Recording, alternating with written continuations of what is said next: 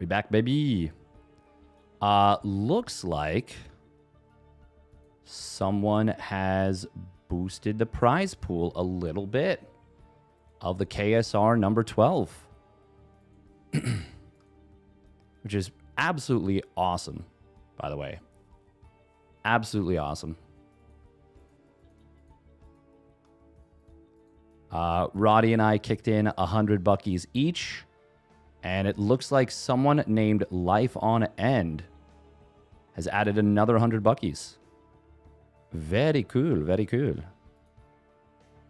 So what is that going to be for a prize pool? We got 150 to first, 70 to second, 50 to third, and 25 buckies for fourth. Not bad. Not bad at all.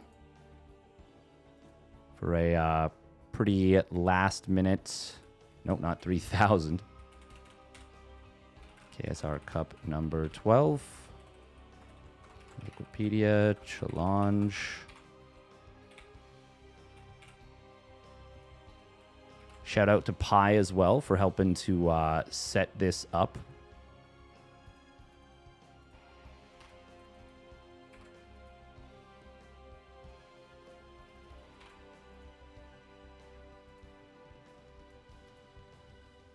$300 is such a strange number, I feel like. Usually we do 400. That's just kind of what has been settled on. But if it's not, it usually ends up being like 200. So 300, once again, nothing wrong with it at all. Just kind of funny how it has come to be.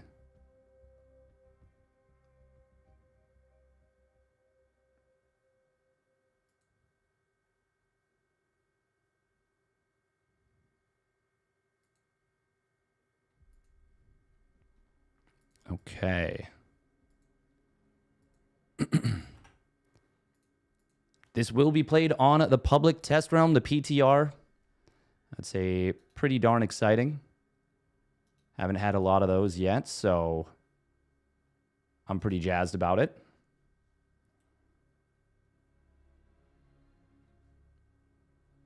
I think it's going to be really interesting. And what is most notable today? Out of the top 8 seeds, we have 2 Zergs. 2 whole Zergs. Top 8 seeds. Absolutely incredible as far as I'm concerned. Big news. Big, big news.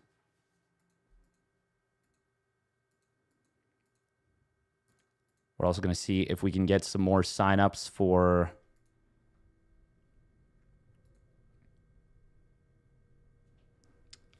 other stuff. You are, in fact, first for sure. You are, in fact, first. Nice. Nice. All right, let's see. We got YouTube up and running. Welcome, Anarin. Good afternoon and good luck to the players. Hell yeah. Hell yes. All right, we will be right back in a moment. I think they're still organizing the bracket. But we got some good players. We got some good players.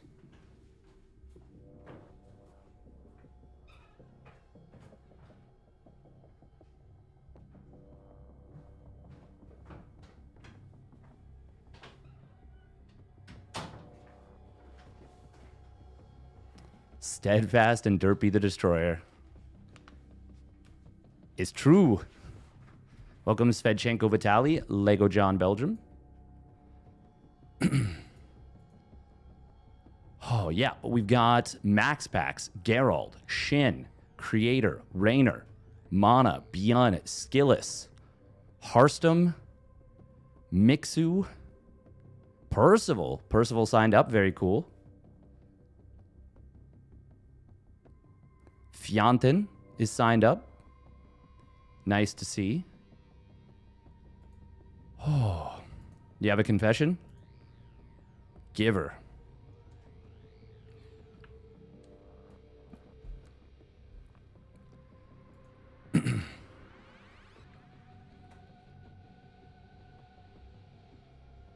You watched until overtime Saturday?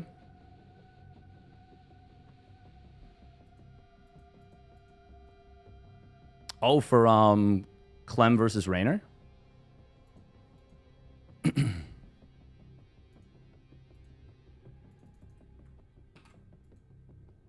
Then fell asleep. I mean, that's all right. It was a long tournament. It was a really good tournament, though. Honestly, that is probably the best top 4 we've had for a tournament where every single match was good. The most one-sided match was actually Serral versus Raynor, and it didn't even feel like a total stomp. It felt like Serral just kind of edging Raynor out in multiple games. Thank you for doing the VOD thing. Yeah, of course. I'm actually gonna make sure that is that there's enough room. I'm gonna delete some other stuff that's saved so that stays on Twitch. It is also available on YouTube. It'll be immortalized there, so to speak.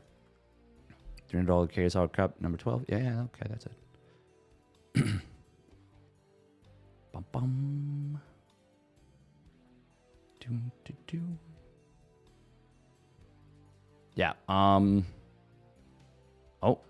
we have the bracket live. Oh, Percival and Harstem. Okay, looks like somebody didn't check in. Okay, we still have Shin and Raynor. I really want to see some... Wait, who didn't check in? Was it Beyond? Nope, Beyond checked in. Yeah, I really want to see some PVZs. Very curious to see how PVZ looks, how TVZ looks. A lot of questions. Reminder that this week is going to be the qualifiers for Stellar Fest. Going to be the qualifiers for Stellar Fest.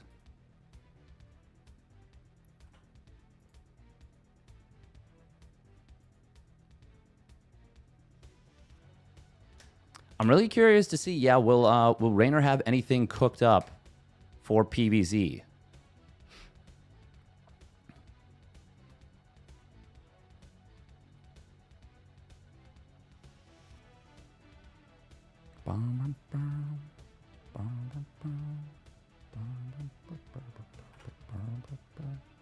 Who's Han Mono up against? Oh, he's up against Ragnar Aussie. Aussie. Oi, oi, oi.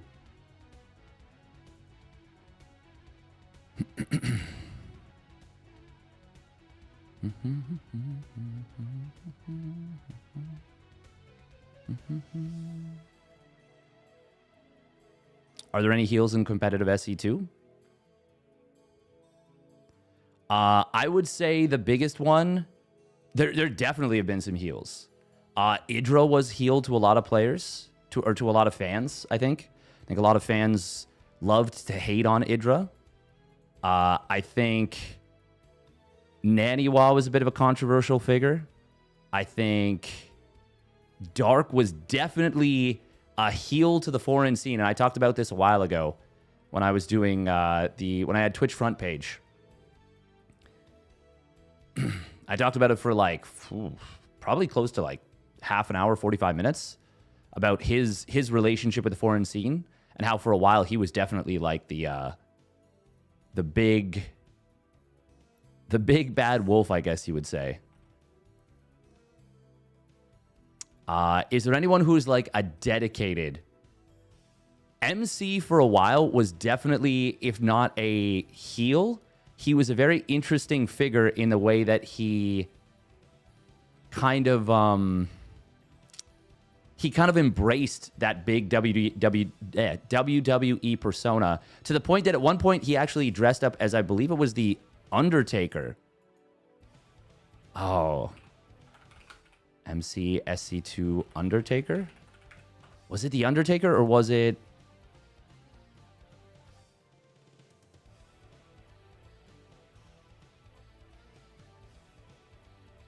Yes, yeah. Okay, he did in fact dress up as the Undertaker. That's what it was. Yeah.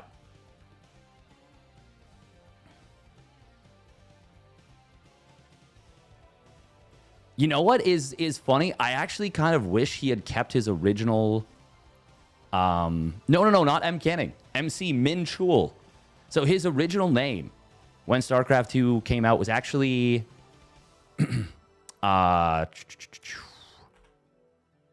Iron from Brood War. He was actually known as Iron in Brood War. And I personally, I think that's a dope name. I think Iron is like a super cool name. Not necessarily the best name in the sense that, like, iron is not like the strongest material, but I like the concepts of iron in the form of a like competitive sphere, sort of. What are the properties of iron? I believe it breaks before it bends. Is that the... Or no, oh no, it is malleable. Yeah, you need to oh, what's the term? Purify it? You heard from Cyril this is the best content? Oh, I'm going to be riding that high for the rest of my life. You guys have no idea.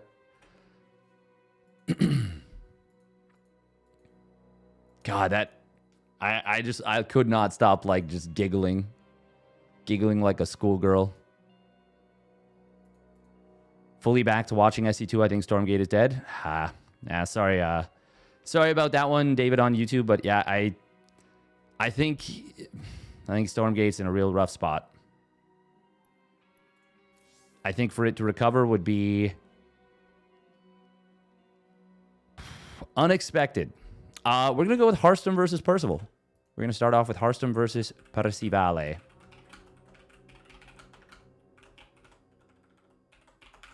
PVT best of 3. This is round of the 16. This will be a double elimination bracket, by the way. Exclamation bracket, of course, or exclamation B in the chat will bring that up. Man, I had a couple days off from casting, but I wouldn't say I exactly took it easy. Got a bunch of like chores done around the house and whatnot. But I did rest my voice more or less. But it's still kind of hoarse after Saturday. I was all in on the tournament. It was so good.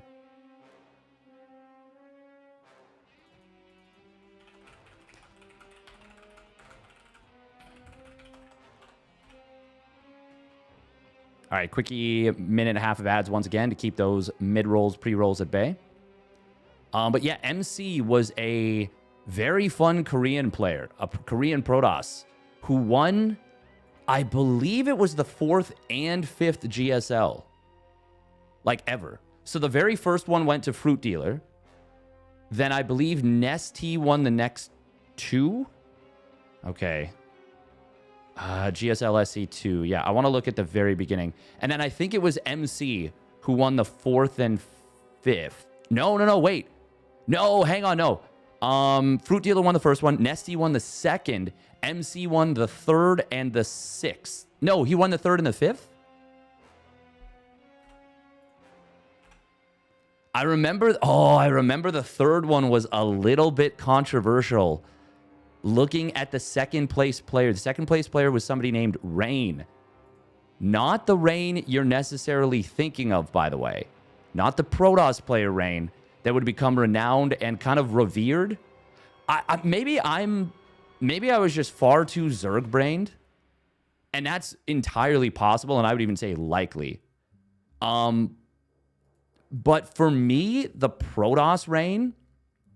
The one that's kind of a Gosu in Brood War. Actually, no. Gosu is a specific term. But he's very, very, very good at Brood War. He's elite. For most people, most pros, I think, have him as like their favorite player. Their favorite Protoss. Because he was like running around with storm drops and like just doing cool stuff. And very good. And I mean, in Brood War, he has been an absolutely elite player.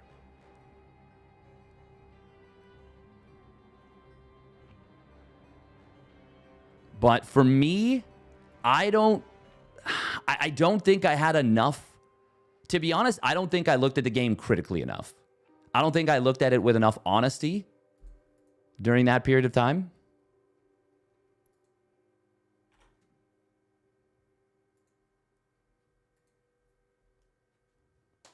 2 days later, I'm still smiling.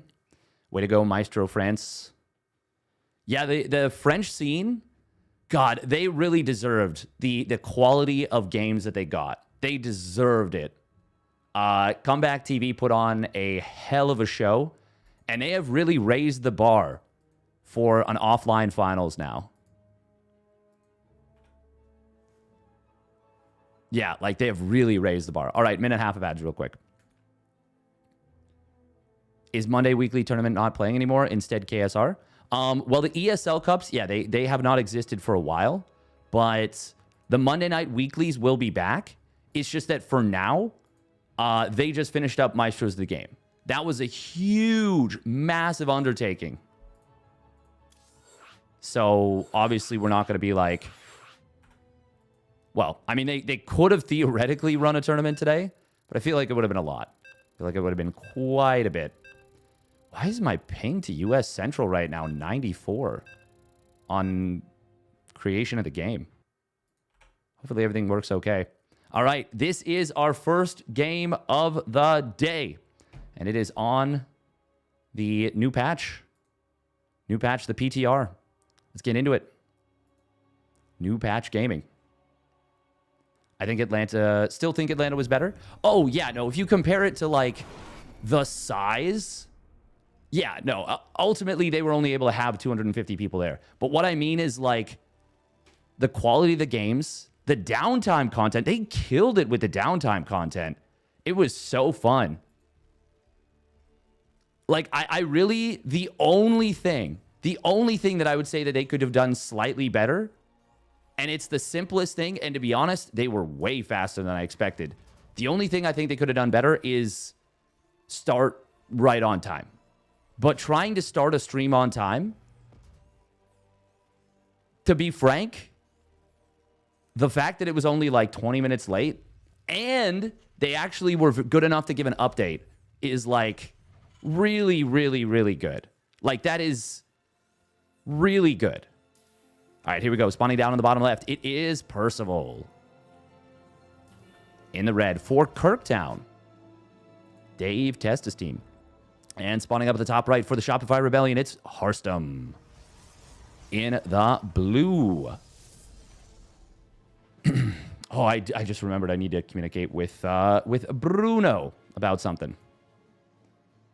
The biggest thing I think that kept them from moving at great pace was that they didn't have any breaks mid-series. They actually did. They did have a couple breaks mid-series, but not a crazy number. Not by any means a crazy number. We're going to see Harstem. Is he actually going to go across the map with this? No, he is just looking around for a proxy, and he has gone Gate Nexus. Harstem, he has definitely carved out a reputation as one of the greediest players. One of the greediest Protoss players. Actually, I would just say one of the greediest players, yeah. This is interesting. Out of Percival, it's going to be Marine Tech Lab. This is going to look like we're, well, this looks like we're going to see a bit of quick Marauder play. So we talk a lot about the current live patch and how it's a really, really good patch for Protoss. And honestly, I look at this patch, and it seems like it's a pretty good patch for Protoss too. I actually think the Storm readjustment is not... I don't think it's bad. I think Protoss gets a pretty nice setup. It's going to be Sentry first out of Harstem into a Stalker. Man, that chrono you put on the Sentry, because of how fast the Sentry builds, how fast the Stalker builds, the bleed over time into the second unit is way more. But what I was going to say, actually, is the buff to the build time of the Stalker, I think has had a much, much bigger impact on the matchup than people realize. I think it's huge. What do you think of Tank not being abducted? I'm a little concerned about how strong Mech is going to be, but because of the immobility of Mech, I think I honestly really, really like the idea of what they're doing with the Infestor and the Mech, the anti-abduct Mech mechanic. It's spreading out spellcaster power, saying instead of the... hold that thought. We do have a little bit of a push coming in. There's a shield battery done. Percival can't do anything here. He can't do anything. I think he might have seen the shield battery heal up one of the units, possibly. Harstem's trying to bait him in. Oh, he's going to pick the fight with Guardian Shield. Is this the right call from Harstem? Oh, it will be. He managed to break the leash. If he loses that sentry, that would be painful. Oh, he doesn't, though. 4 HP, 1 shot left. That is very, very bad for Percival. I don't think Harstem is doing this on purpose, but he's actually kept the sentry away from the shield battery. So it won't drain the shield battery's the energy. And sentry just regenerates the shields on its own. Yeah, that's a disaster, actually, for Percival there. It was a 2 racks. I saw the second barracks come down. It didn't really pay as close attention to this setup. We're going to see a quick Templar Archives. Yeah, Storm is an interesting thing on this patch because I still don't know if I would say that it's stronger or weaker.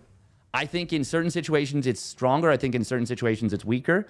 I think the overall power level, I feel like it is going to be slightly stronger. Harstem did go straight charge, by the way. Charge before blink and straight into that Templar Archives, immediately firing up the Storm. Big change, of course, as well. I mean, you can look at all the patch changes with exclamation patch, but big change as well is energy recharge.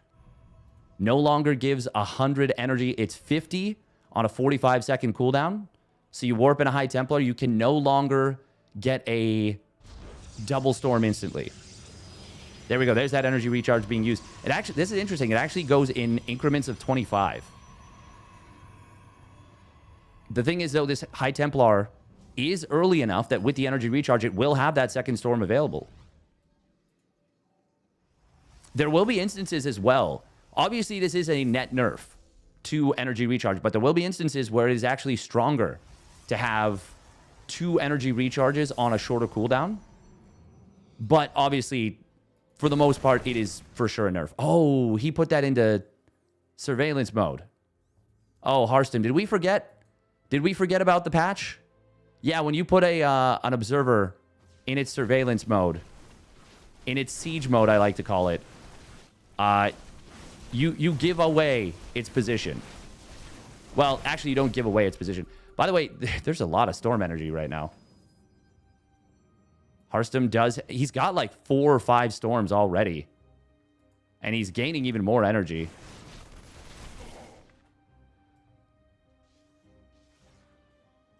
The Winnowmine nerfs are the real source of Terran's demise.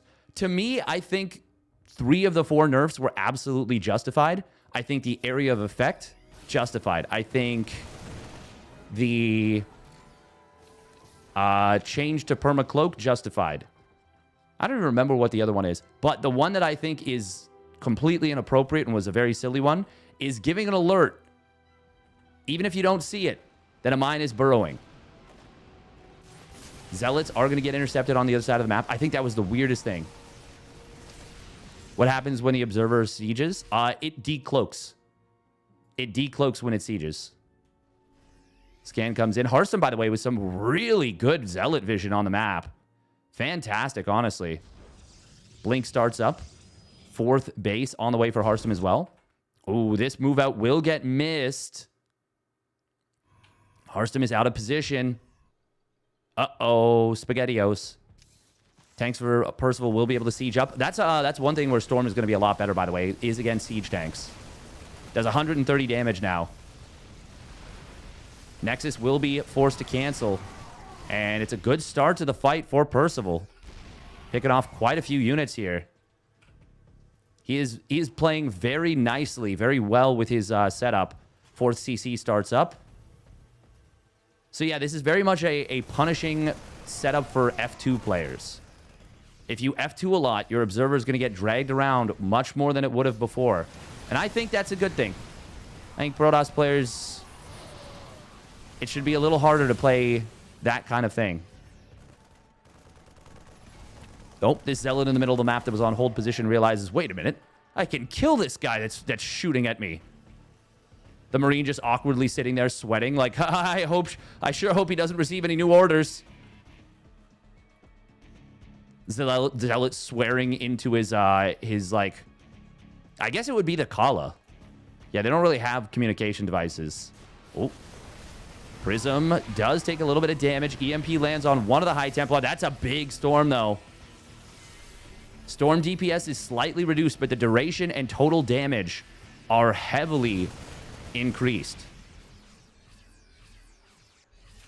Used to do 80 damage, now it does 130 total. And the DPS is cut down by, I want to say it's something close to, it was 28, now it's like 22, give or take. It's still a lot of DPS. Still a lot of DPS.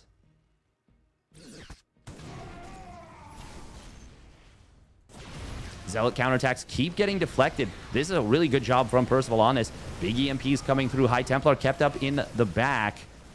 There's a lot of Immortals here, but this is looking quite scary. Yeah, that storm duration is so long now. Oh, that storm. Okay, we're going to see the damage on the tank. You can see it gets kind of blasted. Even a Viking dying there. Ah, that's the other thing. It now one-shots a Widowmine unless you unburrow. Oh, God, look at that. That's a habit that's going to have to die for Terrans, trying to anticipate the end of storms, or they're going to have to adjust in a big way. That was a big storm out of Harstem because Percival kind of went in on it. Oh, look at that retarget on the Widowmine. Hits the Immortal. They're going to see an attempt to drop it on top of this. Percival will manage to get out of there, and during all this, his second army, or his next army, is going to find the 5th base of Harstem. Percival is slowly but surely gaining more and more of an advantage in this game. Just playing better. Just playing a little bit better. Sharper in the engagements. A little bit better army movement. Percival has been impressing me a lot lately. I will say no wall at the front. That makes his job very difficult. Also, we don't see a second starport yet. His 2-2 upgrades are quite late. Does he have enough medevac energy? Does not really seem like it. Okay, he definitely doesn't have enough medevac energy. Or enough medevacs, to be frank. He's only on 5. And only 2 of them have more than the absolute bare minimum. In fact, these 2 are still trying to gain enough energy just to heal up this very, very lightly wounded Bioforce. Harstem does have extended thermal lance, just kicked in. 4th Colossus popping out, and he's still very much in a playable position, if not an advantaged one. Harstem does have to fire out that +3. There we go. Fires it up now. Couple SCVs going down in the main base. Big Prism warp in. Oh, Harstem will get a couple of decent storms. Vikings need to get out of there. These Vikings need to take care of this. Oh, +2 weapons. He gets the deny. That's a monster pickoff. That was 80% done. Zealots are falling. I guess they pulled into the fight here. 11 SCVs go down. Sorry, I said Zealots are falling. SCVs are falling. Getting that +2 weapons with just about 30 to 40 seconds left, with Harstem already having an upgrade advantage. Oh, flank on the Colossus. 2 of them are going to get taken down very quickly. Immortals will try and hold the line. And there's enough here for Harstem to have this not be a total disaster. But this, I mean, losing 2 of those Colossus like that is brutal, especially when your opponent's Vikings have not even joined the fight. Oh, speaking of Vikings, they do take a big storm. But Percival has gained the position, and Harstem has no choice but to give it up. Ghost Cloak gets started up. It's a pretty good concave. Percival is so overstimmed right now, though. Storms would be immensely valuable here. There's another storm behind this. Percival doesn't see it. Harstem, he's got to send this in. But I think he wants to wait until his opponent's ghost count is depleted. Actually, the Zealot Warpins are going to be very good as well. Viking gets taken out before the last Colossus goes down, and now all of a sudden the supplies are even. Percival going too deep with a heavily wounded army without that +2 weapons. The +2 armor just doesn't get the job done. Good save on the Colossus right there. The 3 Big Daddy Immortals. with a big defend on that Colossus. Harstem definitely... Oh, you gotta tag the shield battery with that. Get that Colossus back up to full shields at the minimum. It is regenerating on its own, but give it a little help. Harstem about to have a 2-upgrade advantage once that +3 weapons kicks in. Going to be Oh, nice storm. Percival trying to secure this planetary fortress. It will complete in the midst of the fight. Is there enough to hold, though? The answer is no. The 4th Immortal shows up. And the DPS of those units versus a building planetary and then even a planetary itself. I mean, you saw how fast it died, even with the mass repair. And now Percival is in massive trouble. Massive, massive trouble. That snipe on the +2 weapons has had a huge impact on this game. And the lack of medevac energy has also been a big problem for Percival. I mean, that's why this game turned around. Harstem's Zealot Warpins were able to get big work done. Percival will complete that +2 weapons finally.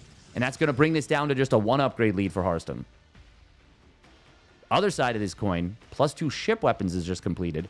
And that does enable those Liberators to be a lot stronger than they otherwise would. Percival, please send these medevacs to your other Bioforce. It is desperately overstimmed. And now another big stim coming through. It's not that the army split is bad. It's good. It's just he needs to reshuffle the medevacs around. EMP trying to land here. Vikings will find that one Colossus that was wounded from earlier. But this is looking like Harstem is going to get this game. A good fight for Harstem. Yeah, it all comes down to this overcommitment here from Percival, where he just did not have enough energy to heal up the army. Oh, Vikings do find one of the Colossus, and there's not a crazy number of Blink Stalkers here. But Harstem is just, he's on... Oh my god, look at that economy. Massive advantage in the mineral income.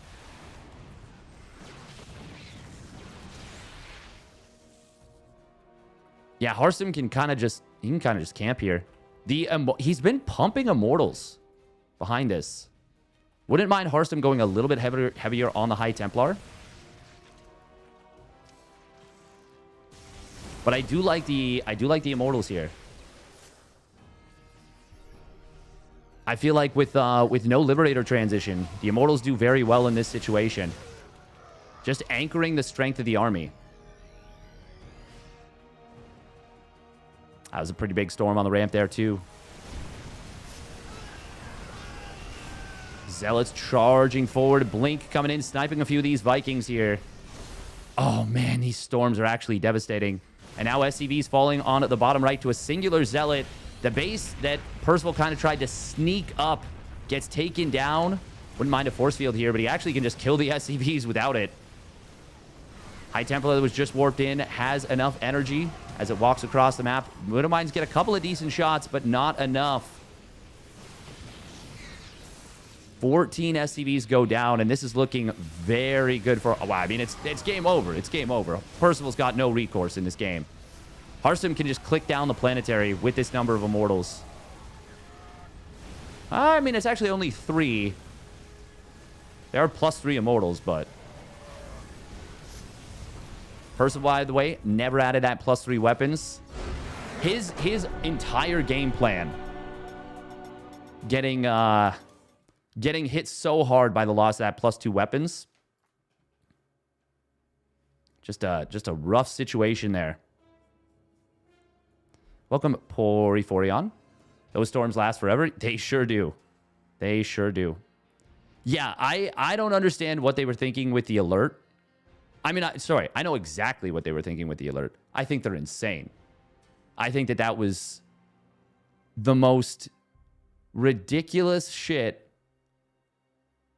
Like, I understand it is frustrating to play against Widowmines. I'm a Zerg player. I really know that it is frustrating to play against Widowmines. But did we really need to hold people's hands that hard? It's not like Widowmine drops are happening when there's like 7 bases. And it's like trying to find a nuke dot. somewhere on the map, and you're just like, I have no idea where it is. No, it's happening when you're on like 2 bases. I don't know, man. I always found that to be just a really weird change. Like, it feels like the amount of hand-holding with the Widowmine burrow alert. I don't know. I think it's pretty silly. I think it's very, like, anti-StarCraft.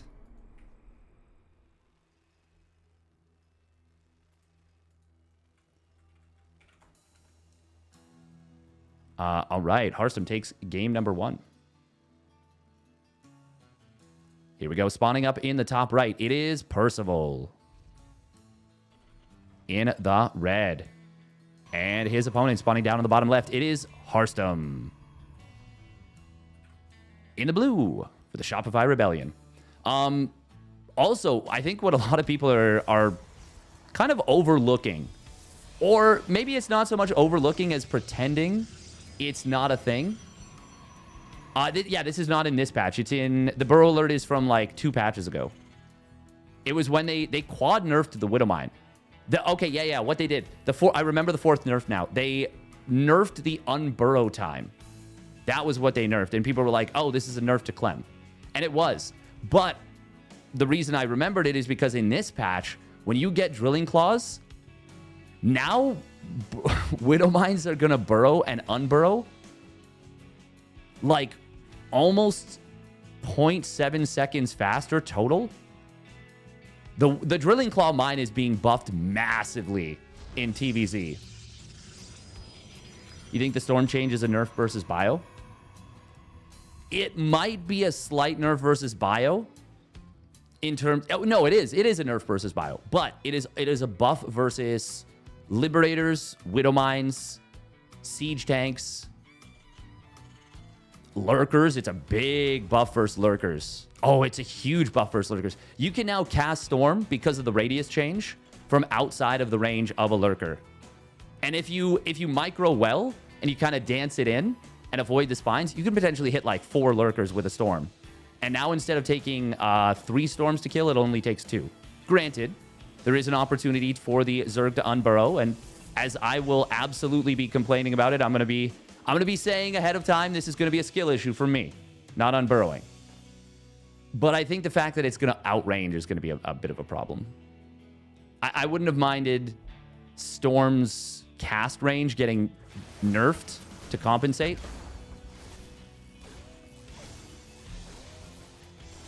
Oh, this Reaper. No, don't do it. Oh.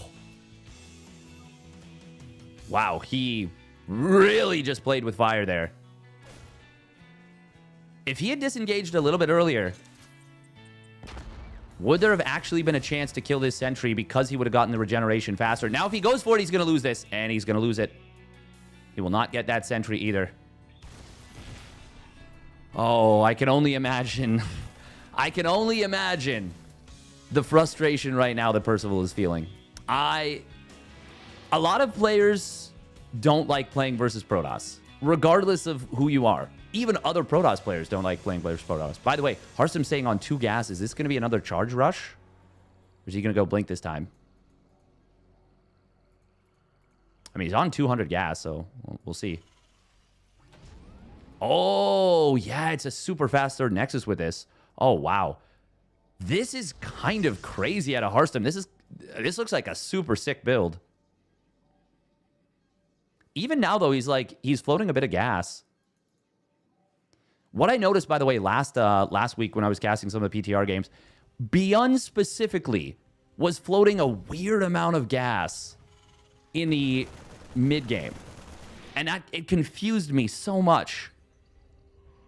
I just didn't understand. Ah, good call, Tankins Matt. Good call. That numerologist knew what they were talking about. Yep. That's a smart numerologist right there. We are going to be seeing a 6 Marine mine drop here. I think a lot of people are still frustrated, by the way. A lot of Terran players are still frustrated with... I mean, the thing is, the game...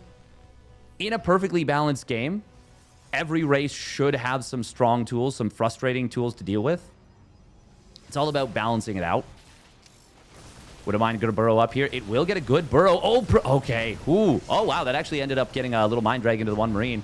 Oh, if he can kill that, that'd be huge. Percival, got to get out. And he does. If Harstem had a pylon closer to this Nexus, I don't know if he had any warp-ins available. I'm not 100% sure. That's something you'd have to look back and see. Did he warp in the last, like, 25 seconds or so? If he did, that he could have gotten that medevac. And, I mean, Harstem is already on a good economy. Look at this. He's got a 10-worker lead, and his third Nexus is done.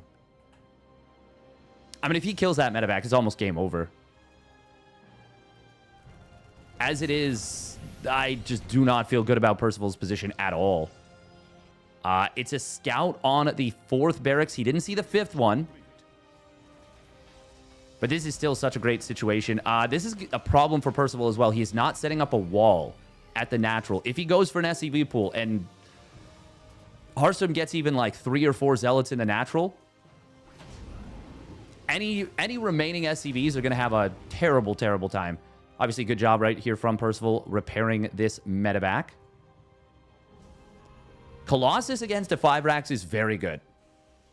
Now, it being a siege tank 5-racks is best case scenario for Percival, I think, against Colossus. But, well, does he get add-ons? No, he doesn't. It's very, very rare. Oh, he does. Okay. Okay. Well, this makes it better for Percival then. Because if it's just extra Marines coming through, that's not going to be as good as if you're getting a couple extra Marauders. This is going to be a scout on the Colossus. Good target fire on the probes. Oh, he gets 5 probes, even with the army there. Harstem will get Blink up, and I believe it will be in time for this push. Same with Extended Thermal Lance. Yeah. +1 weapons should not complete, but Harstem... Oh, Harstem was really late to add his gates. He just now is getting up to 5 gates. He needs more. Harstem, we need more gates. Surely he's seen... Does he not realize that this is a 2-base all-in?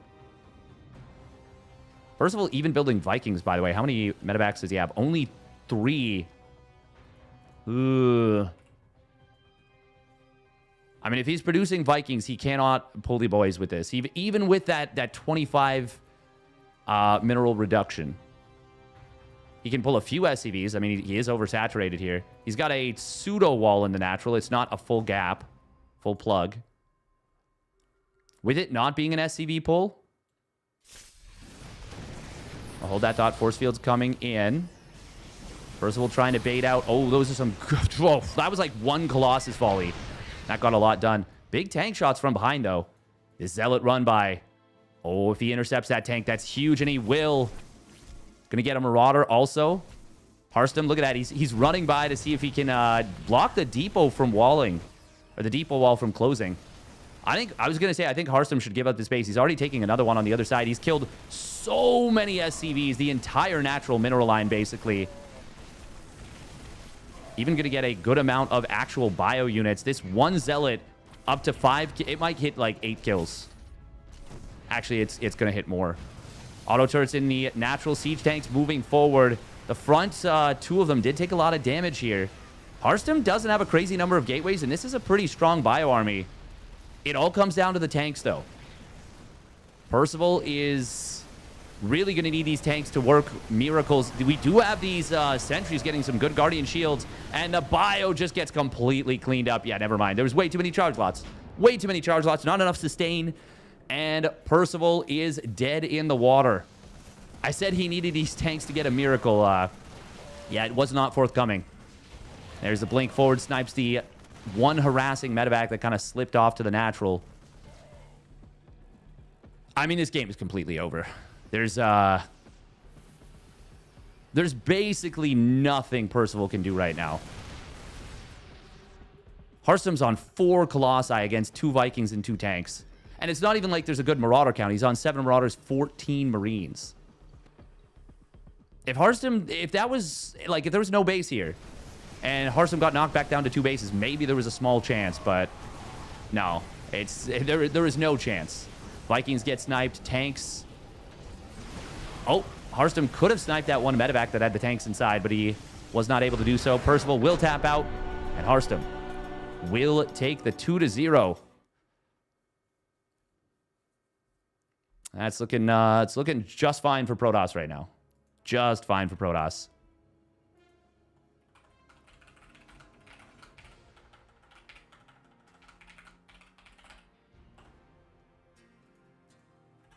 Bum, bum, bum, bum, bum. But obviously, it's early. It's early to say.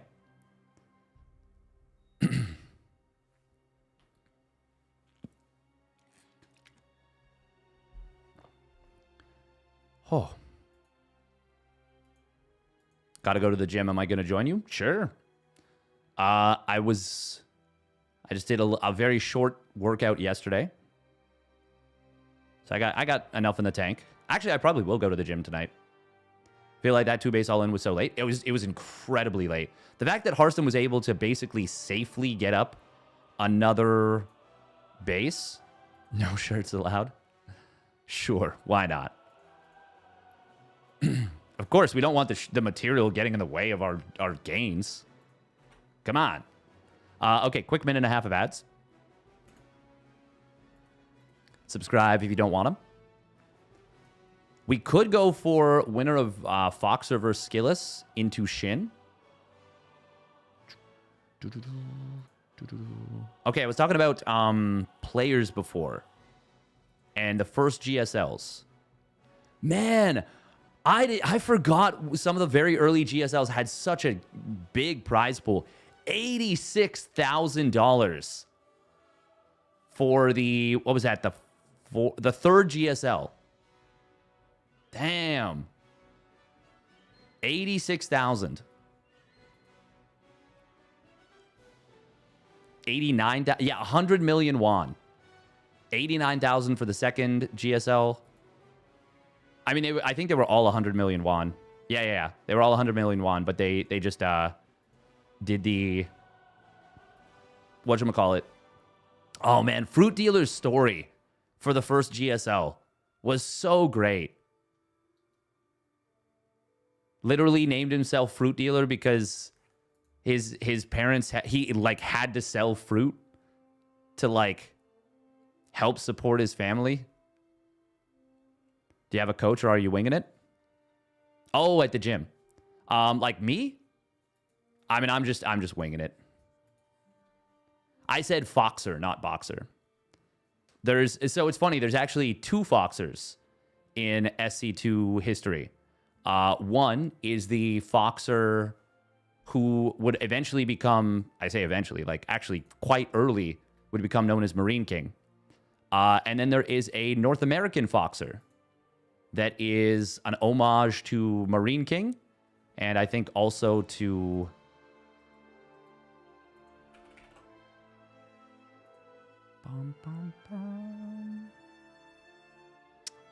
Marine King, and also the other one.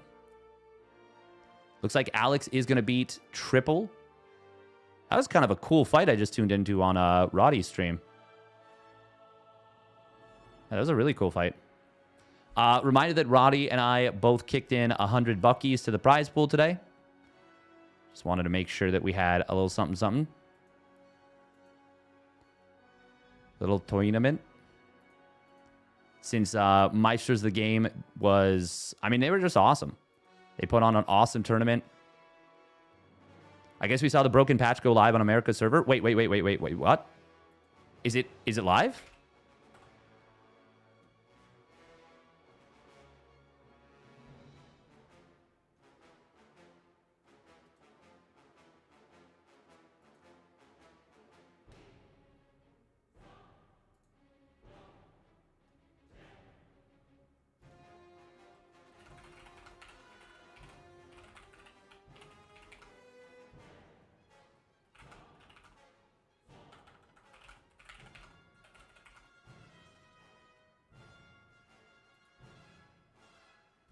Live on live server?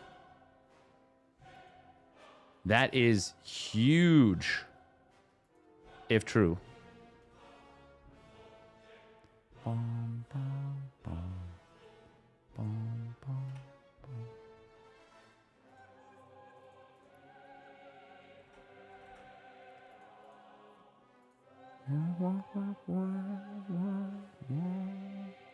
I had heard rumblings that the tournament could be going live, or the patch could be going live a lot sooner than we thought. People were theorizing November, but I was like, I don't know. They're going pretty quick here. Did they actually go through with the full Protoss nerfs? No. So, okay. I am just going to... I mean, to be fair, it should have been pretty obvious, but I'm gonna stand on my soapbox a little bit and say, duh. The very first iteration of the patch, I was like, this is not happening. This is not gonna be the reality of things. I did let Twitch chat, and I did let a lot of things shake my confidence in my initial opinion. But I did say that that the patch would not go through in its very first iteration. Storm was obviously bugged and non-viable. It was obviously going to be a garbage spell that would render Protoss inert, basically. And I know that Protoss is still can be strong versus Terran without Storm, but knowing as a Terran player that you basically don't have to worry about Storm completely changes the balance of the matchup. So if that version of the patch had gone through, Protoss would have been, as far as I'm concerned, just a non-viable race. So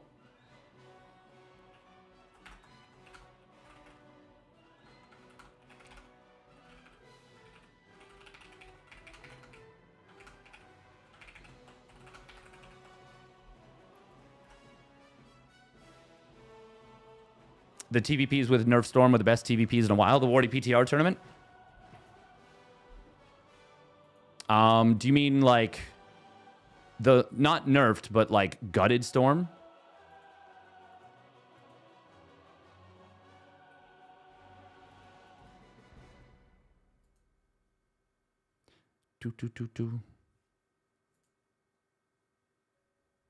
You had an SC2 patch, but now I can't log in. Well, that's a little awkward if they just broke it.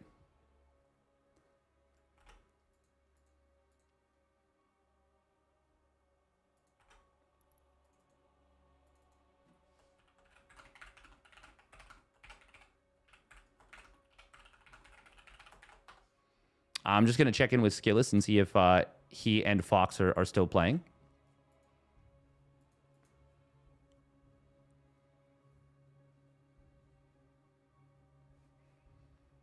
I would rather see more disruptor-oriented play, but it did feel like... I mean, honestly, it was too early to say. I would have been okay with Storm getting nerfed a little bit more than it has right now. But...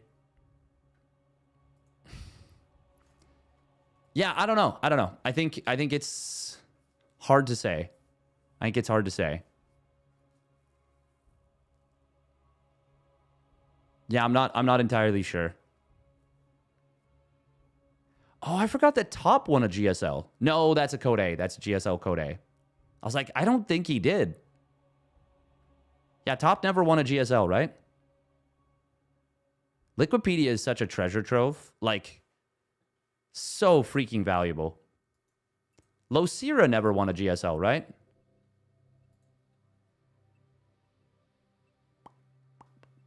Yeah, no, he didn't. Losira.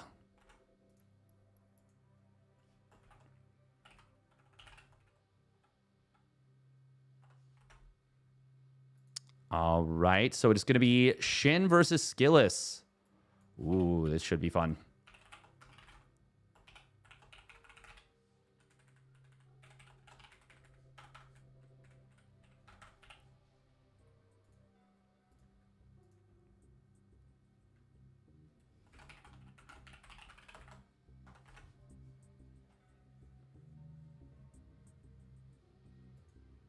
Maybe they intended to update PTR again and hit the wrong button.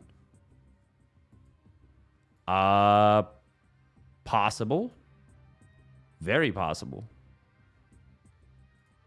Did they... Where did you see that in our Discord, or... Because she's not live right now, is she?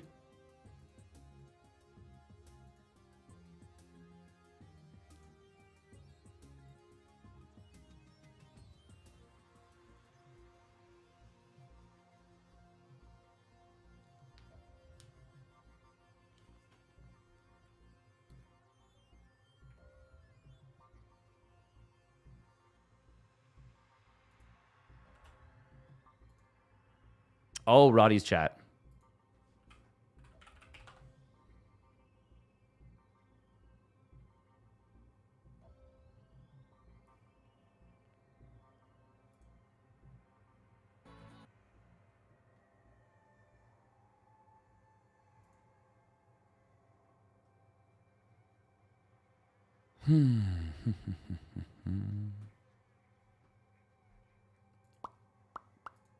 Prediction done?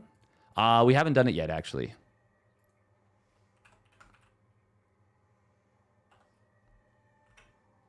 We will start that up right now.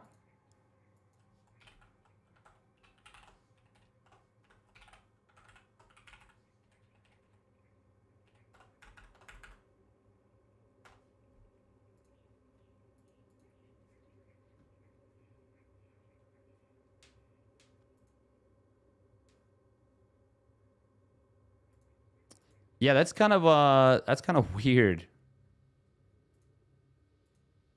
What happens if we do update? I want to see what version of the game gets put on.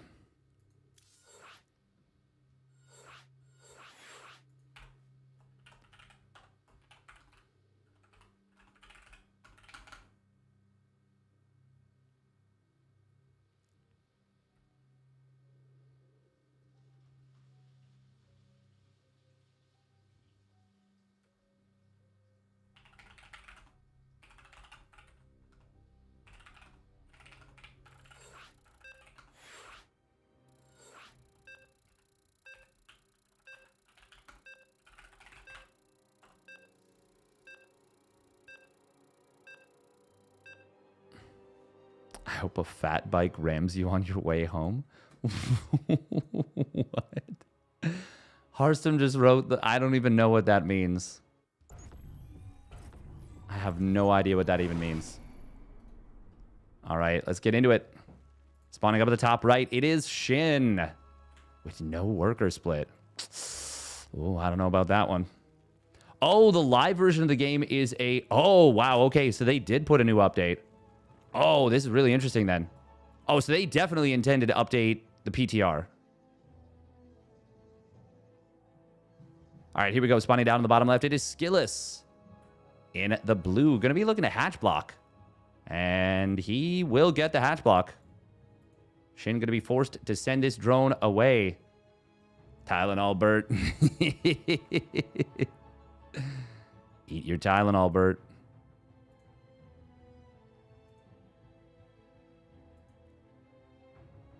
Yeah, that's definitely supposed to be... That's definitely supposed to be an update to the PTR. I'm almost sure of it.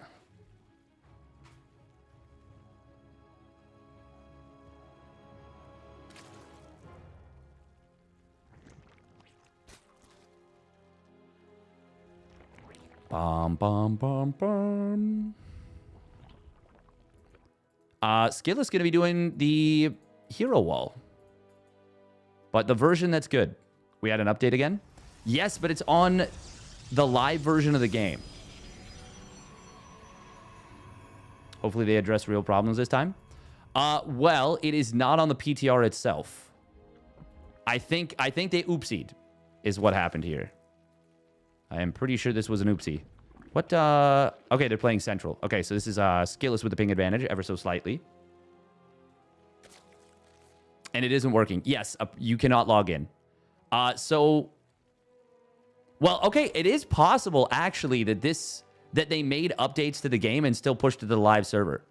They might have gotten a little bit of feedback and said, you know what, we need to change a couple things, but we're going to push the server. Only America server, right? That's correct. So you can update, air quotes, your game once again by switching to another server. And, yeah. It'll revert it to the live version. It's kind of funny how that works, actually. Very, very interesting. Very strange. Stargate opener. Dodoy. Pretty much the default these days. God, look at that creep tumor. Just isn't that thing just grotesque? It's really creepy. Really creepy. A little horrifying. Burger and Tylenol Mondays. Eat your burger, but I want my Tylenol. Stuffing a burger into like 50 Tylenol. Oh my god.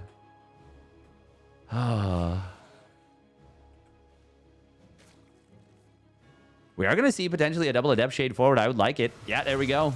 Gets into the main. Already getting 2 drones.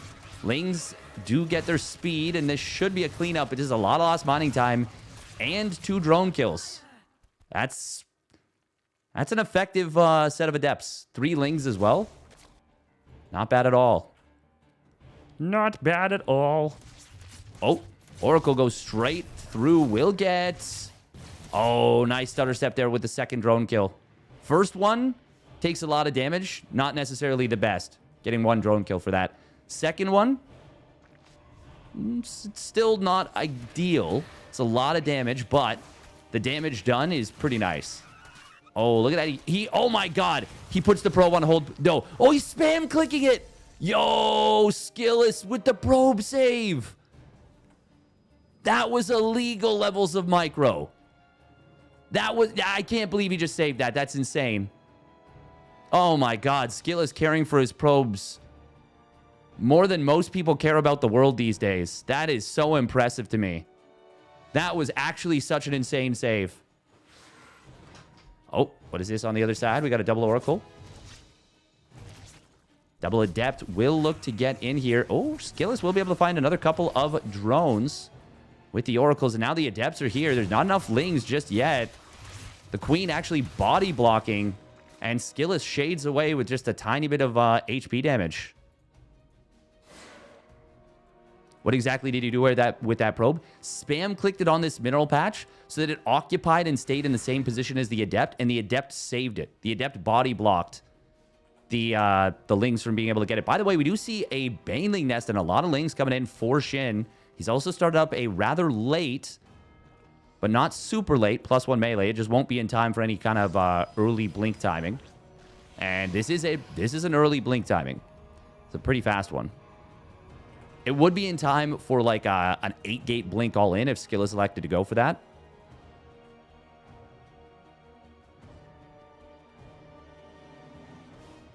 The bitter, chalky flavor of Tylenol in my potato soup. I really want to see if I can get a Tylenol sponsorship. I think that'd be the funniest thing in the world. Blink is going to complete very shortly. This is quite a few Stalkers here. Oracles will be enough to save this. Okay. Hey, thank you, Pashka TLT, for the Prime resub at 21 months. Donka Donka. Adept's going to shade into the mineral line. This is looking very bad for Shin right now. This is looking incredible for Skillus. He will get himself into a corner. These Oracles are going to put in massive work. He killed the Queen, so the Oracle is safe. Even the one that's low on HP. I love the blink forward to snipe the Spore, creating another pocket of safety. Can he kill this Queen? He can, but he will lose that one Oracle. However, this is so much damage. And with the high ground vision, Skillus is puppeteering this game with the Blinky boys. The positioning on these Stalkers has been nothing short of magnificent. I think now is the time to recall out, though. Yeah, there we go. Oh, does he lose this one Stalker? Yes, he will. But man, oh man, the damage Skillus just did right there. The positioning, the first blink, very good. The second one, even better somehow. Skillus adding 8 more gates at once. Getting into a Templar Archives. He's already oversaturated on his 3-base setup. Stalkers, this time this is not as good of a fight. And this is where the loss of that one Oracle actually does have a big impact. Shin, I mean, it still wasn't, this wasn't terrible for Shin by any means, it wasn't terrible for Skillus. It was just better for Shin than the previous situation was. It is going to be Hydraling Bane. Shin on just 63 drones, whereas Skillus, once again, is on 72 probes. Not getting a lot of value out of those 6 extra probes, though, unless he takes another base. But that won't kick in for a while, so... well, a little bit awkward. And also getting supply blocked here. After a really nice bit of Stalker aggression, Blink Stalker Oracle aggression. Still I mean, Skillus carved out a very big lead for himself there. But stumbling a little bit, I think it's fair to say, in the next stage. I still like his position a lot, though. And he is expanding, getting that Storm upgrade, getting +1 armor instead of the +2 attack while adding a second Forge. This is something that I was talking to State about at EWC, and he was saying that basically the Korean Protosses have figured out that, especially against fast +1 melee plays, +1 armor is really strong. Because unless the Zerg also gets a Carapace upgrade, your Zealots are still two-shotting Lings with +1, +2, or +3.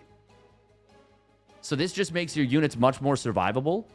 +2 versus +1 is not a big breakpoint on a lot of units, especially since we don't see Roach play as much anymore.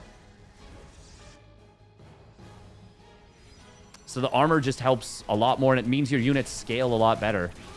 Like, double Forge Protoss in this matchup is really, really strong. We're going to be seeing a lot of Zerg schmoving around here, but Storm is done. This is going to be a big test for how strong Storm is these days. Prism into the main base. Zealot run by into the third. Shin is going to lose a lot, and there is a ton of Storm available. And to be perfectly frank, I think Shin is just dead. To be perfectly candid. 24 drones going down. Spore Crawler going to try and reposition and take care of that Prism, but will only get one shot.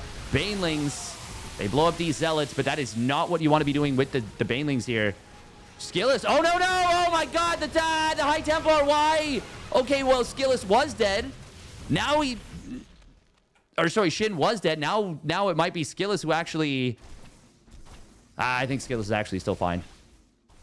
Still, oh my god, what an unnecessary move. If Shin can kill this Prism, there is a chance that the counterattack that he has might actually be able to just win the game. It's a 25 worker lead for Skillus. Nah, no, he's got a bunch of High Templar at home. And he's on 12 gates. There should be no way for Shin to win this game, realistically. Oh, yeah, Stasis Wards expire a lot faster these days. That actually ends up having a big impact here. High Templar. These Storms are pretty... Oh, my God, they're really good. Yeah, Shin is going to tap out there. Skillus. That one counterattack through the middle of the map, losing like 6 High Templar. Not super great.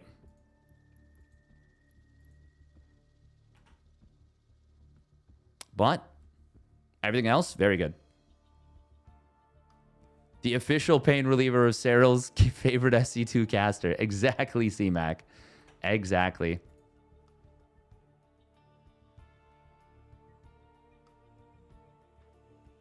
Who knows what the update actually is? Yeah, I'm really interested. So you're saying the PTR patch is live in NA only? Well, the way that the PTR patch works is that there's only 2 servers for it anyways. It's only Central and West. But the live version of the game, because there's actually 2 different versions of StarCraft 2 that are available. There is the public test realm, which is what we're playing on right now. And then there's the live version of the game, which is always available. Live version is always available. Public test realm, not necessarily. But yeah, we don't actually know what the intent was. No way Shin gonna hold this blink all in.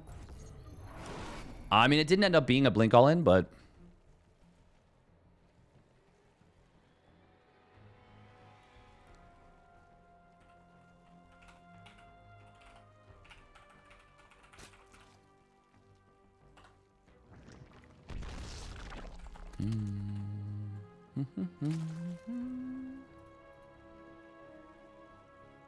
Live version has a bug. It's showing as 5.0.15, so no one can log in. Version mismatch error. True. Okay, so that's the error that comes up. Interesting, interesting. Spawning down in the bottom right, by the way, it is Shin in the red. And his opponent spawning up at the top left, it is Skillus in the blue. Hang on, we're going to do something. We're going to adjust our Ko-Fi. I need to do something. I need to authenticate it, I think. Yeah. Just going to let that tick down and we'll put the new one in.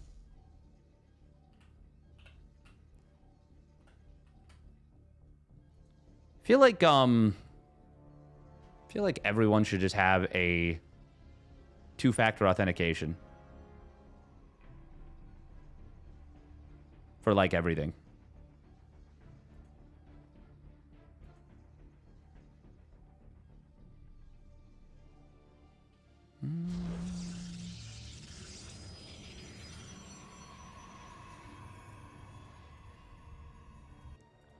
No harassment this time. You can log in the EU live server. Yes, yeah, no, it's only the NA server. It's only the NA server.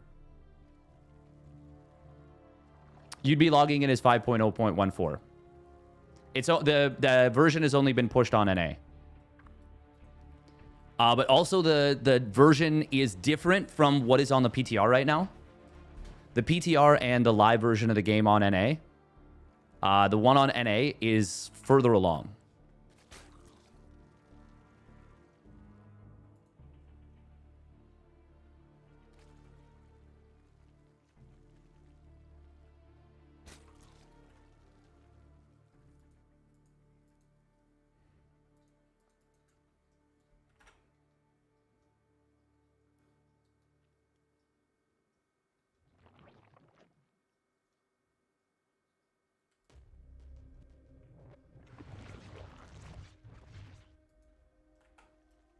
Bum, bum, bum, bum.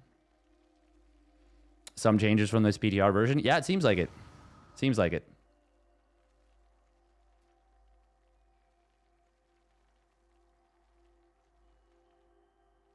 We're in good hands. I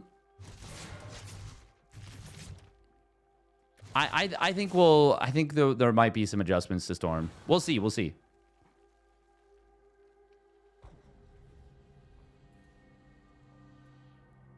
It's tricky because regardless of what you do, you're not going to make everyone happy.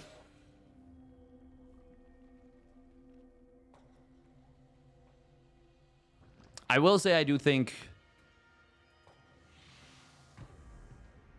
Protoss not getting hit in the face with the Nerf bat hard is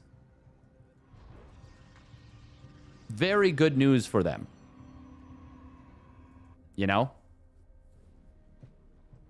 NA fixed now? Oh, okay. Oh, Adept's going to shade forward. There are 3 queens here. This Oracle's got to be careful. Oh, one more hit and it would have gone down, but it's going to be 5 drones. That is a lot of damage, but it's 30 seconds later than if he'd shaded in with the first Adepts. And that is a lot of damage on the Oracle as well. So won't be able to shade in or drive by much easily. Double Forge from Skillus. Wow. Okay. That is wild, honestly. That is wild and incredibly risky. Frisky for risky.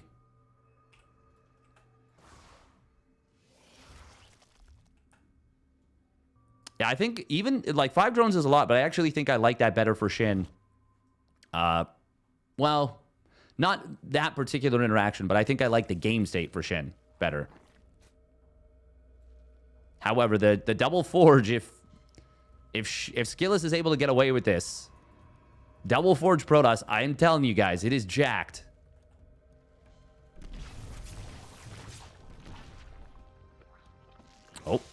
Oh, drones. Yeah. Ack. Big oof right there. Very fast Templar archives. Look at this. 1 gate, double forge, robo, straight Templar archives. Oh, there we go. That's a nice little... Okay, I like that addition to the wall. Okay. That tidies up that wall very nicely. Skillus has got to be a little bit careful right now. Okay, he does tuck the Adept back into the wall. This will be canceled. Good last-second cancel there. That's that just in time. This is played on US West here. Ooh, Shin supply blocked at 90. Oh, but wow, that is quite awkward there for... Yeah, he didn't even get a probe or a drone. Just loses one of these oracles. That's kind of disastrous with how greedy Skillus is playing. Oh, that singular Adept in the wall. Shin is trying to do the worker stacking. I think there's going to be a gap here. Oh, that gateway build at the last second saving Skillus's bacon. If this number of Lings get in to the main and natural, that would have been a very difficult thing to deal with because there is just that singular gateway right now. That means no warp-ins. We could have seen this entire setup get depowered. That could have actually been a... I mean, there still was the one Oracle, of course. But that would have been really, really, really bad for Skillus, obviously. Oh, Stasis Trappy. Gonna save these units. There's the energy recharge getting used. Juicing up this one High Templars. 2-2 started up already. There's only the one shield battery here. Psystorm will complete in a moment. Shin is droning up very hard right here.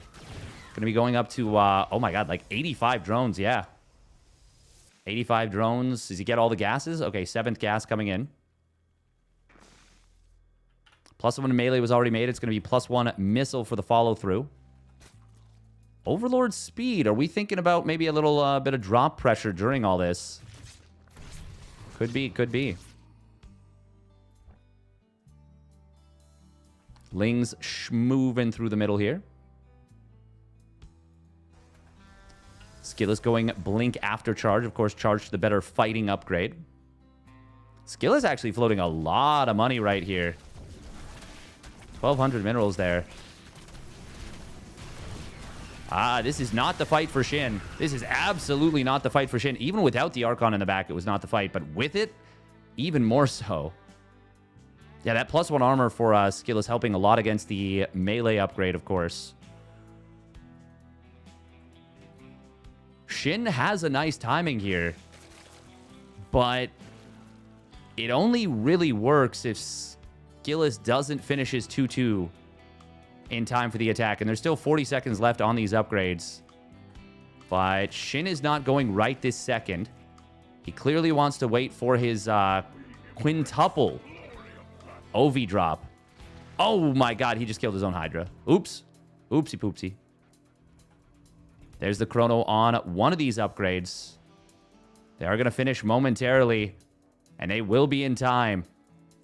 That is big. No blink just yet. But the 2-2 upgrades have kicked in. Skillus, this is still scary. He's coming back into the main base to deal with this. There is a changeling that was kind of blocking things. Main fight. Storms are really putting a hurt on this army. Banelings finally connect, but that was a Pyrrhic victory at the front. However, drop in the main base has killed 20 probes. There's enough Hydras left over, even on flimsy HP, to keep going. He gets the cancel on the warp in. Skillus does have a counterattack, but it is a small one. 3-3 getting fired up for Skillus during this attack. Is that the right call? He might just die because of that. Did they do something to accelerate gas mining that I'm not aware of? Because I feel like the number of players that have been floating gas on the PTR specifically is like almost inexplicable. A lot of damage coming in on this Prism. Oh man, a lot of damage right there. Down to just 40 HP. Queen in the main base would be able to gun this down, but he does not go for it right away. Instead, he was injecting with that Queen. Zealots. They're 2-2 Zealots, but they will still get overwhelmed by sheer numbers. God, the armor upgrades are so good against the +1 melee Zerglings. Even though it is Shin with an upgrade lead, or sorry, not with an upgrade lead, with an army supply advantage, a big eco lead. I don't know. Oh, do these get away? Yeah, most of them will, actually.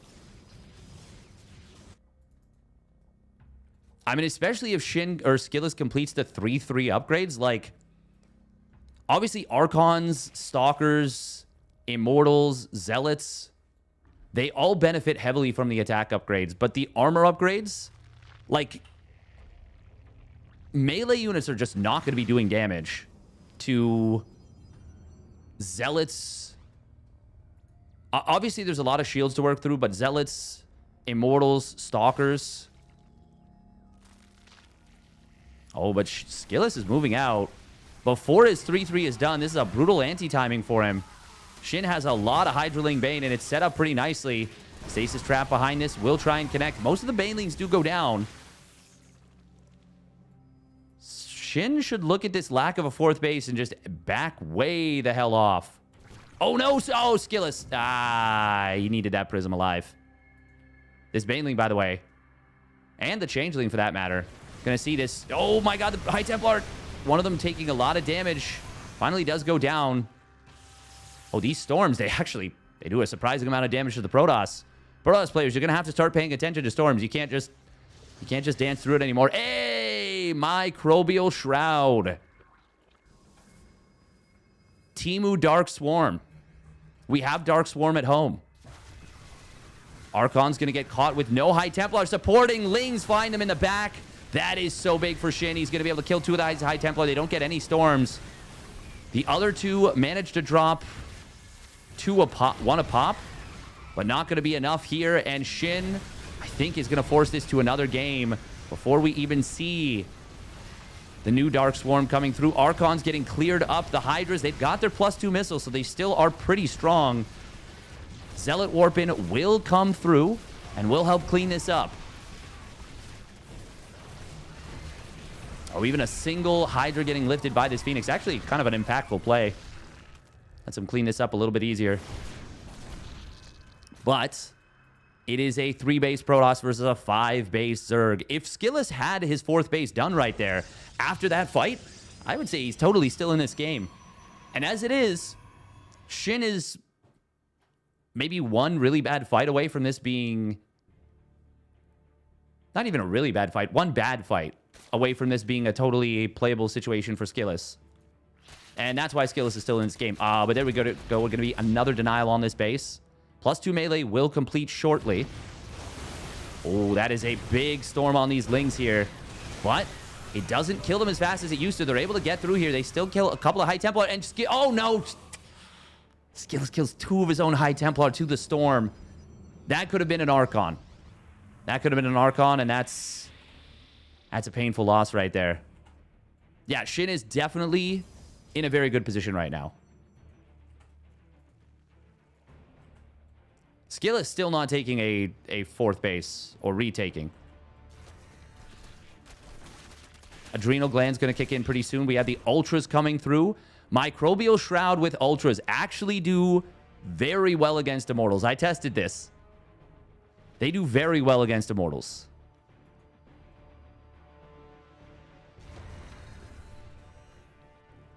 Finally, you get your wish. I don't know if this is the final version of Storm that we'll get. Neural Parasite coming through, by the way. Microbial Shroud, by the way, does cost 100 energy. Oh, that Immortal could not have been better timed with how it got itself tucked in the wall. Zealot run by on the right side. He's going to be good. There's an Ultralisk popping out in a moment. That is going to be good in this position. Unless it doesn't fight. Unless it doesn't fight, which it doesn't for a long time. Push in on the other side. Immortals are going to chunk down this first Ultralisk. There we go. Oh, big Neural Parasites. And this army is going to go down. We do see the Archons accidentally break. Oh my God, no, he's shooting his own Ultra. Shin, that is not... Why, Shin?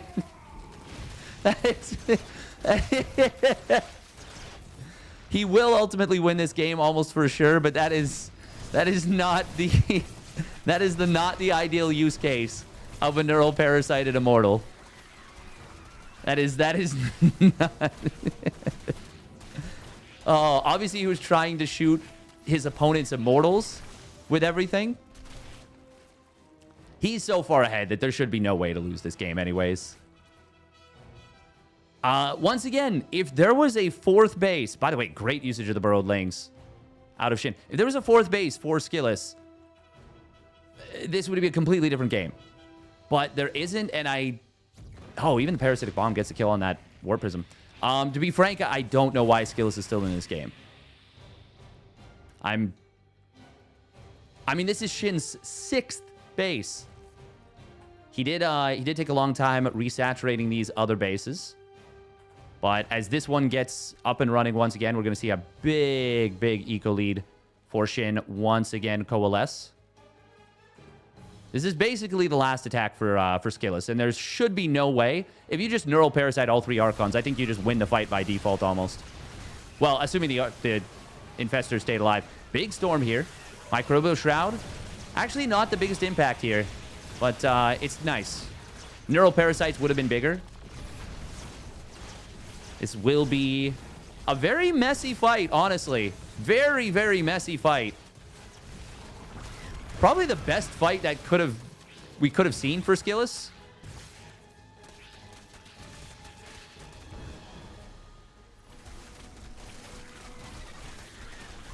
Oh, look at that. We've even seen Prism Micro on the Zealots here. Not going to be able to take down this Prism. Oh, man. A Microbial, a Parasitic Bomb right there would have killed that Prism, but gets feedback. Still, this game is... It looks weirdly close for 64 army supply to 7, but it's obviously not. Obviously not.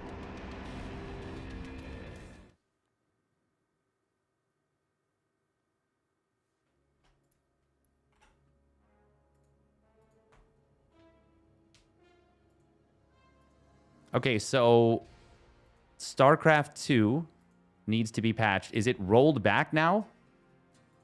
What is the situation here? We're going to drop the update. Or you use the update? Reverted? Okay. Shin just hates Infestors, doesn't he?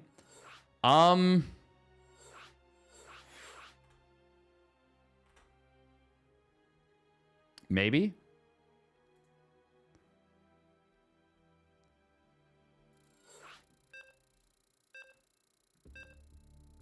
Oh, just hates his Infestors. It is really easy to lose Infestors. It is really easy to lose Infestors. By the way, just a reminder to everyone. I did contribute to this prize pool, so... Yep. Somebody posted on our StarCraft being like, oh, the Roddy Cup.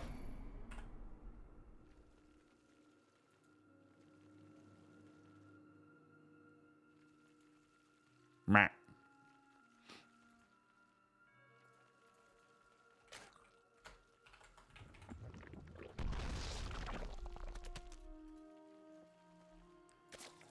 All right, here we go.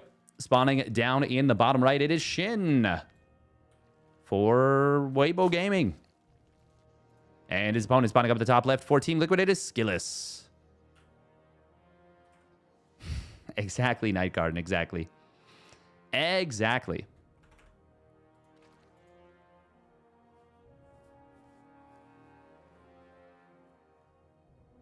I forgot to call you. I did post in the Discord saying that I was going to run a Lil Thang.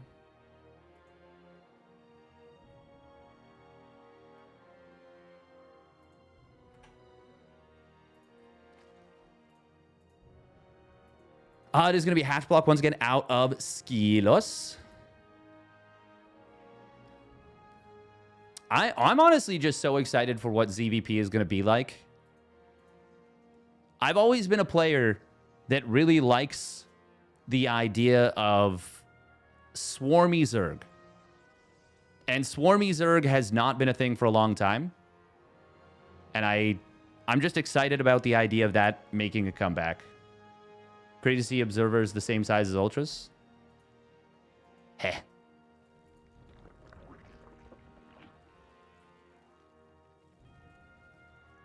Oh, yeah, he did say the Infestor was his favorite unit. Yeah. Was that one of the 8 questions they asked? Like, what was your favorite StarCraft unit? Or did they just asked what their favorite StarCraft unit was independently, I think. I was trying to remember what all the 8 categories were.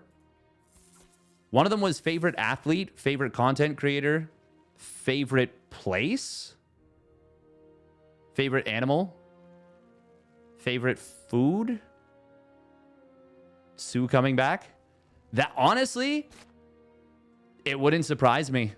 It wouldn't surprise me if this was the kind of patch that brought a player like Sue back, if not Sue specifically.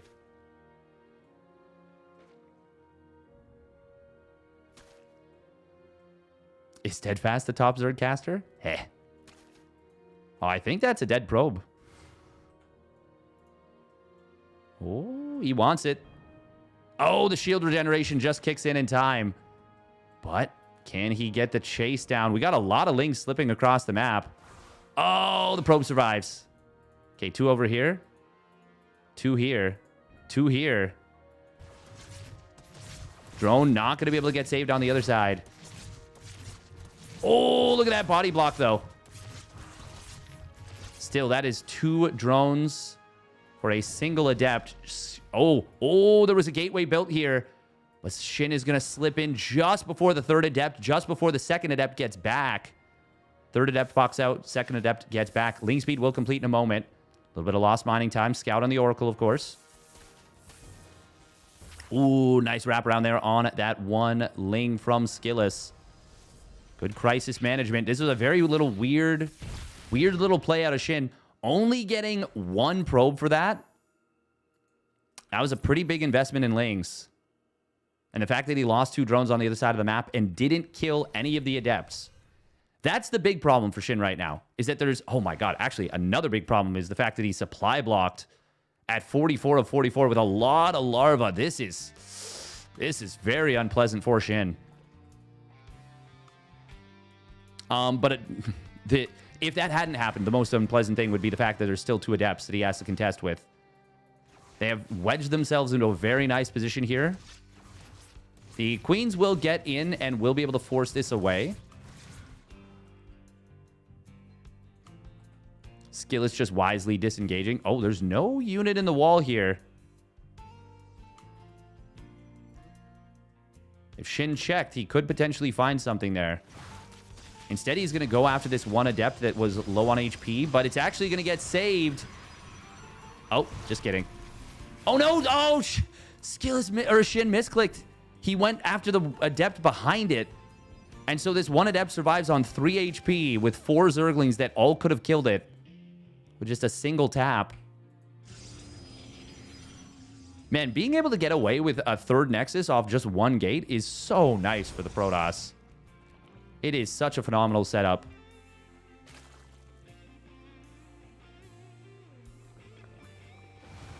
Ursa TV is a hollow corporate shell for greed. Ah, you're more than just an okay Canadian. A delightful Canadian. Speaking of which, Stellar Fest is happening. Very, very soon. Adepts are going to shade into this mineral line. Good drone drilling here. I wouldn't go so far as to say great drone drilling. Unfortunately, that is still 5 drones going down for that. Could have been a lot worse, though. With less good micro, i.e. what you would have seen from me, that's like 8, 9 drones.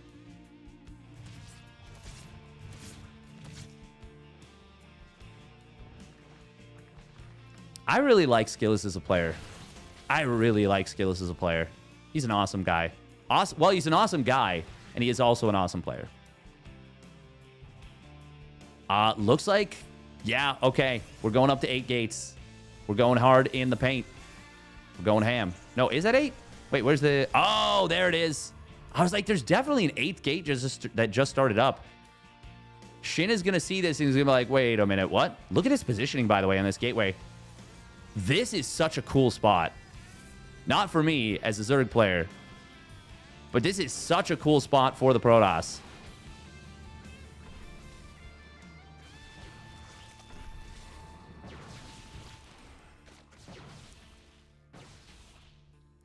It's going to be Roach Hydra. Oh, Skill's got to be careful there. Lings do find one of these slow warping in stalkers. Big blink forward coming in on these queens and lings. Was this a bridge too far? I don't think so. I think this is just fine. Hydras do pop out, immediately going to get taken out. Oh, Stasis Trap gets triggered with only one drone getting hit. The interception on a bunch of these reinforcements by the Lings on the left side was such a big play from Shin and may allow him to hold. Oh, good job canceling the Hydras on it. That defunct base. It is a base that is actually now in Protoss territory now that the gateway has completed. But look at this. Roach speed, Hydra range, +1 missile, all going to complete. Now, there's basically no roaches on the field. But being able to build them and have them be more combat effective is going to be a big deal. Oh, that one Hydra trying to be sniped by Skillus. He was... Oh, my God. I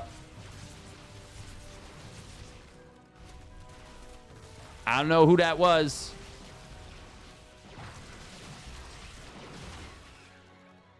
Gateway goes down. Skillus has to give up on this. Big defense here from Shin. He's got a 4th base now. He's adding on the Hydra speed. He's already got that Roach speed. He can just go for a big Roach Hydra shove, which is a Shin special. He loves that shiz. Oh, a couple of drones going down to the Oracles. The Spore Crawler was repositioned. He never changed its spot. Never changed it back. Big punish on that. 9 drones go down. And he finds the Queen as well. Gets another couple drones. The Uber Spore not able to get the kill on either of these Oracles. That's a huge kill. Huge set of kills. Honestly, killing the Queen is a big impact too. Because it's, well, I mean, Roach Hydra is very larva efficient, relatively speaking. But it means that less Lings are going to be able to reinforce. How do you tell how much is left on a stasis board? I mean, obviously, you look at the bar, but you can't see an exact number of seconds. It does expire a lot faster than it used to. Oh, Hydra's moving forward here. 1-1 in Storm on the way for Skillus. If you can get up to those upgrades, specifically Storm especially, that'll be a big power spike for him. But that's not a given by any means. These Hydras are absolutely glomping forward. I don't know what we're saying there. But it is a big problem right now for Skillus. He also does not have charge, which means I think Shin's got him. Depowering the one gateway here. Roaches and Hydras with a really good concave. Skillus with no static defenses at the natural. They're all at the 3rd. Storm trying to complete here. Cybercore goes down. That means any units warped in are Zealots, and they're going to be slow as hell. Probe's getting massacred in the natural. Even if Skillus holds at this point, which he will with a nice concave at the bottom of the ramp. Good defensive fighting from Skillus. But even if he does hold, this is looking dire. Oh, another Nexus falls in the natural. Skillus may want to think about switching targets to his opponent's 4th base. Storm mostly avoided this second one. It's a little bit of damage, but not a crazy amount. Yeah, Skillus has lost way too much. Shin, not going to be able to... Nope, he will be able to kill his opponent. Never mind. I was going to say not going to be able to kill his opponent before the 1-1 kicks in. But then Skillus tapped out as I was saying the sentence. So. GG. GG.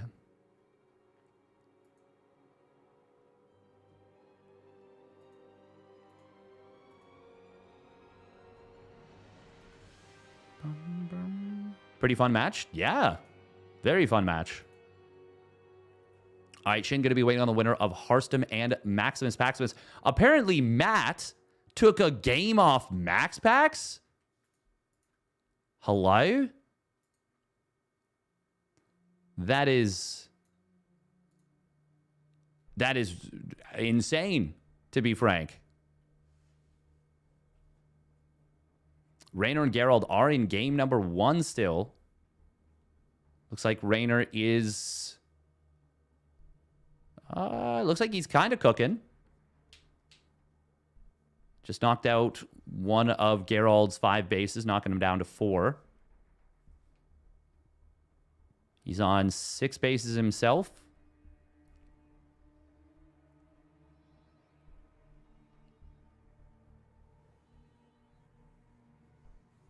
And he is going ultras. Yeah. Raynor, I think Raynor's... I think he's going to win this game. It looks like he will. He just knocked out like a crap ton of static defenses to his opponent's 5th too.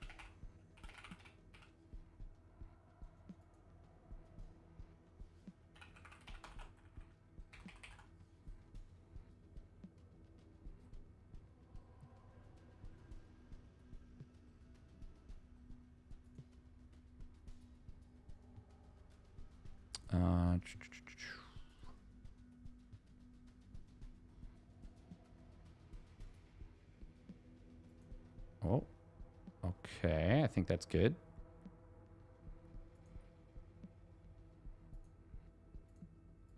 Well done by Shin. By the way, if you guys are enjoying the stream, make sure to follow if you haven't already done so. If you're on YouTube, subscribe, like the video. Oh, Ko-Fi bot. Oh.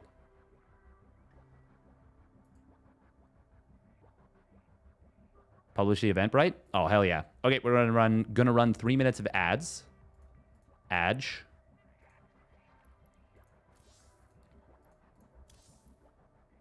Oh, Maximus and Harstem just got into one of their games.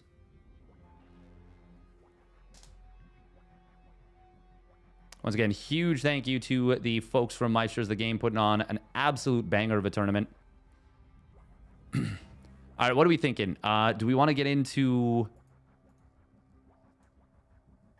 winner of Max Harstem versus Shin, or winner of Game 2 of Raynor Geralt into Beyond? I mean, just looking at it, Raynor Geralt looks very appealing.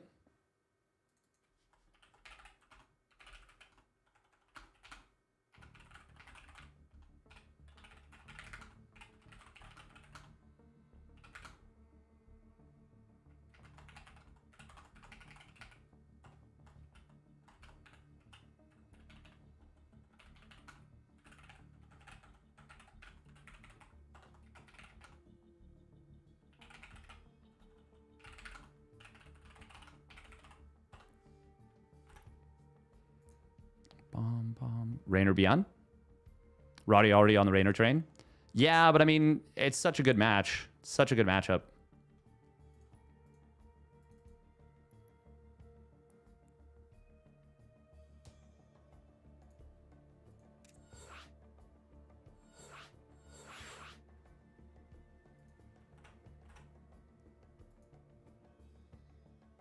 Game 2 Raynor Geralt, please. Yeah, sure. We got it. Geralt. We don't get a lot of TVZ these days. Not yet. But hopefully soon. Hopefully that'll be something that happens a lot more frequently in the... well, moving forward.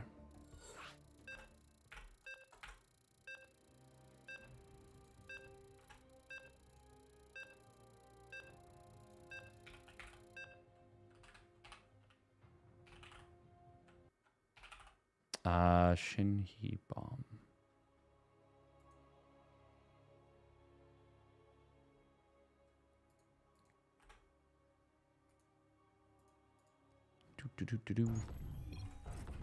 Oh man, I really gotta go to the bathroom. Oh. All right, here we go. Spawning down on the bottom left for Streamer Zone, it is Geralt. In the red. And his opponent spawning up at the top left, it is Raynor. in the blue. What? Not all PvP? Need to file a complaint on Reddit?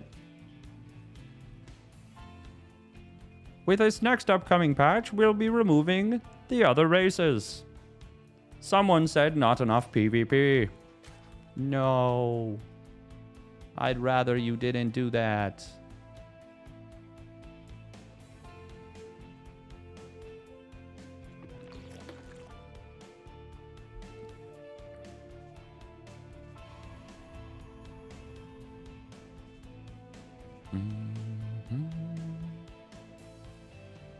Bum bum ba ba bum bum bum. Do, do, do, do. Do, do, do, do, do, do, do, do. Bum, bum, bum, bum.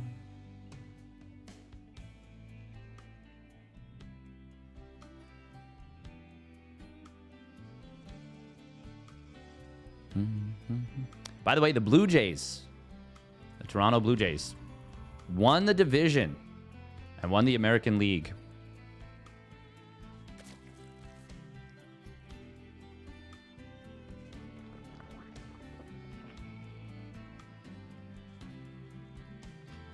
Was that last night? That was, yes, last night. Yesterday afternoon. What sport is that? That is baseball. Best ball. It's funny, I was pretty close to buying a last-second ticket because it was literally down to the last game of the season. If they won, they would take the division. It's sports ball. It is. Yeah. If they won, they would take the division. If they lost, they were relying on another team losing, and that team ended up winning, so they had to win. And you never want to rely on another team losing to like get your big thing. But yeah, I was looking at last second tickets, and obviously they were very expensive, but as it got super close to the event, you know, scalpers dropped the prices a whole bunch on the like ticket resale sites. So one place dropped it down, and it was a really good spot too. I'd never been there before. It was the first deck of the Sky Dome, basically like right behind, like just out of the field of play. And I was looking, and it was one ticket, and I was like, ooh, I kind of want to go, but I got a lot of stuff I have to do today. I got a lot of chores. I want to spend some time with fiance fast. Oh, by the way, is this going to be a snipe on this tumor? Oh, he wants it. Gets it. Will cost him an adept. You know what? If I'm Raynor, I take that. That's annoying, surely. But killing the adept? Oh, look at that. Look at that adept just sadly sitting in the healing shrine. Hey, welcome, Scandy Kane. But yeah, that was it was a cool thing. Unfortunately, the spot that I was looking is where the Blue Jays hit a one player who's been struggling a little bit, but it's been very clutch for them in some big situations. He actually hit a grand slam to almost exactly the same spot to give them the lead in the first inning of the game, to almost the exact same spot that I would have gone to. Baseball is usually more fun in person than watching on TV. It's like chill to watch at home on TV, but usually the energy, especially the Sky Dome, is like really, really good to watch it in person. Unfortunately, the game I went to earlier this week with my fiance was an absolute dud. They were down 3-0 after the first inning, and just never showed any signs of life.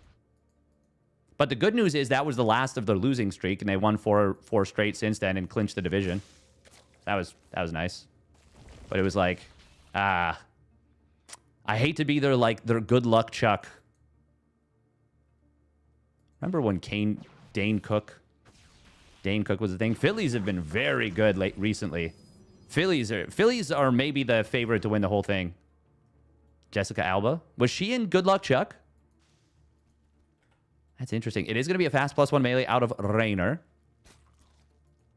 Geralt powering probes pretty hard. Precisely powering probes. Yeah, the Phillies are looking really strong. I don't know who I have as the favorites to win the World Series. All I know is that, oh, wow, there's like nothing at home here. Oh, boy. Oh, boy, oh, boy. This is going to be trouble. Fortunately for Raynor, he gets out of there. I don't think he lost a single drone. If he, no, he lost one. That is actually so much less damage than this should have been. Damn, great job from Raynor, but big missed opportunity for Geralt. Oh, Stasis Trap finds 3 queens, though. How did that even just happen? What? Yeah, Brewers are very good. Brewers are very good. Yankees are a scary team in the playoffs, I think. Dodgers are suddenly coming online again after being like pretty... Honestly, after being pretty lackluster for like 2 months, they look like they're locking in again. And Roki Sasaki might actually be an effective bullpen piece for them, which is crazy. Because, like, it seemed like he's this young kid, this young fireball pitcher from Japan who was throwing like 96 to 97 miles an hour and then lost like 4 to 5 miles of velocity, which is like a lot at this level. Like it's the equivalent of, you know, losing that percentage of APM or EPM in StarCraft 2. Like it would be like if Raynor, his speed suddenly dropped to that of somebody like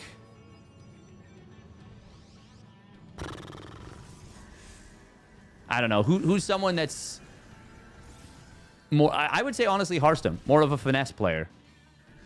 Oh my god, it shows where the stasis is gonna, I never noticed that. Look at that, when you go to place it. Wow. Ryung? Maybe. Gumiho can be really fast. By the way, there's a stasis trap on the low ground. Oh, it's a good one too. It's a fair number of Lings there, but still Geralt will be forced out of here. Ling's gonna look for an interception. This is an all-in basically out of Geralt. He's doing some good work with it so far. Probe will get sniped, but that's going to be all the Lings just about going down. Only a couple of them survive. Nothing to write home about. Roach speed is done, though. +1 melee as well, and that's obviously very good. Geralt only has the 1 stasis trap left behind this. The Lings kind of wake up in an already surround position.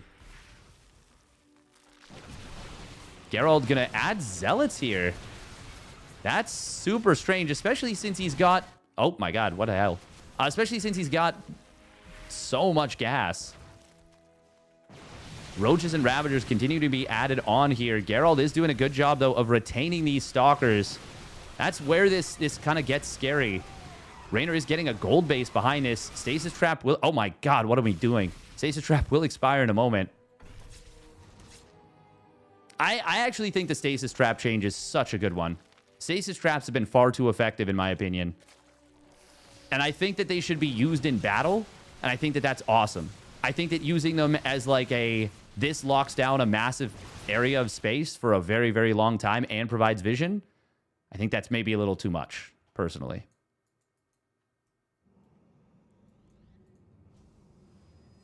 Geralt getting a DT Shrine.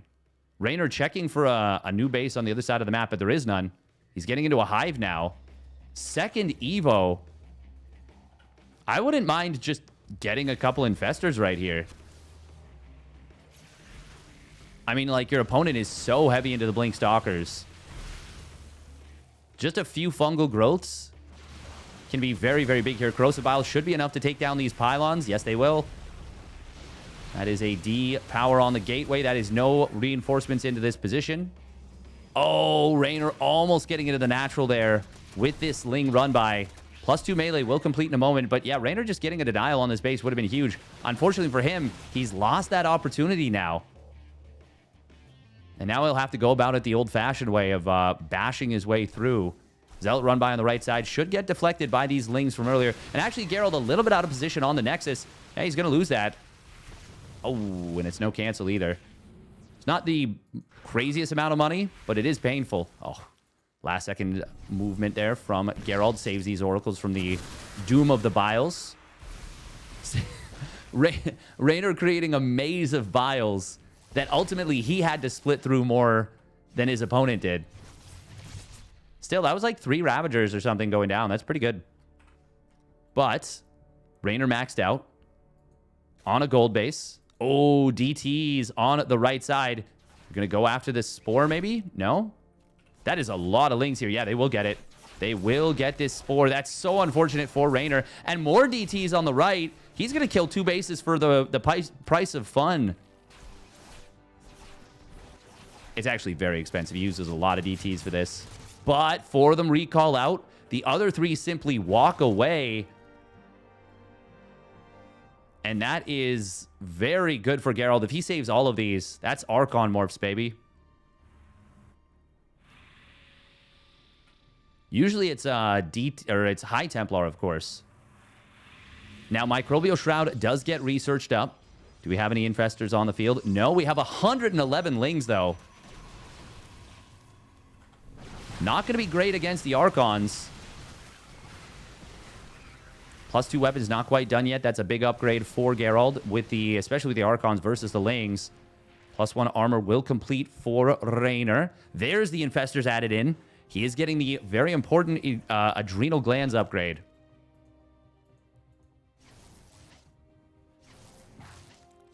Man, I gotta say, ZVP feels like it is going to be a lot better to play as Zerg. And honestly, for me, the Storm nerfs, if they had gone through the previous version, would have been... that would have been the big problem. Like, without Storm, I feel like it's very, very difficult to play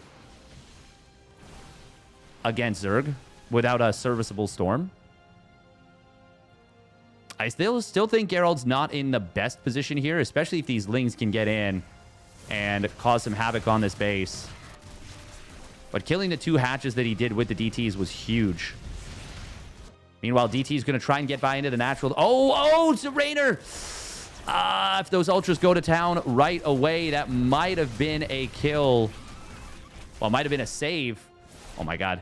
Overseer shows up just in time to get the base save. We do got to mention... 3-2 Ultras with Chitinous Plating and Microbial Shroud are on the docket against... Well, for now, no Immortals. Just now starts his first 2 up. Oh, the Oracles, they come in, they snipe the hatch. Raynor didn't transfuse. Very smart play from Geralt. And now Raynor... it's not a comfy position for him. He has to get something done. He doesn't have detection on this right side, but there's no DTs just yet. Geralt is going to be focused mostly on the defense. Oh, a snipe on the Infestors would be huge. Microbial Shroud does get dropped by that. Time Warp is going to be good here. Look at the Banelings. They're so slow. Ultras, though, they are meaty. They are beefy. They're thick. But they've stepped out of the Microbial Shroud. Is there going to be enough for Geralt to hold on? The Mama Ship will get biled heavily, but it's not even enough to crack the shields just yet. Wait, the Mothership has 350 HP. That is... What? It's supposed to have 300 HP, 300 shields.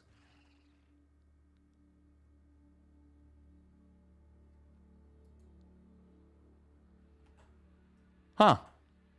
Well held by Geralt there.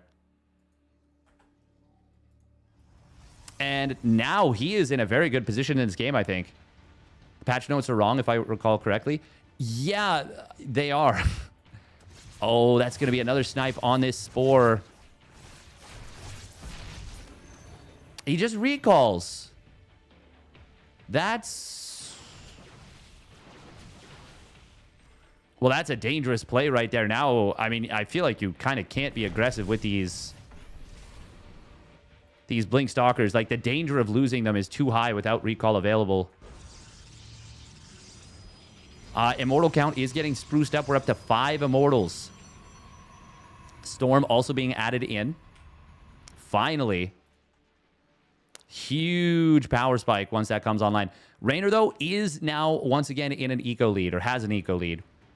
I'm very surprised we don't see Overseers getting put on siege mode on some of these outlying bases. There's the +3 weapons for Geralt. Raynor does have that 3-2 upgrade set up for his units, but no Hydra speed, no Hydra lunge. Are they all queued up? He's got Hydra speed on the way already. We could see +3 Carapace, but... Well, actually, no buts. I mean, it would be worth it. Oh no! Ah, that's an awkward usage of the, or awkward movement there with the oracles. Army does get spotted. This is a potential huge fight coming in. Zealot's going to run by into the main and the natural. Nice little split off. Here comes the fight, though. Time Warp on the ramp. Going to be helpful against the Banelings, especially with the Storm combo. The army of Geralt trying to squeeze its way back through this little gap, and it does manage to get through there. That went extremely well for Geralt. And now Raynor is losing drones left, right, and center. Well, really just left and center. But this is so good for Geralt. Oh, he's even going to find the Ultralisk Cavern, going to find this newest base. He can click it down, and he can just retreat right on out. Raynor in Trub here. Oh, Observer even dying to... Well, Observer dying to a Spore. That's on Geralt right there. Fungal Growth does come in. Storms are good on the Lings. Is there enough lockdown here? Microbial Shroud actually going to be protecting the Immortals now. The army of Raynor melting in the face of Geralt's force. Whoa. Disappeared. Damn. Damn.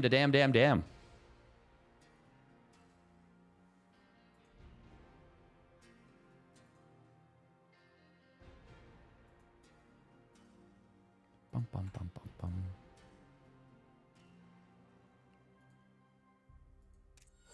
Well done by Geralt.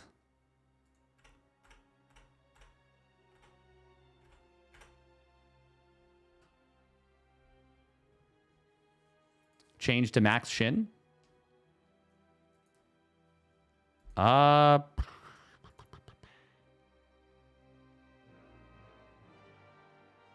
believe they're already going, no?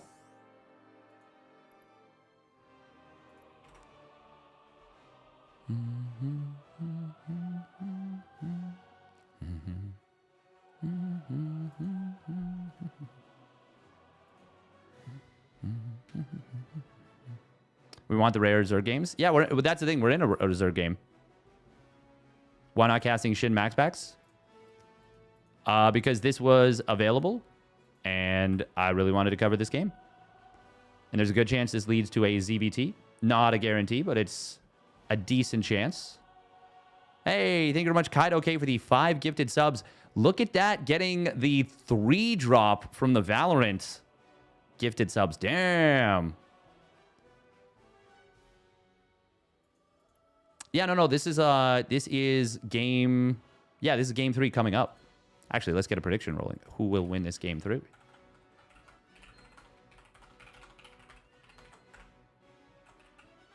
The DT snipes on the 4th and 5th bases were a huge play out of Geralt. And really kept him alive there. Thank you so much, Kaido K, for the 5 gifted subbies. Huge stuff.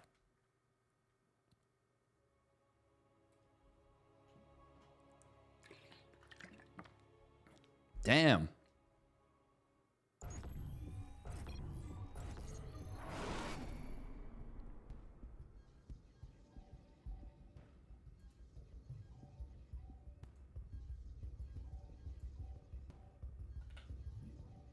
September, go burr.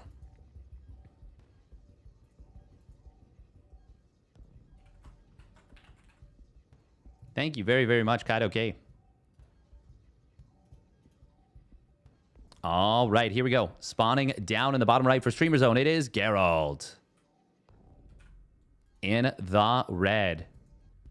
And his opponent spawning up at the top left. It is Raynor for Basilisk. In the blue. I was thinking about it. I was like, we could do a sub goal where we play Empire of the Ants on whatever the story mode one is with arachnophobia turned off. If we did that, if I would potentially do like 1,000 sub goal for that. Where like yeah. It's that and... Hey, thank you, Bane Supper, for 5 gifted subbies as well. Getting the additional sub coming in from the Valorant September stuff. Damn. Damn. Look at that. Wow, wow, wow, wow, wow. Yeah, we'll see if we can get the games from Max Pack Shin, and we'll cast those afterwards. Especially if they look like they'll be good games. The only thing I'll say is that I feel like traditionally, Max Packs does very well against Shin. And I feel like a lot of the... Well, yeah, I feel like the changes won't be as big of an impact for a player like Shin. I feel like there'll be a bigger impact for somebody like... I'm actually not sure. I'm not sure what Zerg players will benefit the most. I would actually think Raynor would benefit a lot from the Infestor changes. But it's going to take some adjustments. It's going to take some time to figure it out. Only adding one for me, fake and rigged. I know, right? What's the sub goal for Witcher 3 with a wig? Heh. Like with a Geralt wig, right? Or with like a redhead wig.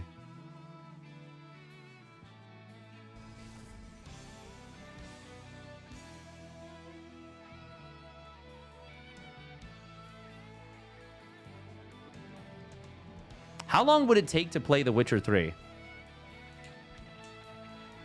Because the thing is, like, I would actually love to do it. I just need the time, you know? Shin, the player known for making 2 hours. Oh, damn, true. You put 250 hours in, but I did literally everything. Yeah, I would be going in completely blind.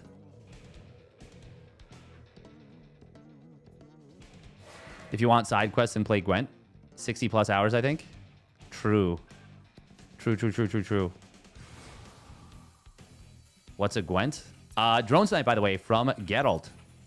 Very nice. And saving the adepts. Oh, that's a very quick Twilight. Okay, yeah, this is in range.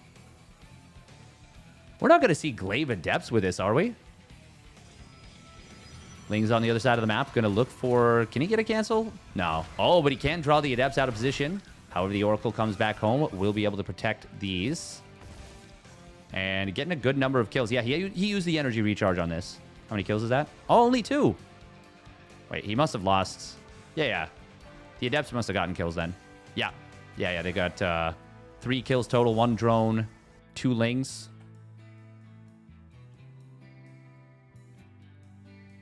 Isn't Geralt in law school now?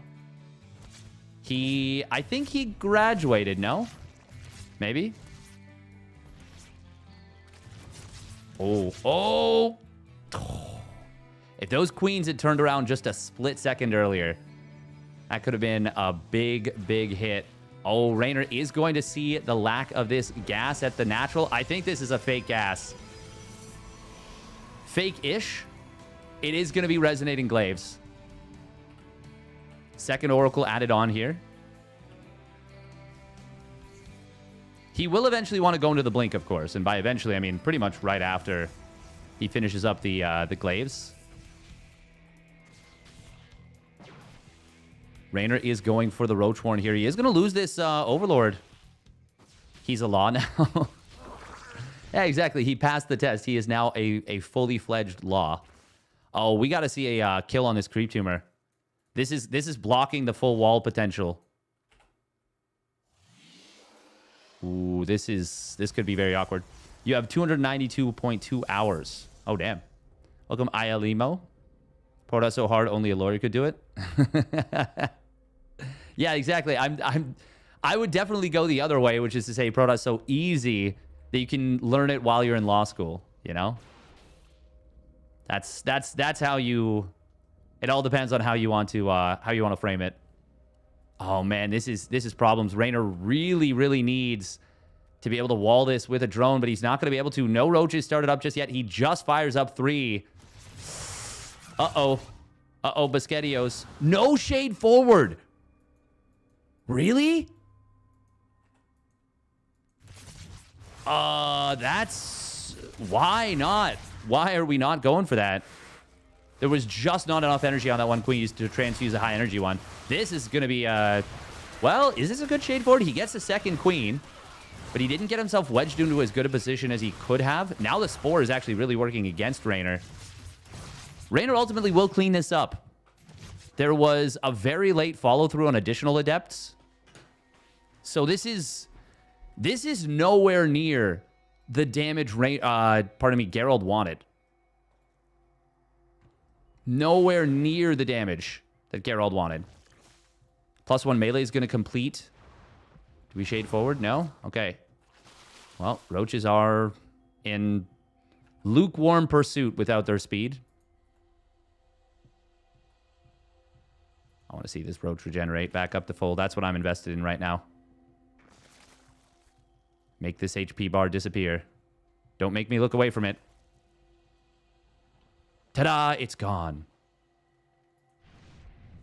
I am a magician. Blink just a few moments away from completing, but it could end up being a lot of dead stalkers here. Yes, it will. Even with the blink, it was a very uncomfortable, clunky one. Raynor maybe committing a little bit long onto this fight. But he still gets some good value there to start off. And resources lost. Evening out here. Which is obviously, generally speaking, very good for the Zerg. And especially when, well, actually, yeah, Raynor did lose a lot of mining time there. How old do you think he is? 500.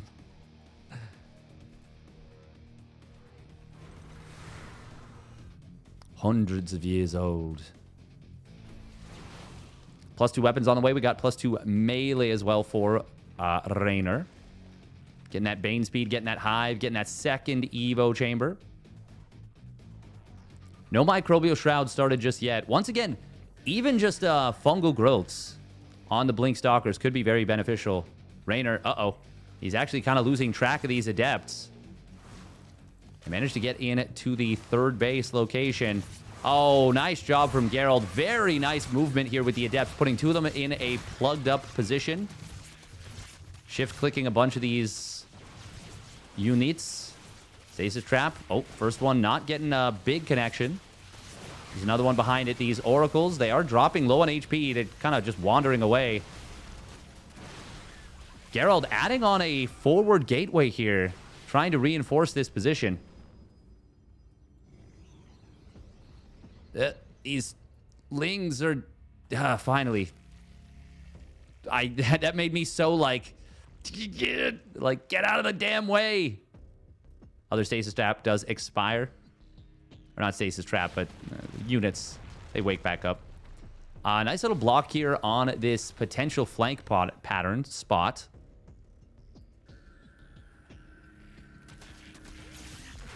Raynor will be able to take this gateway down. We got Lings on the bottom side. They're just going to retreat out. Well, get forced out. Kills a couple of them. But Geralt losing this gateway, this pylon, that's obviously not the biggest of deals, but it's annoying. It's definitely annoying. We are going to see Lings trying to come in from multiple angles here. Banes as well. +2 melee has kicked in. Adrenal Glands and a +1 Carapace not yet done. Stalker's blinking back. There's still a ton of Banes with this. Geralt will be able to retreat back through. Baneling's obviously not ideal against Blink Stalkers.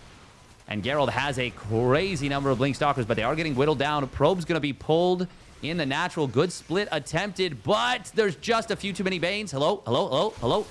Huh. Wow, those probes got lucky. And Geralt's going to hold, and look at this now warping in to try and trap some of these units. Going to be able to blink forward, chase down a couple of roaches. Excellent crisis management from Geralt. Raynor, of course, if he had the APM, could have killed a couple of those units, but he was focused on this position, maybe focused on this position a little bit. Both players getting pushed to their limits here. Raynor still comes out of this in a good position, but Geralt could have definitely died right there. The fact that he doesn't is big. Big Storm, 24... Oh my god, 30 kills! Holy crap! 30 kills on this High Templar off one single Storm. Where'd it go? Where'd it go? Where'd it go? Hello? Oh, it's that one. I thought I had clicked both of them, but it turns out I just clicked the same one like 7 times. Will we see Microbial Shroud covered Ultralisks? We should, but we're not going to, I don't think. Raynor just trying to smash his way through. Storm's going to try and land here. Oh, the Banelings re-engaged through them a little early. Still, is there enough to keep pushing? There's a lot of Roach Ravager, but they don't have any attack upgrades. It's just 0-1 Roaches and Ravagers. Archon barely looking like it's going to hold on the other side of the map. Zealot Run-By is getting some work done. Raynor kind of feeding Lings back in piecemeal. The Roaches are in a little bit of trouble on the other side of the map. Oracles don't have a crazy amount of energy, but it's still going to be helpful here. Big Daddy Space Cow popping out, laying the smackdown. That one Roach was losing the duel, but got bailed out by a couple of Lings. 3-2 Chitinous Plating Ultras. Hey, there's the Microbial Shroud. No Unga Bunga Zerg completely. No Steadfast Zerg.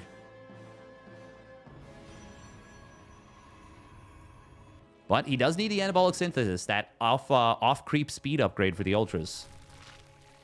Didn't forget Adrenal Glands, the most valuable, most important, somehow most forgotten upgrade. With the Carrier Pits, by the way, the Zealots lose the advantage against the Lings. The Lings, with their +3 melee and Adrenal Glands against no armor. I mean, the Lings absolutely destroy Zealots now. It is actually not a fair fight. Here comes another attack from Raynor. Geralt has been holding, but he hasn't been able to get any of the units out that actually deal with Ultras. Storms, they'll do damage, but not enough. And these Space Cows, they will moo. And say, move out of my game, Geralt. Move on with your life to the next game. Probes get massacred. Base going to go down at the 4th. Microbial Shroud was not needed this time. GG. Raynor makes it happen. And we'll move on to face Beyond in the upper bracket semis.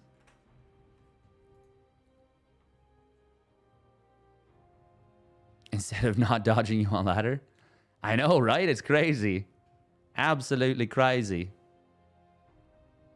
Also, damn, we're at 389 subbies. It has been a very long time since the sub count has been that high. That is, I really appreciate it, guys.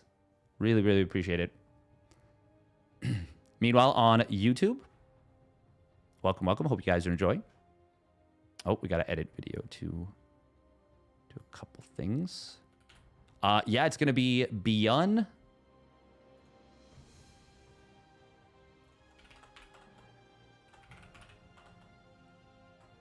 SC2 patch.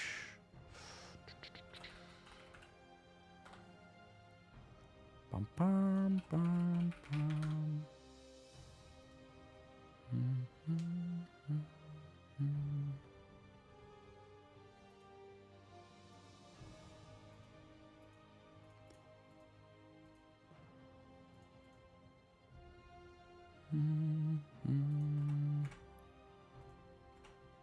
Also, how in the hell did Matt take a game off of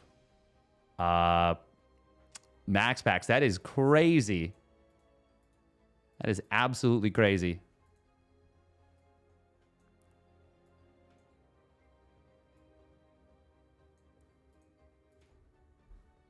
What happened there is my question.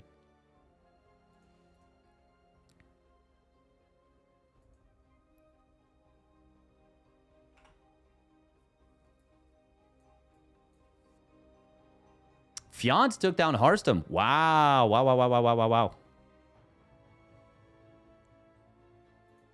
All right, Beyond. Raynor versus Beyond.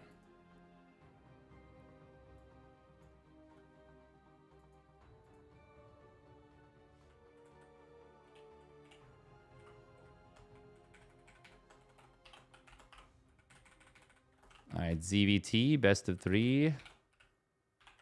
Semi-finals. This is upper bracket semifinals, but it still counts. Still counts. All right, we're going to run 2.5 minutes of ads real quick.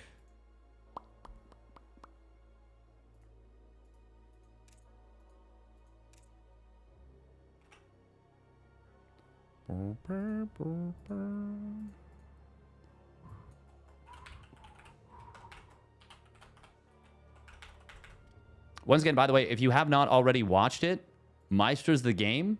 Oh, it was so good. It was such a great tournament. We've got the VOD of the entire offline finals, basically, including a bunch of downtime.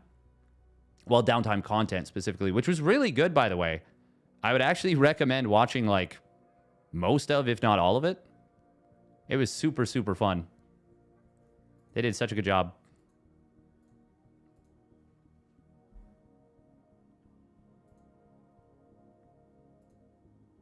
So yeah, I will post that in both chats.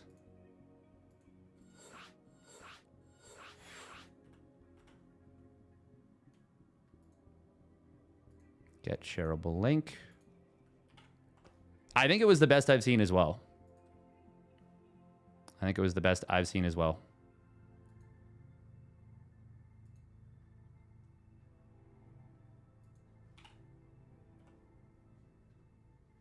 You can't lose a game without being washed. Wise words. Truly. Truly wise words.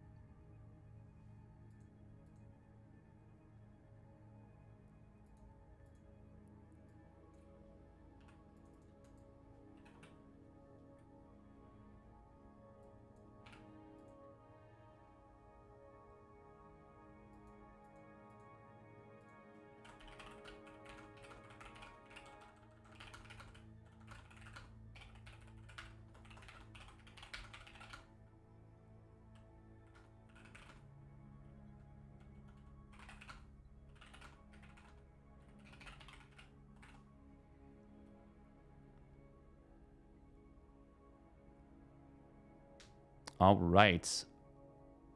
I think... Do I have to do anything to save that? Or does it just save? Okay, saved. Cool.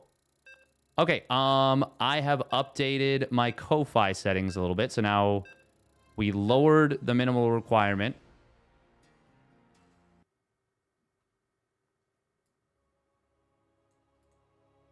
Oh. I am...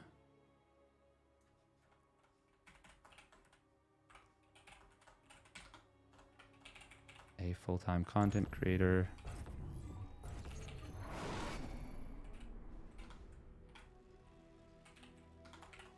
I'm a full-time content creator and stream at Twitch.tv. There we go. Cool. Awesome. Saved. Excellent.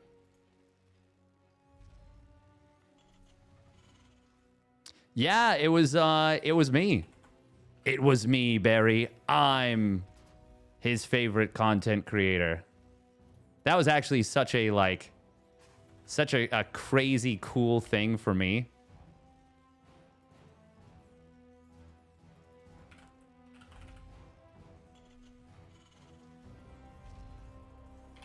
All right, just one sec, guys. Just wanted to set the names up there. There we go.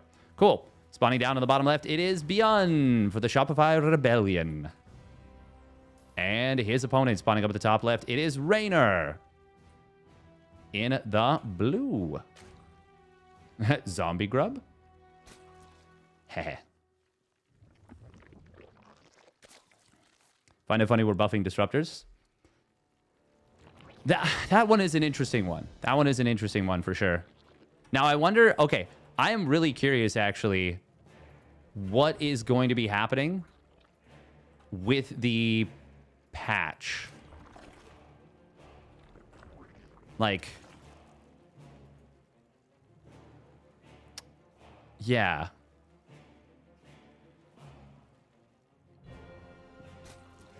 Could EA's Saudi acquisition... Today, Saudi's PIF bought EA for $55 billion. EA owns the Command & Conquer series, which isn't nearly as competitive as SE2. I wouldn't be too worried about that.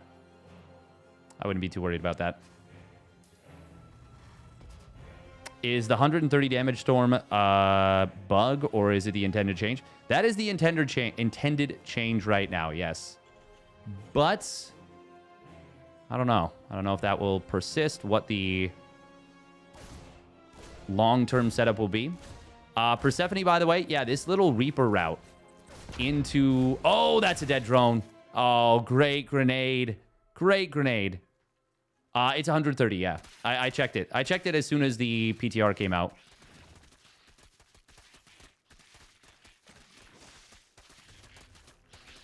It's going to be double inject. Getting an early drone is such a good feeling. And it feels so bad, too, when it happens to you. Yeah, really nice job right there from Beyond, knocking the drone to a position where there's no creep for it to be saved.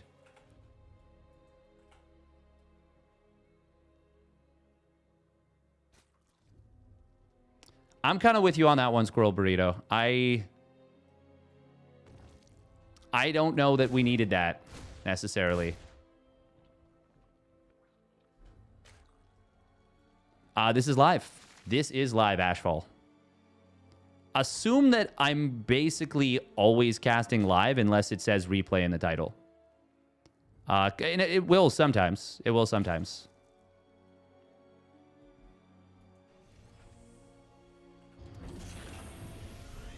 Yeah, of course. Of course, of course. Yeah, no, I personally, I find it kind of Oh, we're going to see a dive in on top of this? No. 2 queens and 4 lings there? Yeah, you're not getting that. But with the Hellion showing up, you just might. Oh, he gets the tumor snipe. That's big. Now, I think Beyond has to take a detour to the healing shrine. Raynor could use this opportunity to try and slip across the map with some lings. But looks like he is not going to do exactly that. Reaper poking around still during all this. I mean, it will regenerate on its own, so that's kind of fine as long as you don't lose it. Balance Council is not the ones who did this patch. This was a Blizzard patch. This was a Blizzard patch.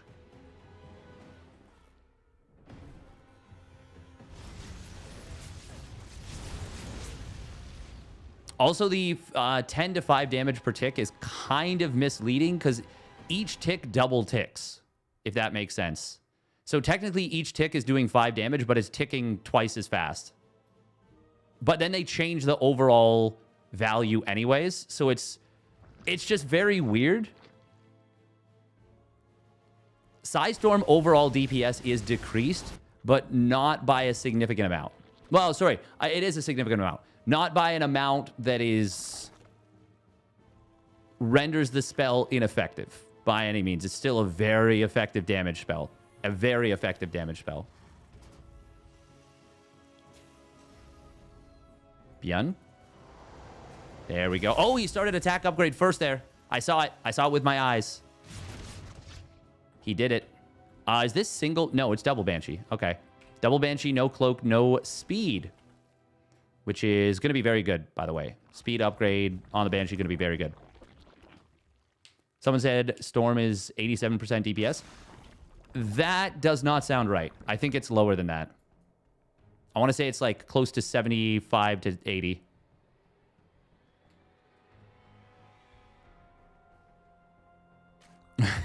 It's a good point, Godsauron. It's a very good point.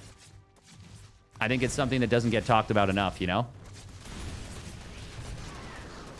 We're going to be seeing a Hellion drive-by. Oh, the roasty, toasty drone Arenos. Big barbecue. Meanwhile, Banshee's in the main getting some... Oh, misclick. That's a big mistake, losing one of those Banshees. But that is a lot of damage coming through. Raynor also didn't start his 1-1 upgrades for a long time. He is just not having a great start to this game so far. Here's one of the big things about the not getting the cloak on those Banshees is you're able to start up the stim and therefore the combat shields a lot faster. That was a problem actually for Clem in his series versus Serral. Well, yeah. He forgot combat shields a lot of the time. Like a surprisingly frequent number of games. Granted, it was a high-octane environment. It was... I mean, it was a high-pressure environment, for sure. Serral really brought the heat, too. I think that was the best fight that they've had for a very long time. And to me, that was like...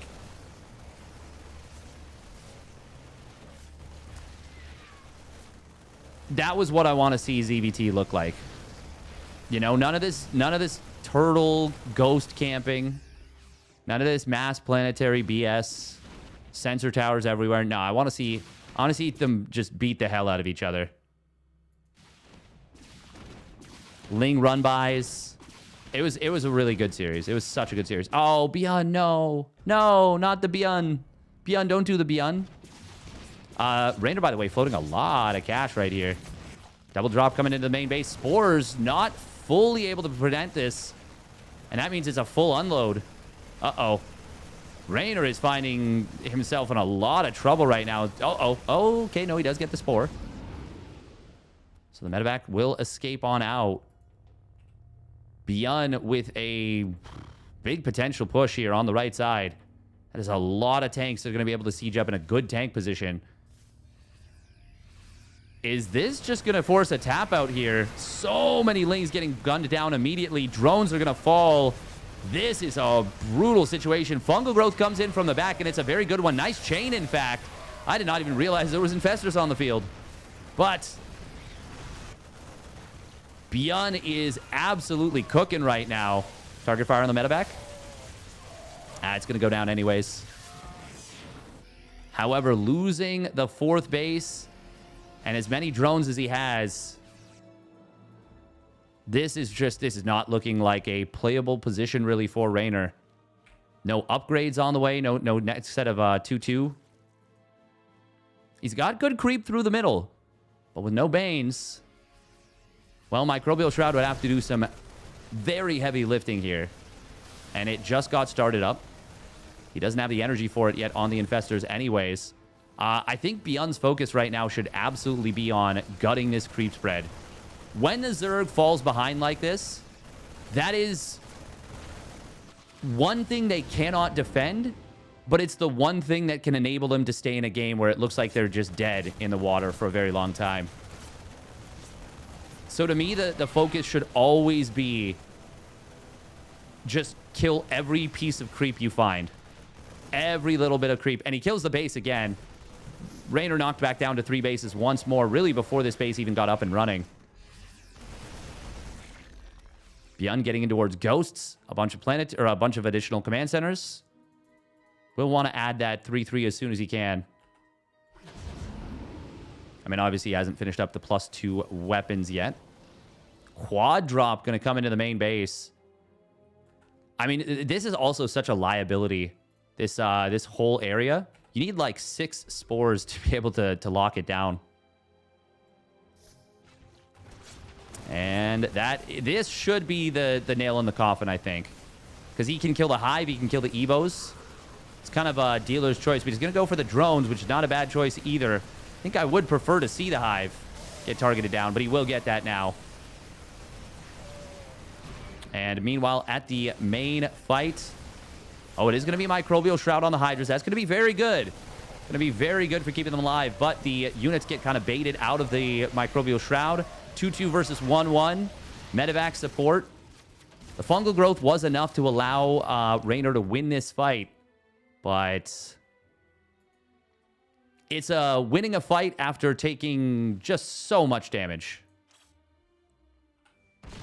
God, look at that cost efficiency right there.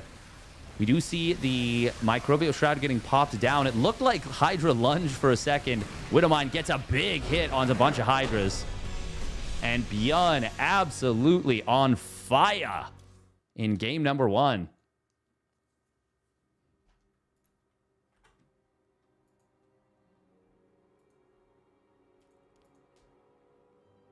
I don't think Shroud versus Bio is a waste of energy. It's just, it's not as effective as it seems unless you can force them to fight you.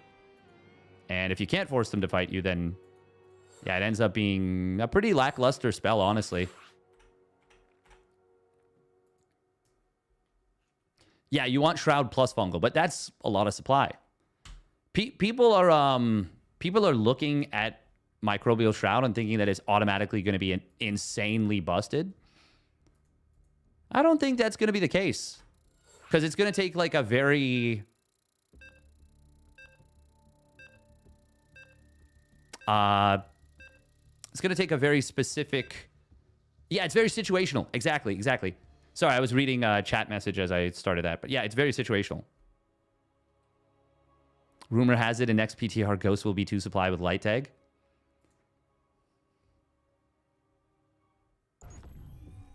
I wouldn't say no. I wouldn't say no. But no, I don't think it needs bigger AoE. But to answer your question there at Byong's, I have not played WoW in a while. I've not played Hardcore Classic in a while. Just because it was really consuming a lot of my time. And I was enjoying it. But I was enjoying it a little bit too much, I think. And to be honest, it was bad for the stream. It was bad for the stream. A lot of people, I think, unfollowed. Viewership dropped a lot. It's not the kind of thing that I can play as a standalone stream. It's something that I could play at the end of a stream. But, yeah. Anyways, spawning up in the top left, it is Beyond for the Shopify Rebellion with a great game number 1. And his opponent spawning down on the bottom right, it is Raynor. For the folks from Basilisk. Not for the Basilisk, for Basilisk. We're going to be seeing a 2-Rax Reaper. Very nice. The same way with WoW, I'm so into it when I'm into it, but it's an all or nothing. Yeah, exactly. It's not a game that I feel like you can play casually. It's not a game that, yeah, no, it suffers from its own success. I think the same thing with RuneScape, honestly. Old school RuneScape. Now, I will say, I enjoy watching people play old school RuneScape a lot more than I enjoy watching people play even hardcore WoW. Even hardcore classic WoW. Because it feels like hardcore WoW, the appeal of it is like the danger. Yeah.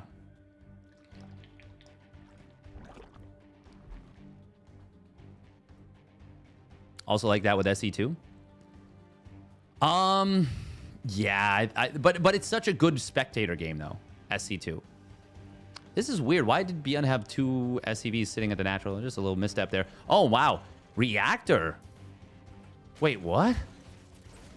He's just going to go 2 Reapers and start up the add-ons? That's not something I'm used to seeing. Yeah, exactly. You can enjoy SC2 without playing it. Exactly, exactly. I feel like that's not really the case with, like, WoW, personally. Already 1 Ling getting picked off. He can get a couple more, potentially. Oh, he's got to be careful. Oh. Queen almost put the kibosh there on that. It is going to be a 3rd Rax. Are we going to see a 4th Rax with this? There was a big all-in Terran players used to do with a 4 Rax play off the 2 Rax Reaper.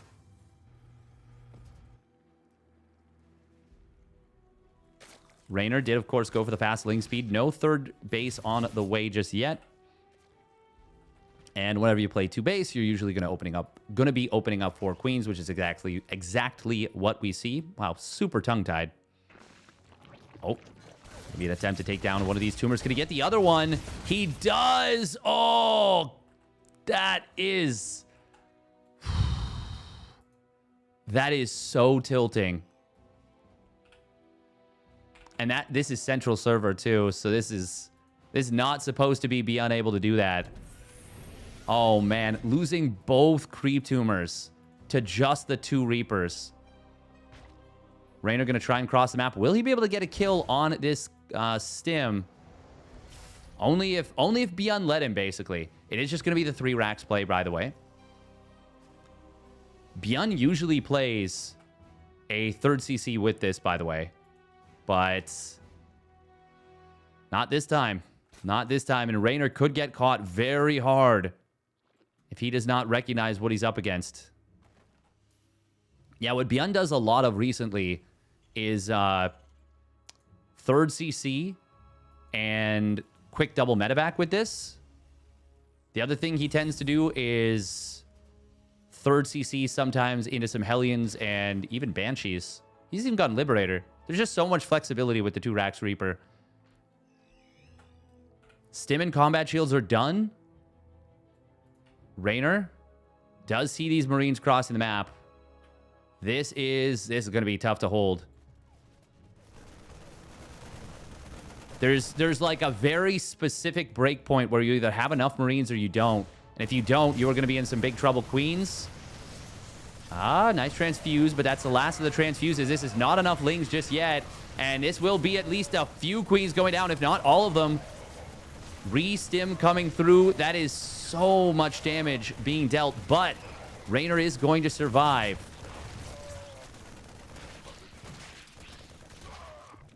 Okay. That's a lot of damage. That could have been a lot worse. Could have been a lot worse. I still like how that worked out for Beyond, but no drones died. Raynor doesn't lose much creep. It is going to be a 2-base push out of Beyond, but he is adding a 3rd CC with this. Single NG base, so we will have +1 weapons. Raynor, very important he fires up that +1 Carapace as soon as possible. He's got the money for it. I'm actually really surprised he hasn't started it yet. Only on the 1 gas. There we go. Starts it up now. Still has the almost enough gas to start the layer right away. There we go. First 2 medevacs will be starting up right now. Bien actually, once again, floating a decent amount of gas. Ooh, he supply blocked trying to build the 2nd medevac. Did he just drop? Yeah, he did just drop a depot top hat. Yep. Yep. Caught in 4K. Caught. Obviously, it's always worth it to drop the depot top hat to avoid the supply block.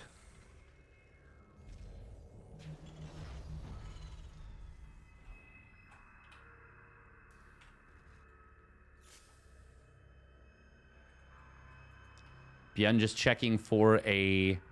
Oh, that's going to be a dead Overlord if he goes for it. But no, it's actually going to just make it back up to the high ground. Nice. That's kind of nice for Bien. Great spotter Lings all over the place, by the way. Ooh, Ling run by at the 3rd. It's going to be able to not get a lot of damage, but force a little bit of lost mining.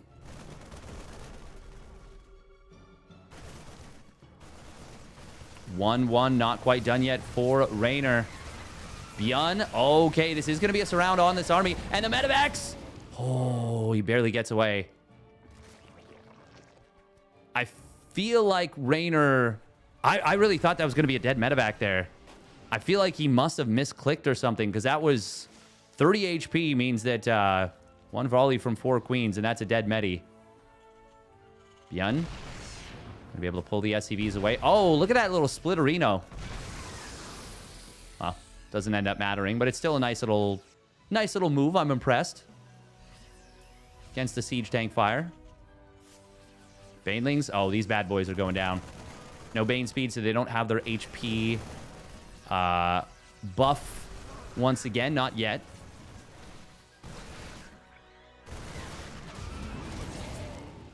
Queens were too close, so the medevac not able to pick up everything. Main speed will complete in a moment. 2-2 starts up, as well as Burrow. I do like this position for Raynor a lot more than the previous game. Oh, that's a decent Baneling connection. Some of the Marines got into the medevacs. Not all of them were so lucky.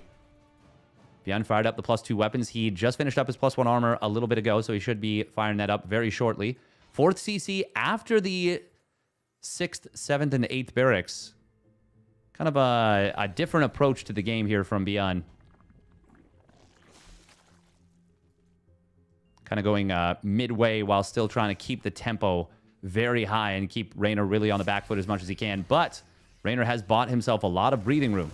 Now, this is going to be a denial on this base. Oh, if Beyond gets both bases, that would be amazing for him. Gonna find a couple of drones. Big link counterattack on the other side of the map. Widowmine. Oh, not able to connect on these units. Does actually get friendly fired into the tank. This other tank, though, will just barely survive. It will be 2 bases going down, though, for Raynor.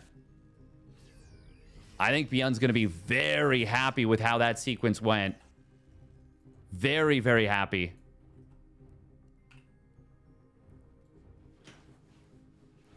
Raynor is... Oh, he is definitely on the back foot now. No hive just yet. He does have the infestation pit done. Could fire up Microbial Shroud.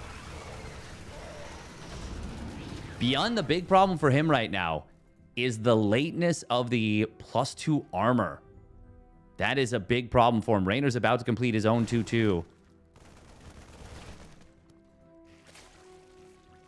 Still about 10 seconds left on that one. Raynor does not want to fire up a hive, evidently, just yet. Maybe feeling like he needs to get something done. Oh, the burrowed Banes. Oh, so cool. The most baller Giga Chad high test move in StarCraft 2, the burrowed Bane.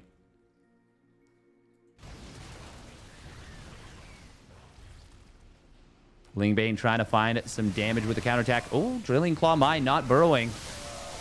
The Drilling Claw Mine was buffed, specifically its functionality of Drilling Claws. And the micro you can do with it. Good splits here from Raynor. Oh, he actually manually detonates those Banes, a couple of them in the middle, to make sure that the mines could not go off. Hive is now halfway done. It was started up a little bit ago. Scan will find this burrowed Ling. I wonder if Beyond is going to anticipate... Okay, yeah, he's got a lot of scan energy on this main command center. 73 SCVs. He's pumping bio.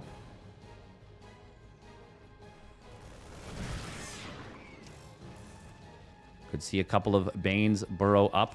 Is it just... Is this a bigger sensor tower ring than normal, or is it just that it's very far forward? I think it's just very far forward. Oh, that's a big scan right there. Finds 4 of these Banes.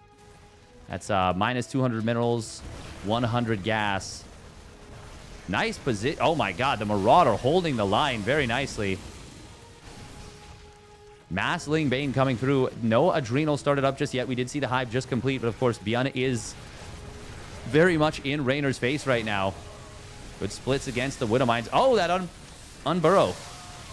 And it means that the mine does not fire at all.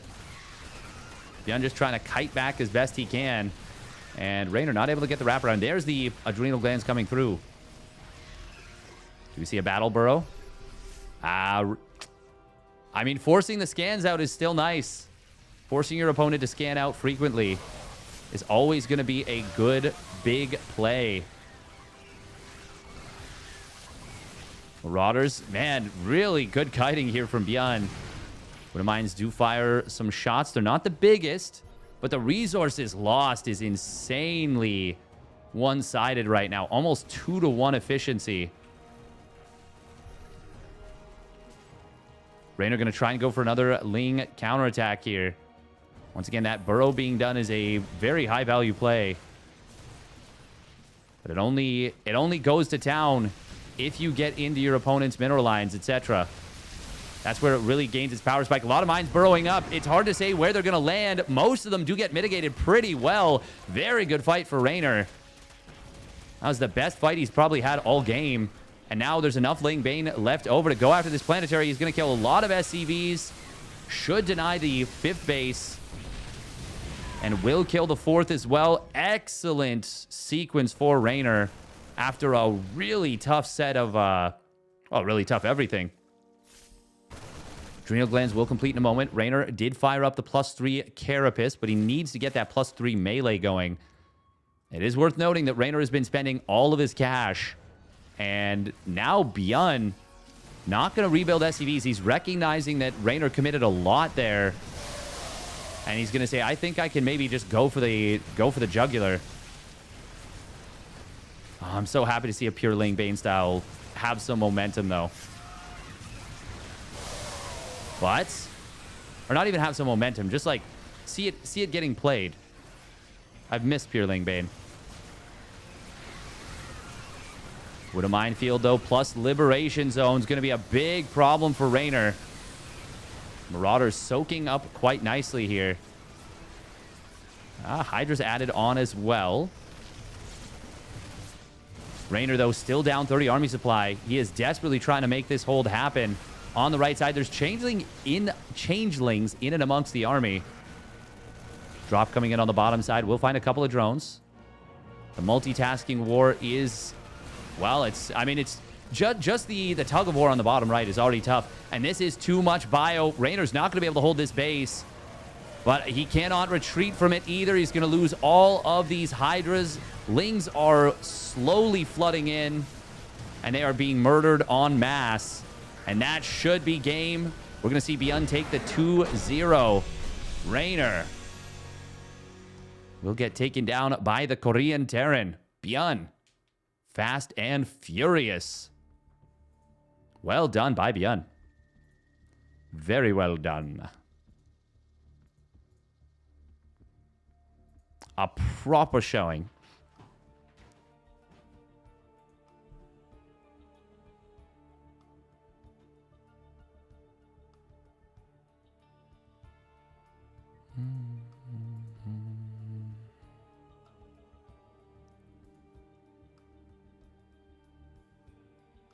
Lost too much when he took out the 4th. I mean, he was in an uncomfortable position for a lot of that game. And I think it was still a good move to go for that.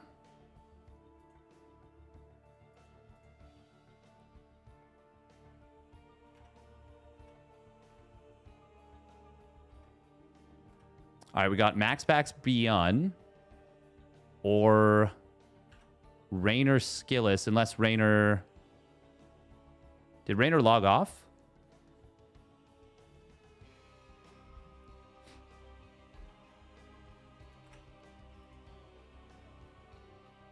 Honestly, rather watch Raynor Skillus. I think I would too.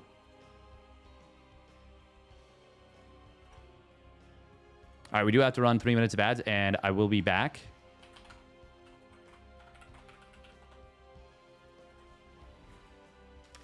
Mono Shin possible? I think they've already started. Maybe. Maybe not, though. Mono Shin could be quite interesting. All right, we'll be right back.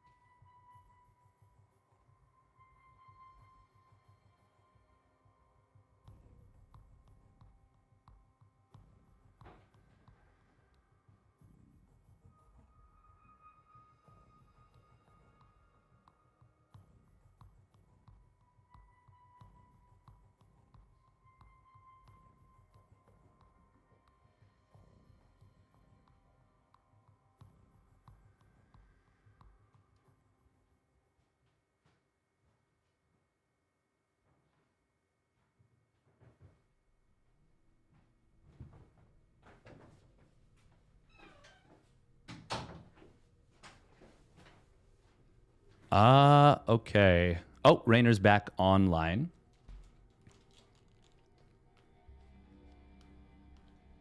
Well, I'm probably going to go for a different match, SC2 Expert. If nobody covers Max Pax Beyond, we'll definitely get Max Pax Beyond. Oh.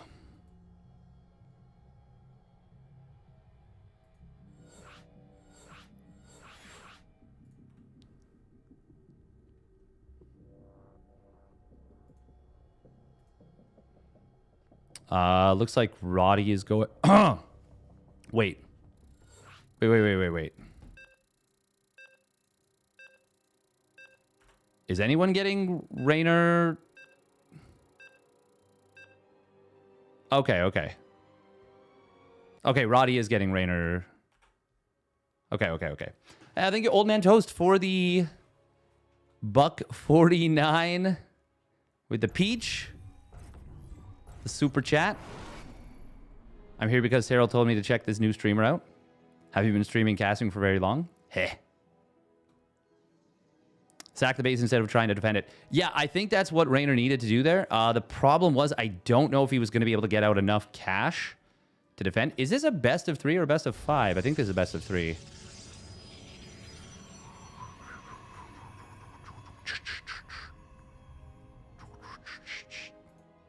I should know. I should know what the rules of my tournament are. Well, a tournament that I'm contributing to / helping to run.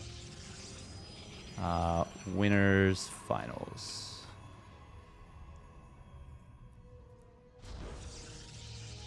We're just going to say it's a best of 3 and hope that that's correct.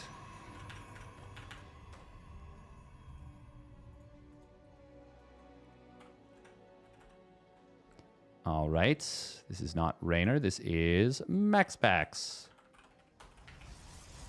Okay. We warmed up some curry in the microwave, so we're going to have to grab that at some point, but that's okay. We don't need to do it right this second. Spawning down on the bottom left, it is Storm Gaming's Max Pax. We're on the same team. And his opponent spawning up the top right, it is the Shopify Rebellion's Beyond. I wouldn't mind being on Beyond's team.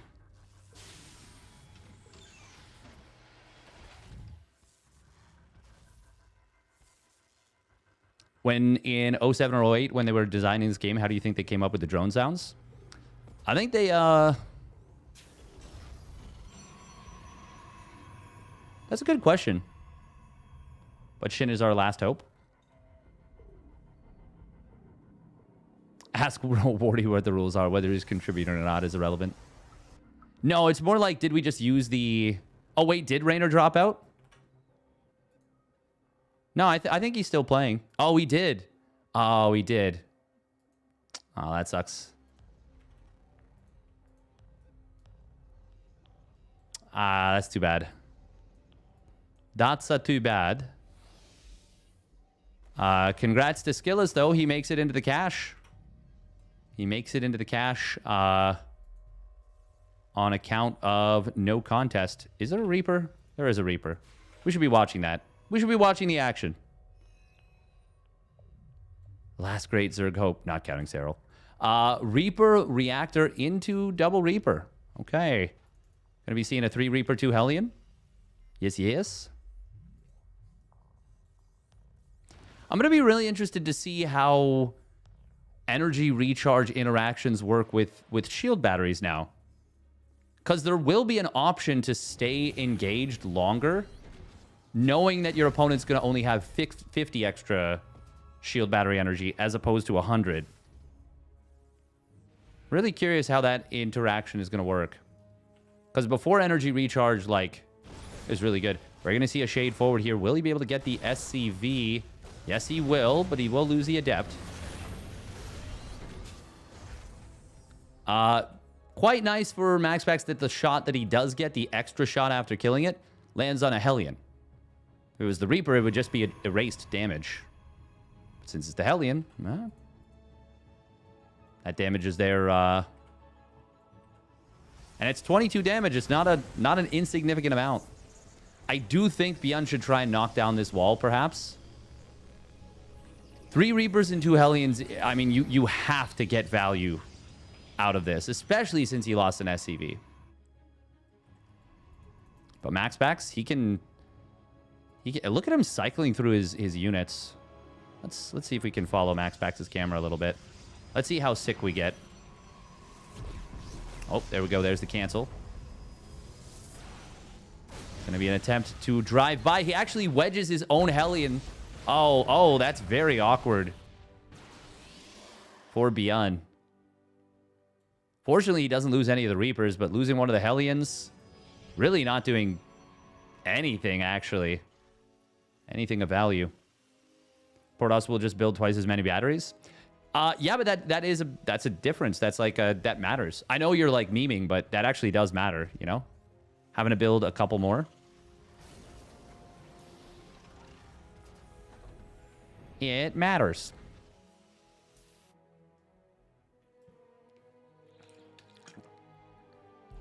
Now, all of a sudden, certain pushes may not be defended with one battery. It might take two. Or two batteries might take three. Oh, two tanks in a very good position here. Yeah, overlapping fields of fire. Strawberry fields forever. Oh, look at that SimCity from Beyond. He's got the wall at the front, and then he's got the NG bay. That if you want to get past it, you will have to blink past it. That's going to be a dead reactor. Yeah, good job on the cancel there. Two Reapers getting killed.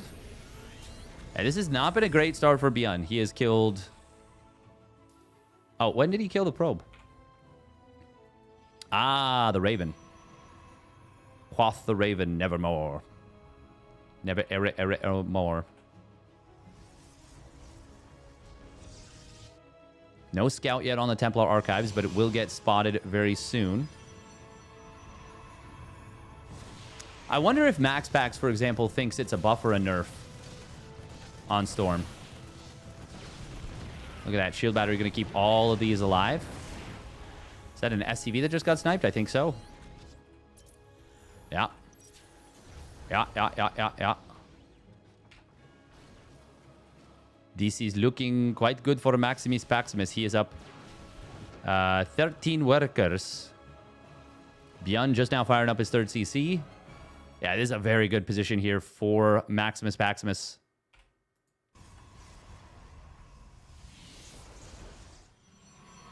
Wasn't Storm a massive nerf? The first version, yes, but it was also bugged. So I don't know what it actually was supposed to look like. I don't know if we'll ever know what it was supposed to look like. This version, I don't even know if you would call it a nerf. It's hard to say. It's different, definitely. But, yeah, exactly. It's almost double the radius because it went from 1.5 to 2.25. Or is it 1.75 to 2.25? Either way, it's a massive increase in the radius.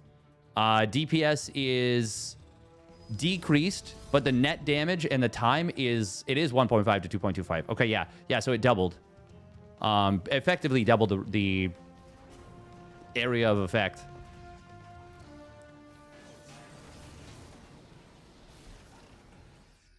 Isn't that what I said? I thought that's what I said, Squirrel Burrito. But that's what I meant either way, if I misspoke.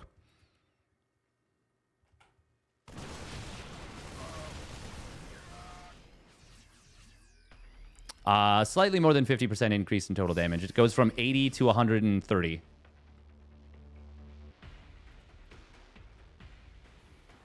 Oh. Raven does finally find a decent little spot and gets 5 probes. Okay. There you go. Auto turret getting some good work. The Prism does get taken out by a Viking missile turret combo. Okay. Now Ghosts on the field. But it is going to be a fast transition out of MaxPax into the double Robo Colossus. Storm is available. Oh, he's going to drop a good one. EMP comes in a little bit late. Beyond, I think he might have just shot one of his own Vikings or possibly medevacs out of the sky. Oh, that's a devastating storm. That's a huge storm right there. And MaxPax sieging this position nastily. Oh, that's a decent EMP there. Where are the rest of the High Templar? There we go. Scan finds them. They're a little bit too far away. Oh my god, the storms get cast from so far away now. Ooh, big friendly fire. Not so friendly.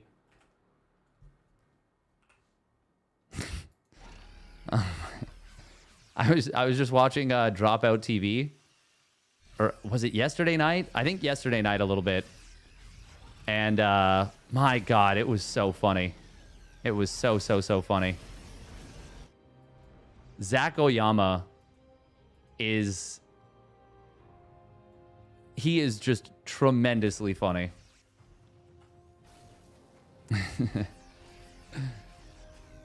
It was... Oh, man. I'm so sorry, guys. You don't even know what I'm talking about. There's... Oh. Well, that's 4 seconds that we don't know what happened, but...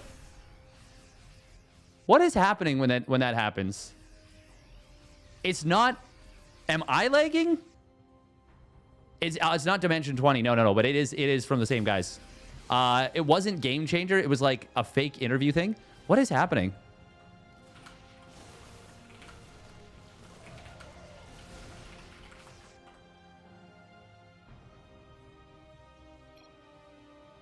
It might have been VIP.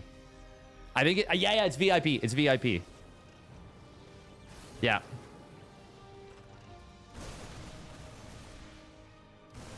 Formerly College Humor, yes.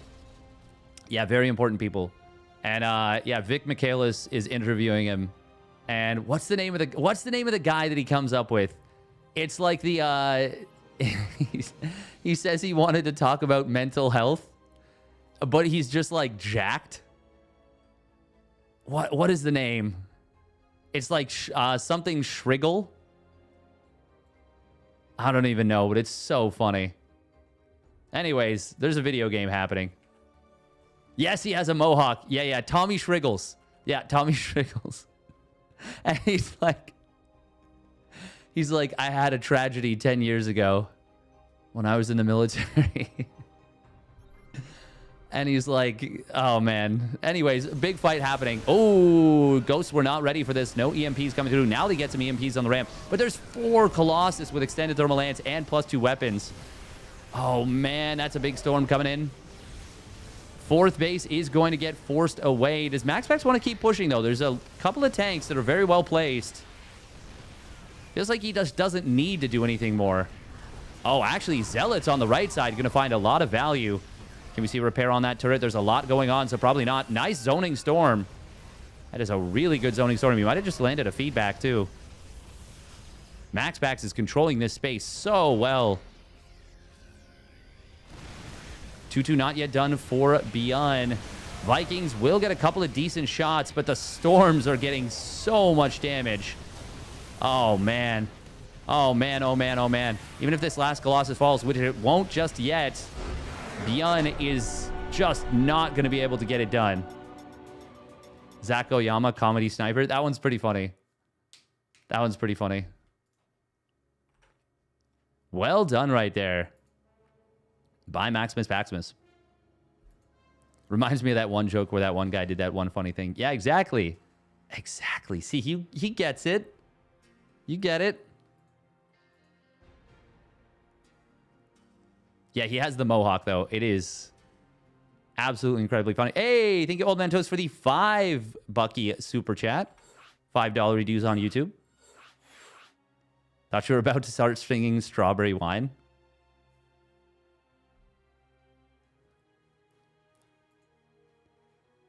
I don't think I've seen that one. I think as far as streaming services or like subscriptions go, Dropout TV might legit be the most value. Obviously, it all depends on if it's your comedy style and if you enjoy it. But I think it might be the highest value thing you can like get, you know? Like they're putting out such a ridiculous amount of good, hilarious content.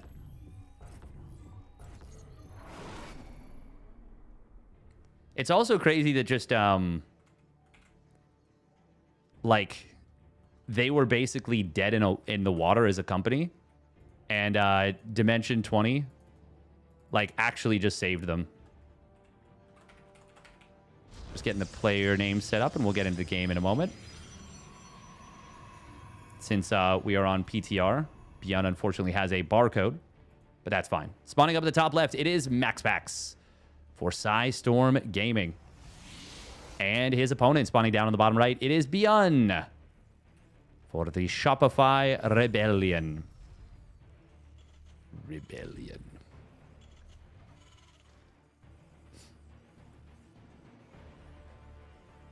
Game changer, yeah.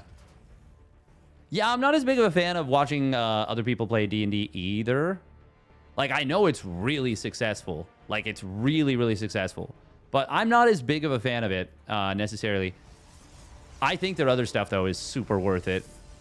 Yeah, Game Changer is really funny, really clever. Make Some Noise, which is, yeah, like their improv stuff. And I just watched part of that first Very Important People. I found $100,000 in the park. Changed my life. You found $100,000 in the park? Yeah. What were you doing in the park? Working out? Oh, a little bit of mineral walking from MaxPax. Oh. Can we get an interception? No. That was a bait. I would have chased that probe. I would have chased that probe to here. He would have juked me. My command center would be like 4 minutes late. I'd be chasing this probe till like the 6-minute mark. You'd be like, Steadfast, you can just send another SCV from the main. No, I can't. It's about sending a message. And the message is that I am very easy to draw into the simplest bait. Bum. MaxPax is so good with that, like, that early probe. I feel like I almost never see him lose it. Even when it's, yeah, this is US West. Even when there's a little bit of ping. And by never lose it, I mean, like, he doesn't lose it with this interaction. Even though he pushes it to the absolute limit of what you can do. Bum, bum, bum, bum, bum, bum, bum, bum.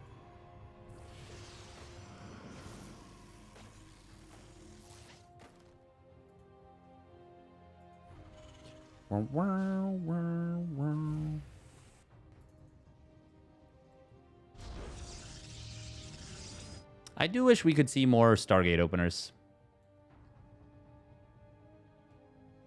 Wasn't into watching D&D either, but then I found Relic and Rarities.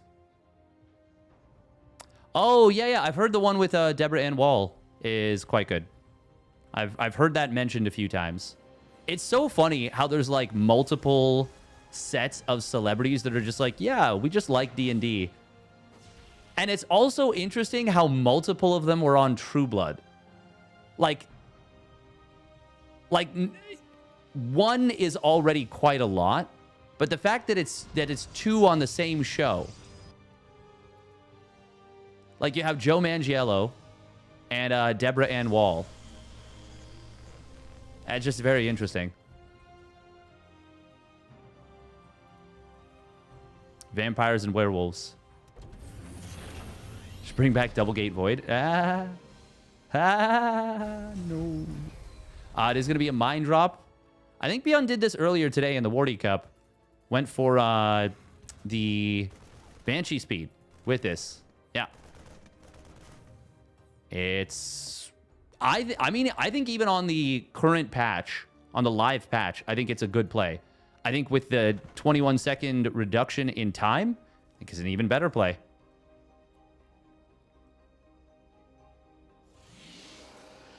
Game Changers crowd control. Gianmarco Soresi. I have no idea who that is, but he sounds very Italian.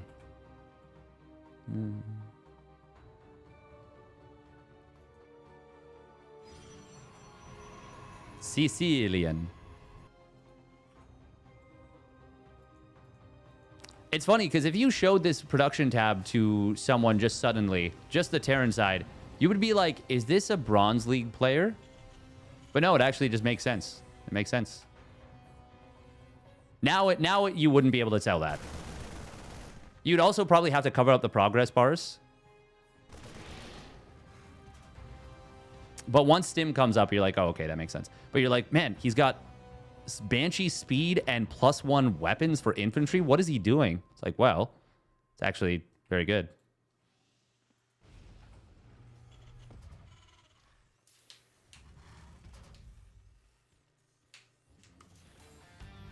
Oh, wait, is crowd... Oh, crowd control might be the new format.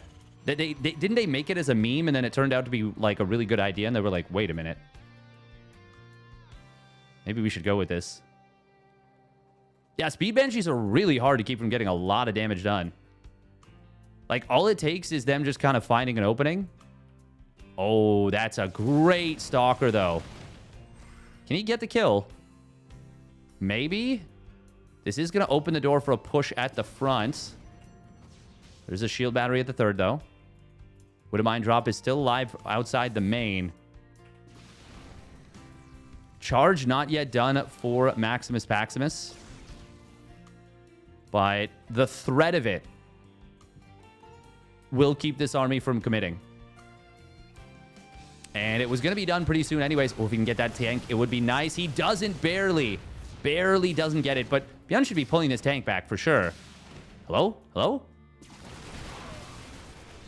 Are we going to, like, pull stuff to repair? Oh, Mine Drop in the main base does get 7 probes. Well, that's pretty nice for Beyond. That's enough for him to be like, okay, I can macro now, maybe.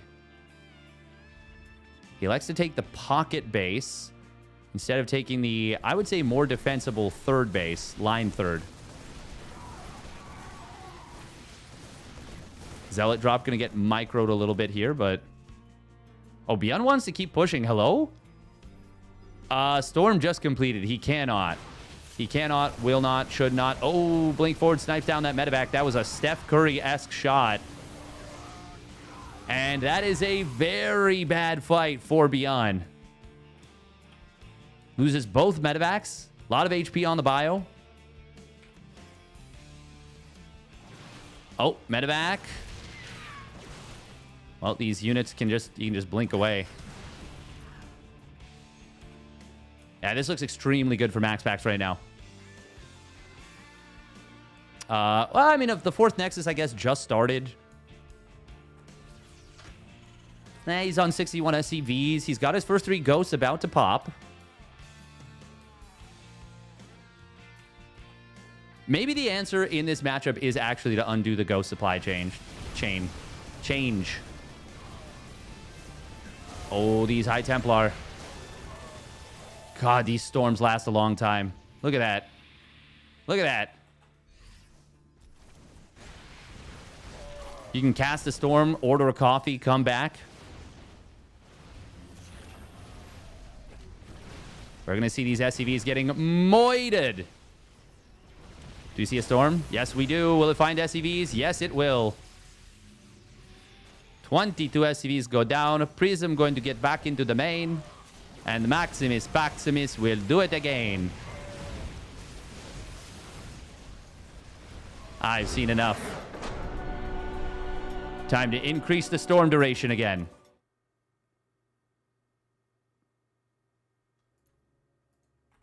Well done. Well done by Maximus Paximus.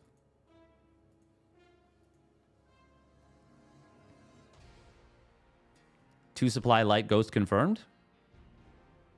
Heh. I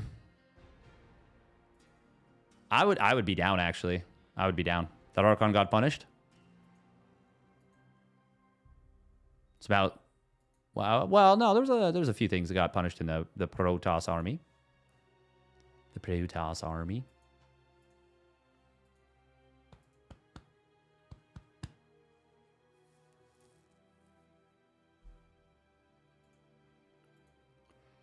Beep, beep, beep, beep, beep, beep, boop, beep, boop, boop, boop.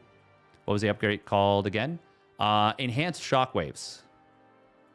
Enhanced shockwaves. Only thing is, I would worry about how strong that would be against Zerg. But at the same time, I would kind of be okay I think if they're going to do that, they need to lower the fighting stats of the Ghost. I still think the Ghost is just too strong of a fighting unit. But like I'm okay with the Ghost being buffed as a support unit and nerfed as a fighting unit. Because I mean it's a spellcaster. It should cast spells. So it's going to be beyond Skillus.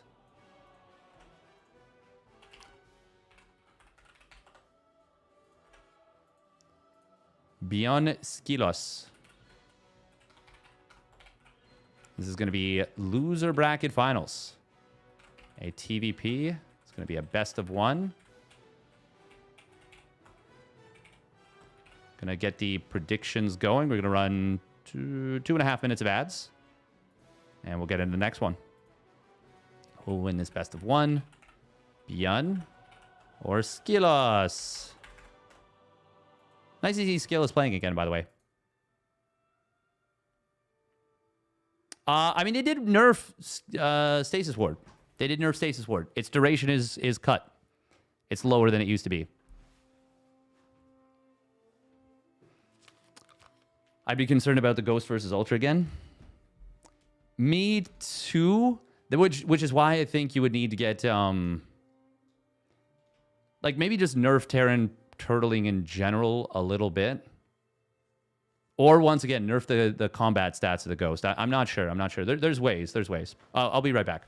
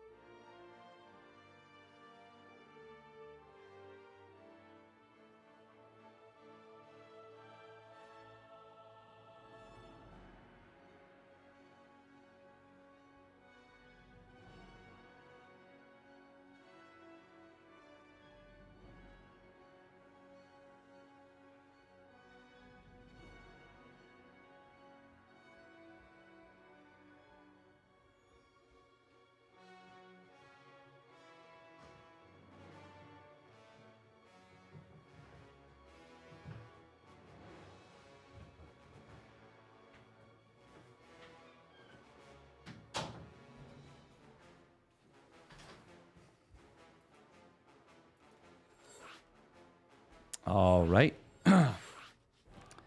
We are back just in time. Oh, God. Meh. Yeah, I'm talking about the EMP AoE or the Ghost supply. In general, I've always felt like the Ghost was too strong of a fighting unit. Just generally speaking. Wasn't even always research versus erg. That's true. That's true, but I have always felt that... I don't know.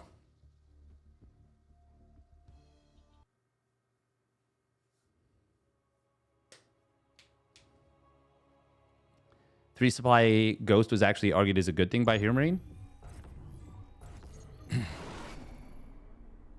Fair enough. Yeah, I mean, I've always said that the Ghost is amazing for what it does, you know?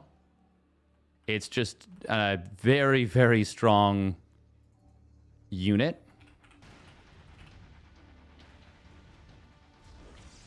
I don't know. Yeah, I think what he means is that the 3 supply Ghost, it's a unit that should cost 3 supply. Not that it was a buff. But maybe I'm misunderstanding. All right, here we go. Spawning up at the top right, it is Skillus in the red. And his opponent sending an SCV across the map. There's going to be an engineering bay block, I think. It is Beyond for the Shopify Rebellion.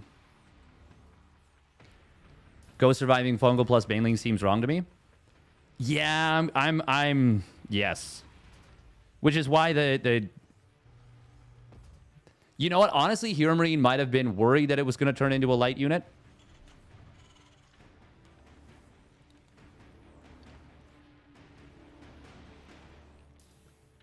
This is very unfortunate for Skillus. He's looking around for the proxy racks and misses the engineering bay that just kind of walks right in front of him.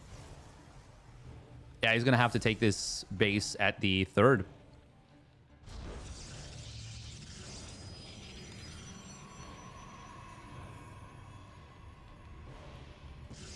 Yeah, sometimes it's not necessarily about exact numbers or whatever. It's just like vibes are off, you know? Like it feels like the vibes of a bio unit getting fungled and then hit by like 5 Banes and surviving. That does feel wrong.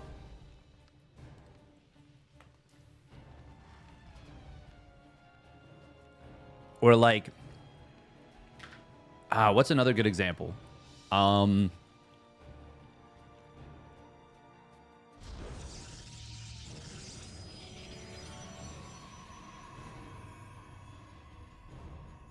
I mean, if the queen was light, I think that would mean that Zerg just doesn't really win TVZ anymore.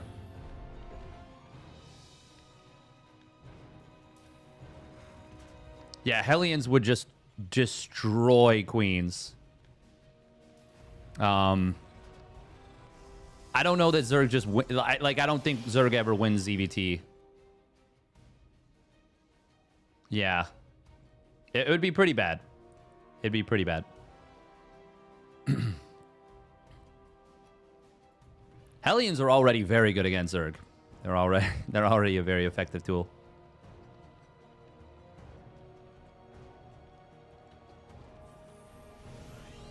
That's what I'm talking about, tradition. Yeah, you kill the rest of the bio, and then like 7 ghosts survive. And even without snipes, they just kill all the lings. Or like, yeah, like they're fighting a bunch of Lingbane Hydras, or Ling Hydra even. They just kill so much.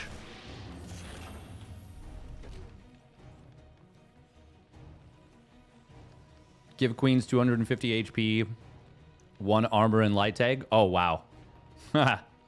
Thorn choosing war.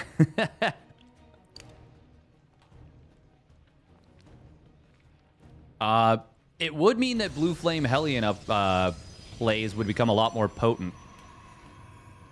Because if you don't make roaches against that, you will just die. I was going to say they were already armored, but I figured that's what you meant. Cyclone on the left side. Skillus does go 2 gate blink into the 3rd Nexus.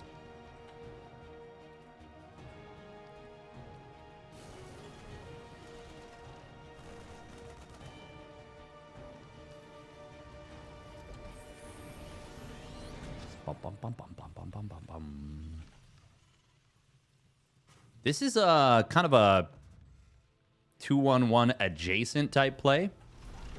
Obviously, he gets a tank, he gets a cyclone, but it's still 2 barracks with a relatively fast stim, and then going to be double medevac most likely. I mean, it'd be very weird if he doesn't go for that here. Yeah. Skill is firing up the charge behind it. No surprise.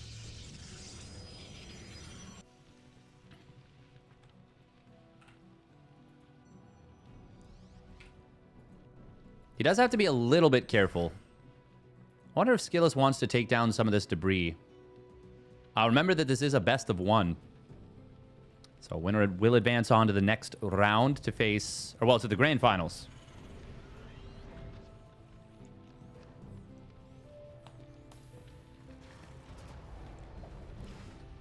Now, I think Max Bax is favored against both of them. But yeah, we'll see. We'll see. Oh, I didn't realize. Yeah, Skillus got the revenge on Shin. Shin knocked him to the lower bracket. Skillus took him out on the revenge. Blink completed. Nice job right there from Skillus, making sure to blink to the side. Oh, there were 2 stalkers here. That's going to be 1 stalker for a cyclone. Not the worst thing in the world. This did let Byun get across the map kind of for free. Skillus was, I guess, looking for the drop. That means Beyond gets to cross this map kind of for free, yeah. But that's a lot of Zealots. They don't quite have charge yet. Oh, Sentry gets taken out for free. This is a lot of damage into these Zealots. We target the pylon after getting the shield battery super low. A little awkward. Blink forward coming in. Looks for the medevacs. Skillus will be able to force Beyond all the way back. But Beyond is going to finish up the +1 weapons. He started a 3rd CC on location. Yeah, I was going to say, that's a bit of a pipe dream here. Surprised Beyond elects to not pop into the bunker there, but he does now. Ooh, there's going to be a blink forward. He will snipe that medevac as it's unloading. Second one getting very low on HP. Beyond going to be forced to abandon these Marines. A little bit of F2, unfortunately. I think Skillus might actually just kill him right here. Yeah, Beyond is not going to be able to hold on the other side of the map. Widowmines get a couple of decent shots, but Skillus split pretty well preemptively. And Beyond going to have to pull the boys into this, which is not what you want at all. Skillus has got this game at this point. Even sniping the depots on the way out. 4th base started up. Gateway Man going burr. Skillus has always been a very good player with the Gateway Man. Oh. Mineral field. Oh. Does it reveal itself just while it's sieging? Scan comes in. He actually doesn't get this. It functions as a bit of a bait. You know what? The Observer HP buff. Why did we do that? Why did we do that? Why did the Observer just get 10 extra HP? The number of times it survived with sub 10 HP.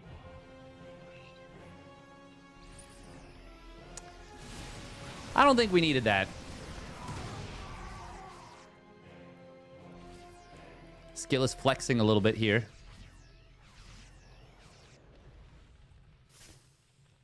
I will say, I love this change for what it can display from Protoss players. Oh, Prism does go down, it looks like.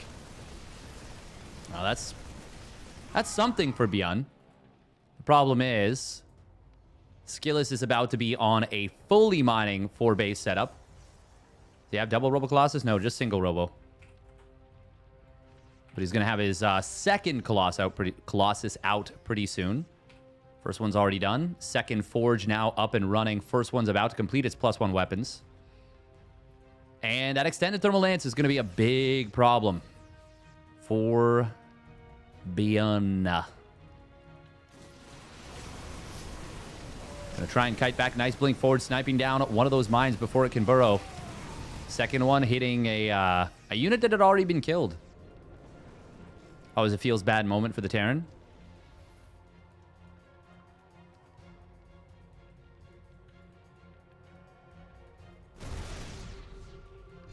A scan comes in, does find one of these observers. Finally, Beyond gonna land a 3rd CC as his opponent's 5th base is nearly halfway done. At this point, it's past halfway done, but when the command center actually landed, it was just shy of halfway done on the 5th. Beyond, I mean, he just doesn't have what he needs to fight this army. Not enough Vikings. Bio count is not at that overwhelming critical mass that you need to be able to deal with this. Now the Colossus get to abuse their range. And oh, we will see one Colossus getting taken out pretty quickly. SCV is going to pull into the fight. They will get melted with impunity. Prism added in. 2-2 on the way for Skillus. Beyond just finished up his armory. And he's got a crazy amount of gas. What is up with Beyond? Like, I still don't understand how Beyond suddenly, in the mid-game, ends up with so much gas. Oh, Zealot Warping goes through before the Vikings can clean this up. And, I mean, yeah, this is just... There's no way, exactly. It's just over. GG. Well done by Skillus. And he will move on to the Grand Finals. Now, this is a double elimination setup. So, if MaxPax wins this, the tournament is over. If Skillus wins it, it will go to the bracket reset. Is this new patch? Is the new patch live or is this still old patch? This is new patch, but... Well, yeah. By the way, thank you to whoever just subscribed. Sneaky subscribe. Appreciate it very much. Zerg insta loses PvZ due to Adept and Oracle then? Actually, yeah. Actually, the Adept would be really good against Queens too. Resonating Glaive plays would be so strong. Oh my god, they would be so strong.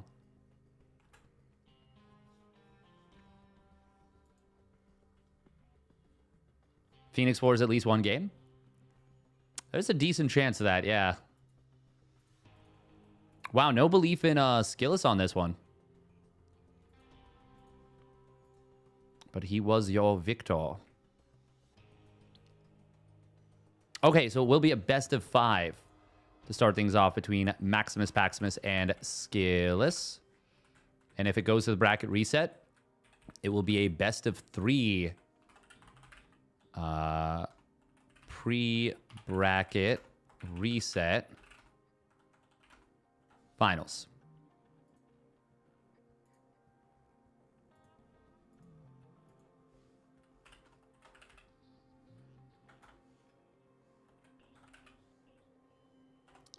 We'll win this best of 5 pre-reset finals. Max Packs or Skillus. All right, quick minute and a half of ads. And Infestors haven't gotten an auto attack yet. Yeah, it is kind of strange. There was a patch released 3 hours ago that vanished. Yes. I don't know. I'm just confused, honestly. Yeah.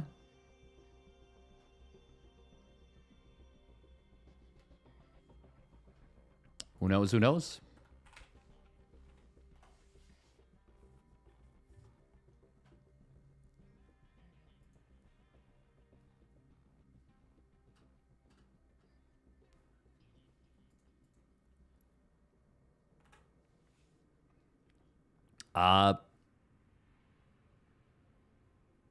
Yeah, no, I don't know.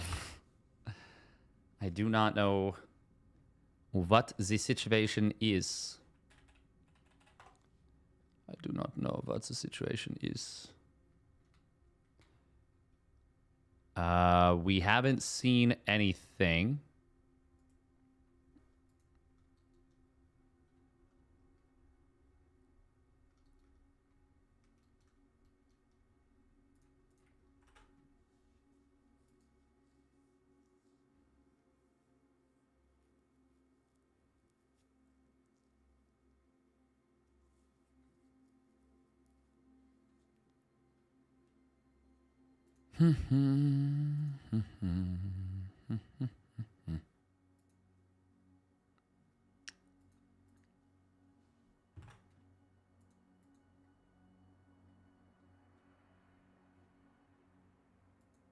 Yeah, okay.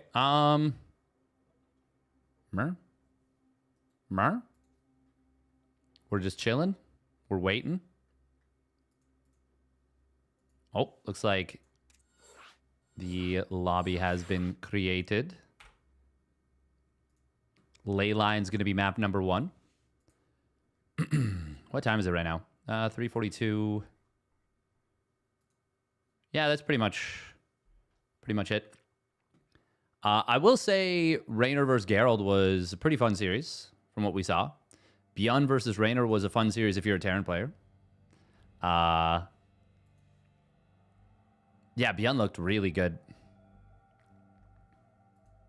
He looked very, very good. Very, very good. By the way, if you are watching on YouTube, would appreciate very much if you like the video. If you haven't already done so. Helps a lot, I think. I actually don't know. I'm honestly kind of assuming. It is cool, though. We've been doing basically just live casts on YouTube and haven't really uploaded anything separately, and we've gotten a lot of love for it, so it's nice to see. Very nice to see. The Maestros the Game playoffs video is doing... It's doing quite well. It's doing quite well. I'm very happy with it.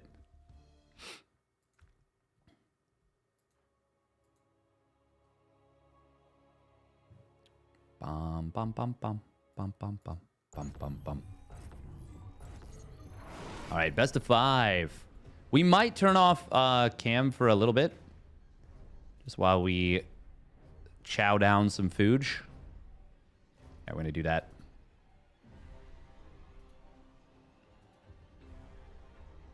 Just while I stuff me face. All right, here we go. Spawning up at the top right, it is Max Pax for Storm Gaming. I don't want it to turn into one of those channels, you know what I'm saying? And spawning down in the bottom left, it is Skillus. In the blue. Fooge is not a good looking word. It's true. That's true. You're right. I agree.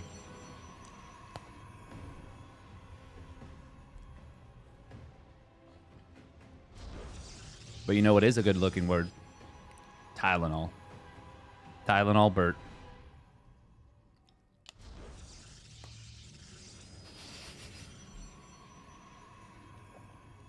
Both players missing each other. Did they? No, they didn't. No, they didn't. I'm lying. Don't listen to the steadfast. What the hell? I did not realize that they did this direction and then around the other way. Huh. I got confused by the pattern on the map.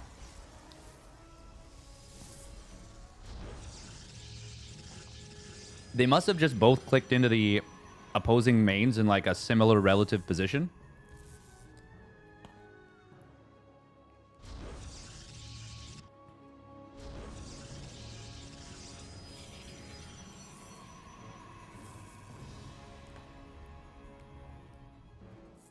Neither player putting a proxy pylon on the map. Neither player doing anything sussy, if I may.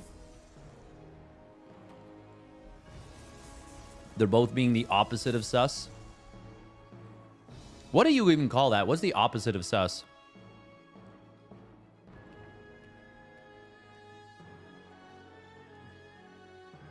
Boring.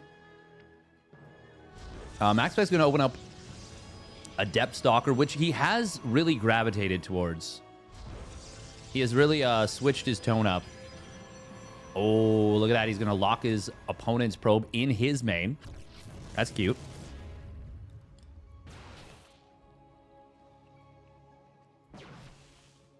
Oh. Oh my god. MaxPax, you're such a tryhard. I love it. Like, there's no reasonable way that you're ever escaping from a stalker there. But he's like, I'm going to make you think I might be able to. I actually love it. It's awesome.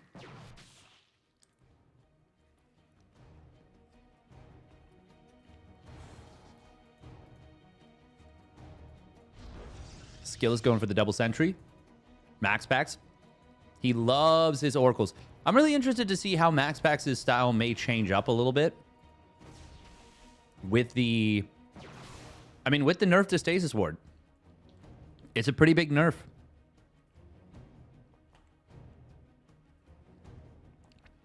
Trustful square. Let's go with inconspicuous.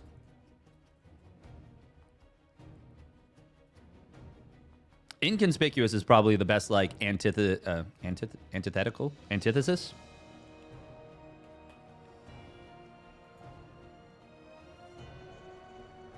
Trustful works too.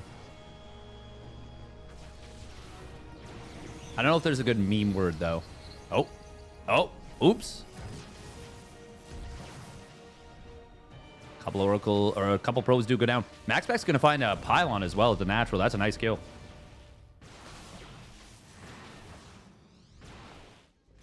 And gets another probe. Meanwhile, Oracle pops back in, gets another probe. Nicely done. Oh, there was a fight at the front. Oh, the second Oracle coming in. MaxPax, if he had been right on top of this, could have gotten even more probes, but he's still going to get 3 additional, getting the 1 as it popped out. Now, losing 2 Stalkers is not great for MaxPax, but the amount of damage he's done already, I mean, it's painful for Skillus, and this pylon is actually really making it awkward to defend the Oracles.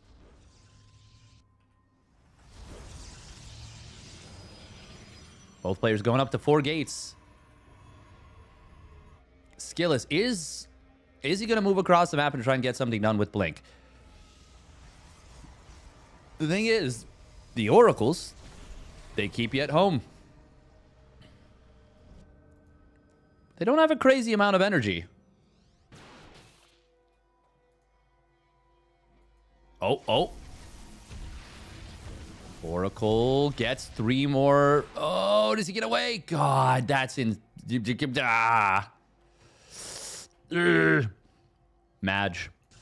Okay, we're going to see pylons dropped on the other side of the map. Yeah, Skillus is going for it. And I think he should. I think he has to. I think he's too far behind to play a macro game right now. He is ahead in the Stalker count. His opponent's Blink is not yet completed. The problem is he is keeping some Stalkers at home. And I don't know about that.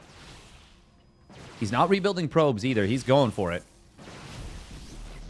MaxPax has stopped probe production as well. Oh, Blink is going to complete just in time to save one of these 2 Stalkers that was force fielded. Guardian Shielded Sentry was taken out for Skillus. I mean, denying a 3rd Nexus is not enough, obviously. Oh, Blink. He already used Blink. Oh, man, and look at this. The split on these 2 Oracles is... Well, it is causing a ruckus. It is causing a big ruckus here. Force field dropped. There's no shield battery at the natural for MaxPax, actually. Can Skillus still make this happen? I would have said absolutely not. There was no way. But Skillus with some great Blink Micro is starting to make a lot of progress. However, his units are so low on HP. There is that shield battery. There's that energy recharge. It's immediately depleted. But there's just way too much HP on MaxPax's Stalkers. Skillus, despite some heroic Blink Micro, just does not have the numbers. It's a numbers game, guys. It's a numbers game, and he just didn't have them. Thank you, Bob Vernon. Did Bob Vernon get the gifted sub, or is that from something else? Either way, thank you. Oh, no, we did. Yeah, we did. That is a new sub. Yeah. Thank you. Is it? No, we've got another sub anyways. Well, thank you very much. Protoss were raised on Tylenol. That's why they're so good. I wonder what it would take to get a Tylenol sponsorship. Like...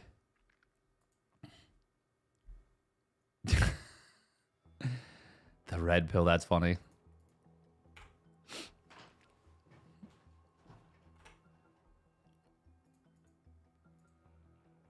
Tylenol pilled. Oh, man. All right, we are getting into... Oh, made without game heart. Oopsie.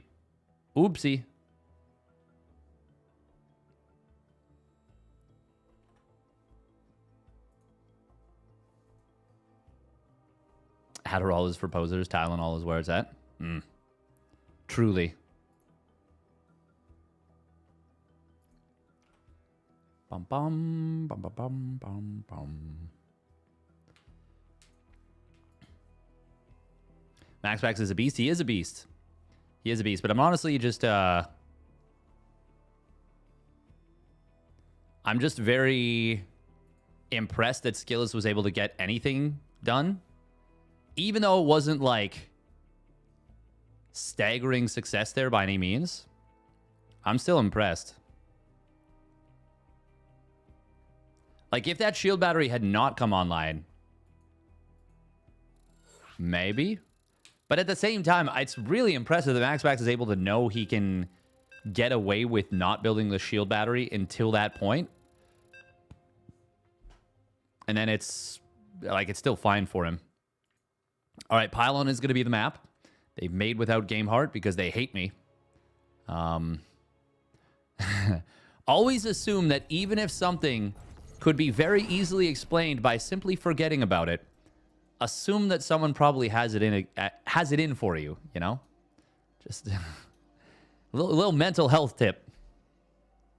Keep that mental from getting too healthy. Jesus. Spawning up in the top left, it is Skillus. In the red. And his opponent spawning down in the bottom right, it is MaxPax for Storm Gaming. In the blue. Yeah, once again, he's just so good with the oracles, man.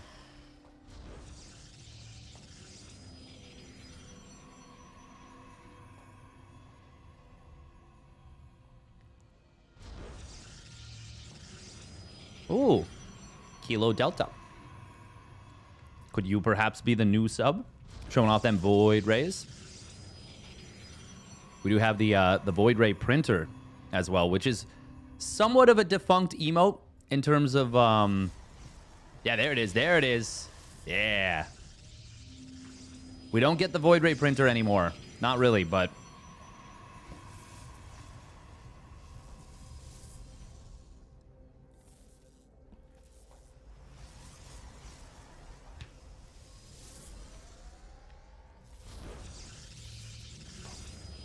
Isn't it crazy how 5.5 years in we still haven't seen MaxPax's face? Nor have we seen him face you on the ladder. Both of those things, exactly. Yep. Oh, Falling Ninja showing off the gold Void Ray. The true golden armada. Hell yeah. I really like the design of those emotes. I also am a big fan of Brain Polish. Hate these things. The roly-poly bolies. The roly-poly boys. They're a big threat.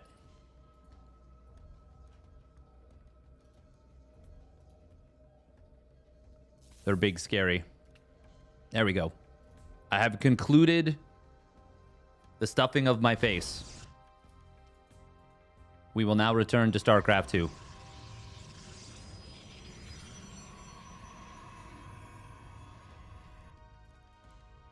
I do like that DT's one. Oh, yeah, you need the,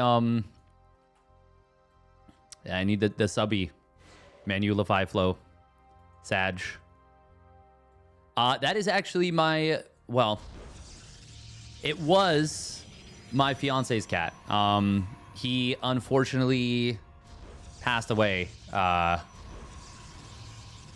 want to say it was in May at this point. Seb was the goat. He was a sassy little lad and a cutie. We miss Seb.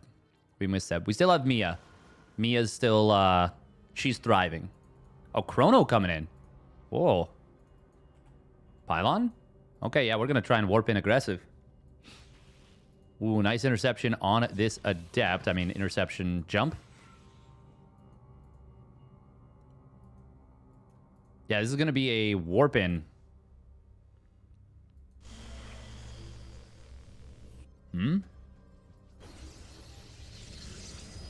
Okay, he's going to warp in defensively while the Oracle is on the other side. There is a shield battery built at home.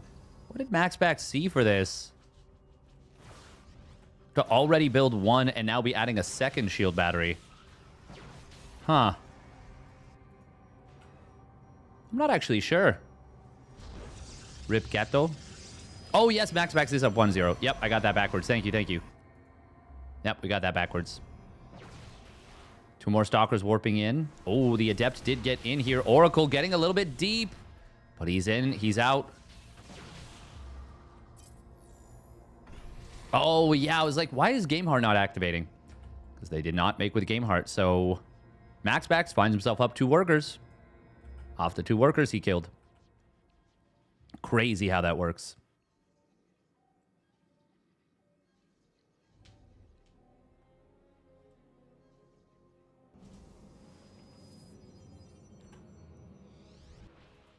As you are, right, Rocker? Appreciate it. Man, the blink is like the same time here for Skillus because he committed rather heavily into early unit production. It means he's got a lot. Force fields could be scary. Or not. The Oracle was distracting.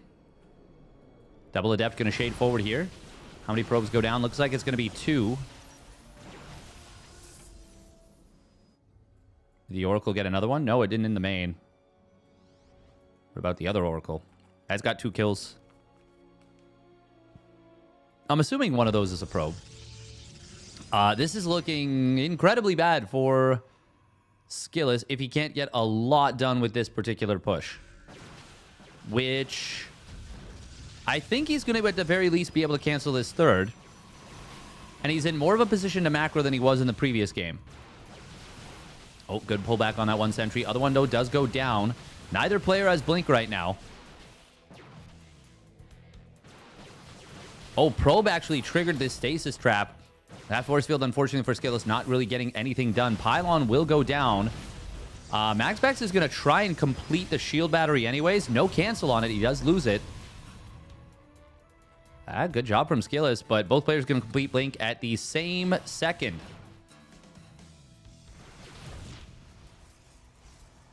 And MaxPax ultimately going to hold his third. Skillus just now firing it up as MaxPax has finished up completely. Skillus needs way more damage. Way more damage than he's gotten. And I don't really think he can find it super easily. I mean, he's ahead in the Stalker count, but like...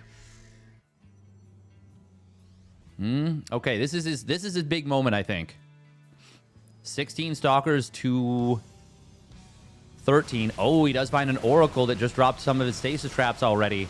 MaxPax was able to blink that one Stalker back, but it took a lot of damage. Probe's going to pull into the fight. Skillus, this is his chance. This is his chance, and he needs to take advantage in a big way. It's a good concave for Maximus Paximus, but Skillus is cleaning up these probes. However, the HP of the Stalkers and MaxPax is a little bit higher. Skillus holding a tenuous Stalker count lead, but not here in this position anymore. It's actually MaxPax who has more at this spot.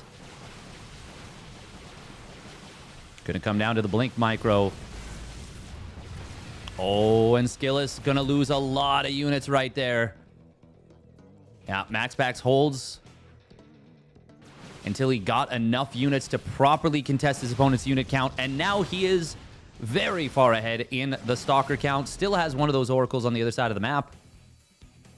Skillus has evened out the economy, but it's 6 gates to 2 with the loss of that proxy gate.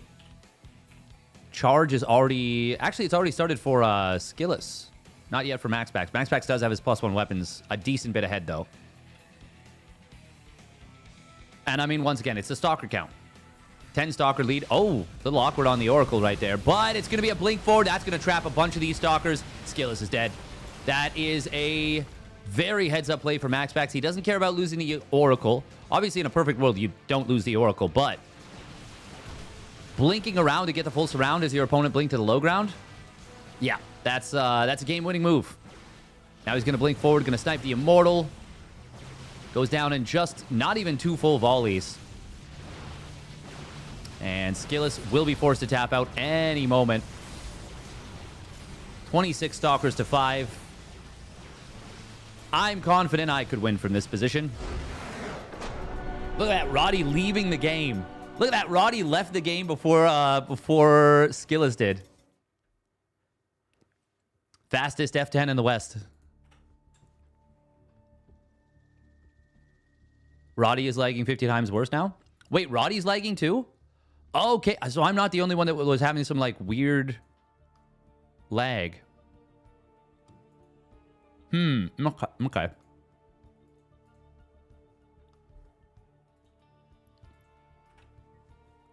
It's BNet probably. I have no idea. I have absolutely no idea.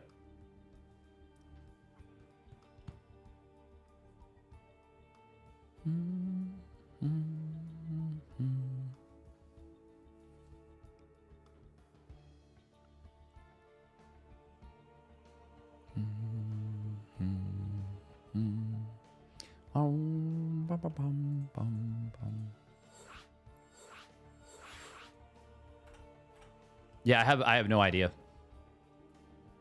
It was only like a little bit for me. Obviously, it's a nuisance, but not the worst thing in the world.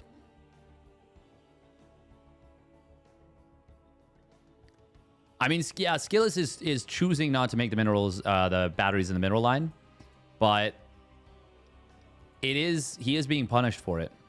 He's being punished for it big time. It's interesting. Roddy just appeared as a different name now for me. He was Rotterdam before. Now he's Paradox. It was unwatchable. That's why he left, I think. Well, it was right as the game finished, so it was just like literally like a split second before.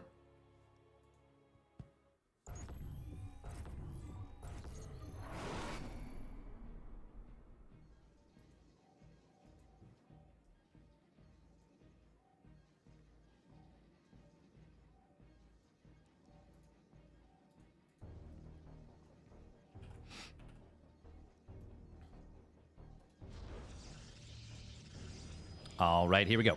Spawning up at the top left, it is Max for Storm Gaming. And his opponent spawning down on the bottom left, it is Skillus. In the blue.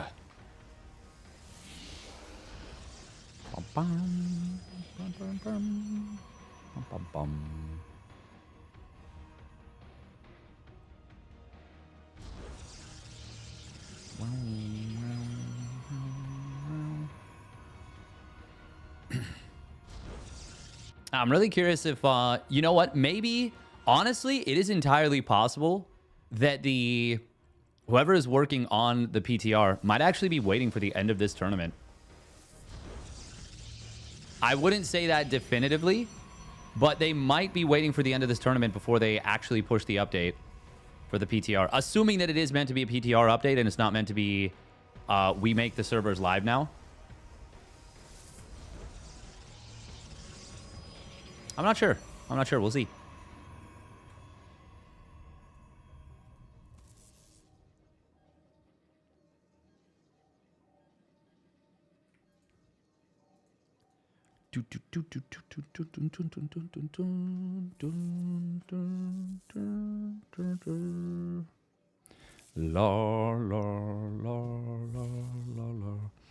Max so far has been cooking okay. I was wondering if we're going to see this at all.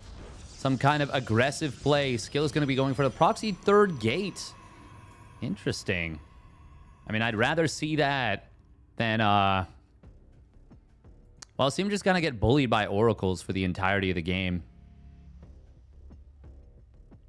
It wasn't even the entirety of the game. It was most of the game in game one, though. Max once again going to open up Stalker Adept.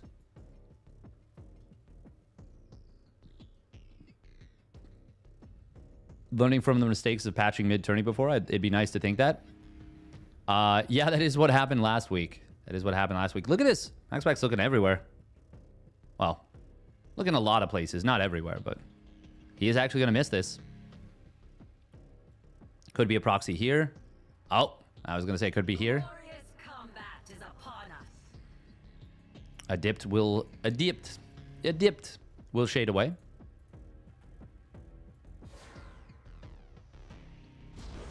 Good block out. Ball lockout.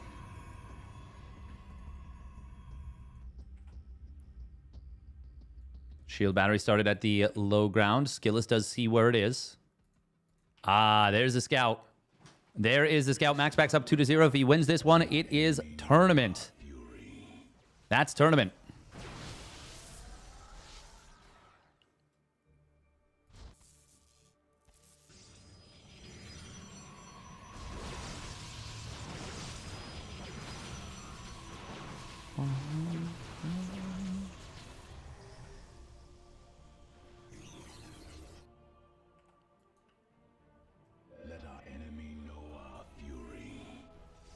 Oracle on the other side of the map will get deflected.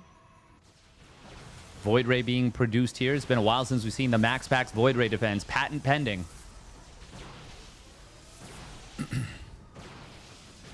MaxPax is obviously in some trouble, but we've seen him in this situation before, and he always looks good. Oh, doesn't quite get that one Stalker. The Void Ray very close to a kill, but not quite.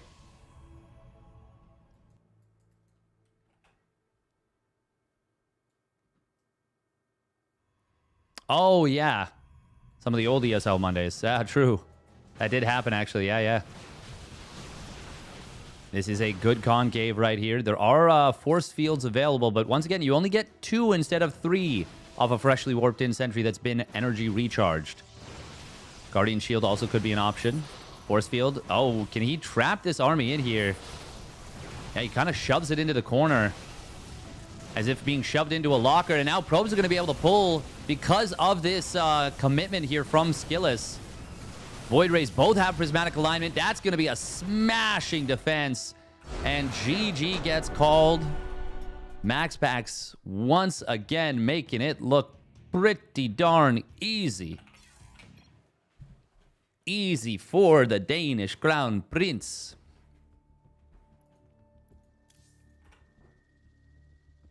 You hate PvP? I mean, it's not everyone's cup of tea, but MaxPax does take down this PTR Cup KSR number 12, Kalaris Steadfast Roti. In this case, it was Life End. Life End? Who was the one who... Life on End.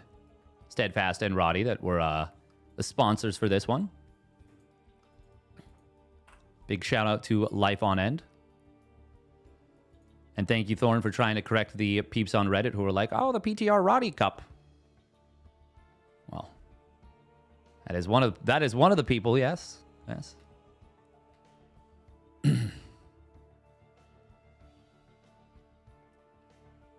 That's okay. I've been recognized by Cyril. I'm Cyril's favorite content creator. What else could you need, you know? By the way, does anyone in the chat watch Giant Grant Games? Just out of curiosity.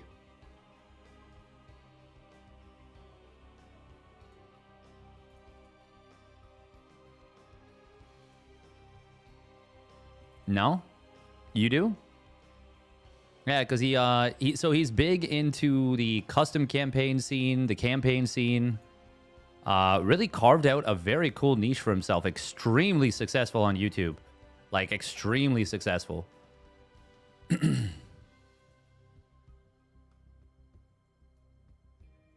Mods. Yeah, mods. Custom campaigns? Campaign mods? Yeah. Oh, yeah, no, that's the thing. He's funded and been, like, I would say the champion of a lot of that stuff, which is pretty cool. Only Giants I watch are the strongman competitions. Nice. But yeah, the unfortunate thing is that Giant Grant Games is discontinuing StarCraft 2 content, which really sucks. Really sucks. I don't know. To be fair, I haven't watched the video or even most of the video. I don't know exactly what's happened with it, but yeah, it kind of sucks. Kind of sucks, I think. Okay, now let's see. Do we get a cheeky patch? What happens when, now that this tournament has wrapped up?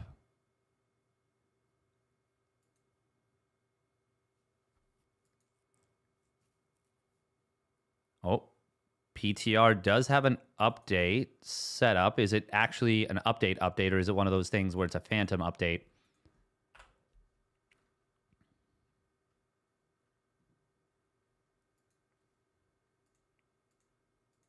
We'll see.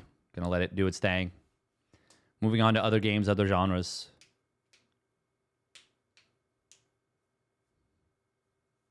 Yes. Yeah. It's...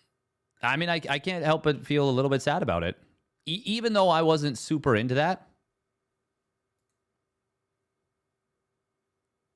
Like, super into that exact kind of thing.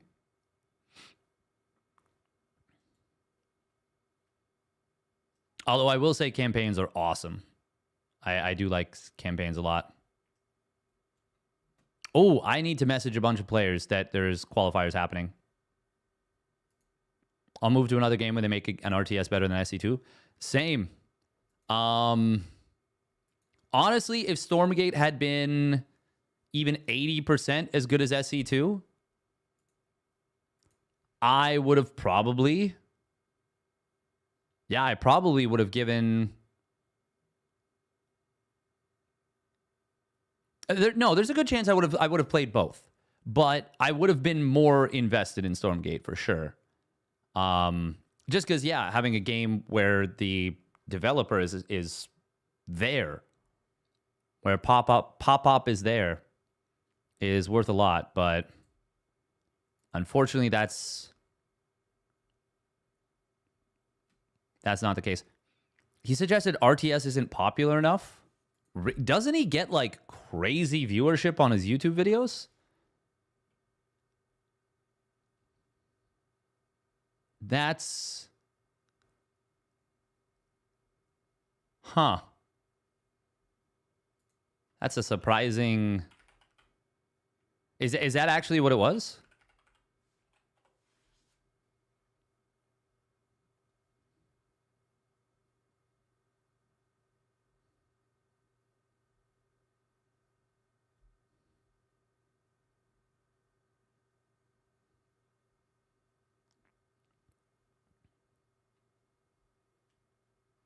I mean, I don't know. I don't know what...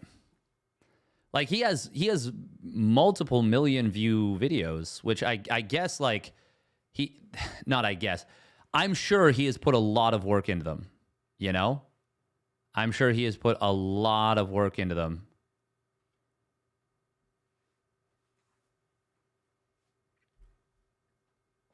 Yeah, I don't know. Who are you talking about right now? Yeah, I've seen both of them. I haven't actually watched either of them, unfortunately. But yeah, Giant Grant Games. Yeah.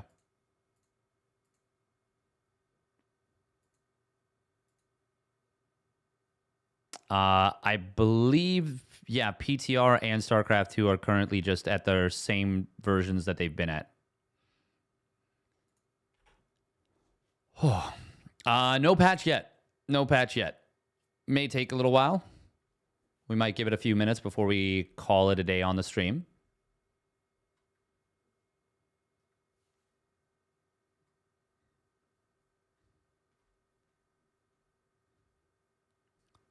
Yeah, it sounds like it's less so...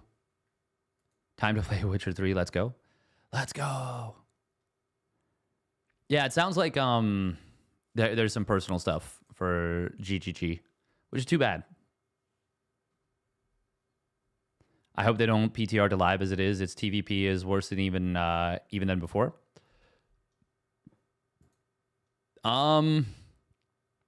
Storm seems really strong. Really strong. Cyclone buff, Ghost being light, High Templar half speed. I'm gonna assume you're the intern. If that's what the patch ends up being. If so, could I actually, what do I want? I feel like I'm like thinking about my letter to Santa right now. I want a fire truck and could I get a counter that tells me how many injects I have on my hatchery, and can I get a blue hat? I already have a red hat. A yellow hat. Well, I don't have a blue hat. I don't know what voice we're doing there, but you get the idea. It's like a kid or something. Just a kid. I'm just a kid. I think maybe we do play one Zerg ladder game right now. Just one. Just one single Zerg ladder game.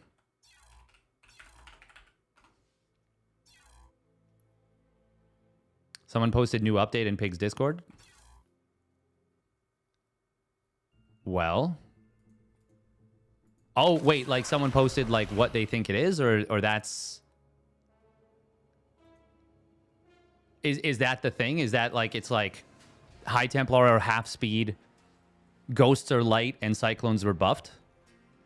I will say the idea of making it so that High Templar Mothership HP back to 350, 350. Storm deals 140 damage over 6 seconds with radius 2.0. 8.75 damage every 0.4 seconds. Dark Templar blink attack delay change to 0.357 instead of 0.25. Drilling Claws effectiveness, not sure. New changes, probably incomplete. Ghost supply reduced from 3 to 2. Ghost now a light unit. Storm range reduced from 9 to 8. I do think storm range needed to be reduced if they were going to increase the radius, so I agree with that. Stim pack cooldown increased from 0 seconds to 1 seconds. I mean, that's obviously just meant to make it so you can rapid fire.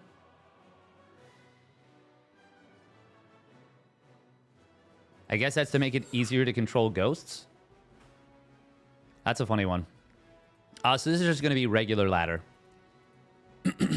Regular ladder. Okay, thank you, Zarila. I wonder if that's going to end up being the patch.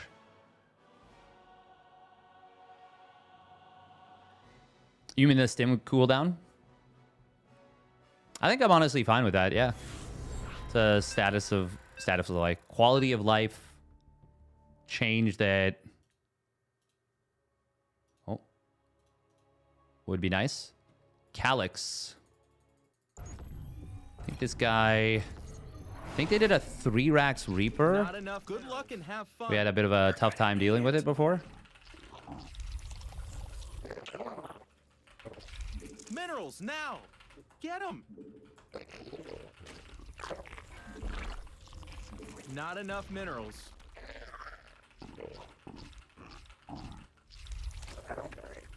Minerals now. Get them.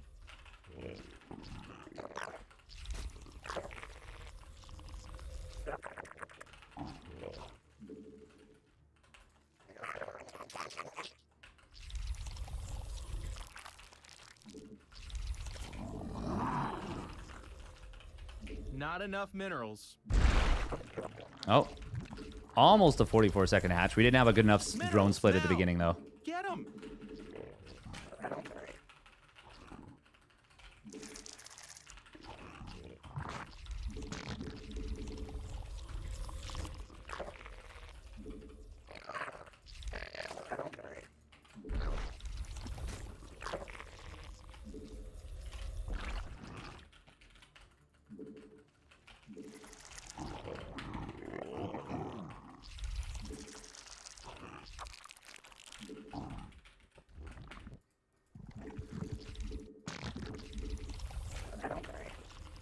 All right, obviously 8 racks on this map is incredibly powerful.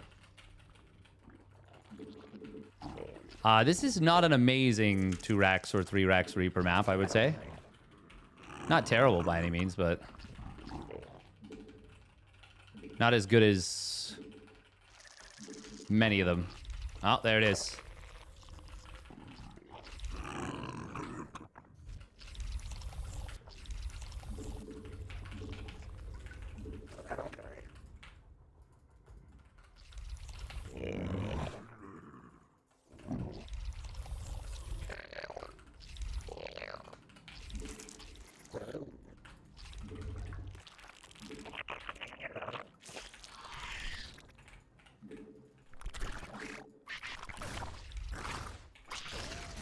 Sky elephants.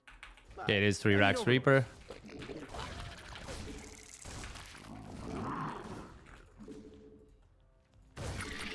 You made another queen. Nice.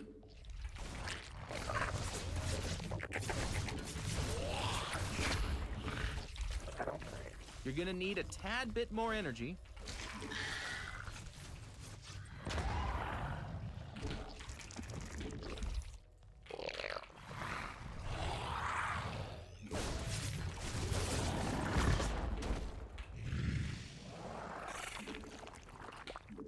Spawn more overlords.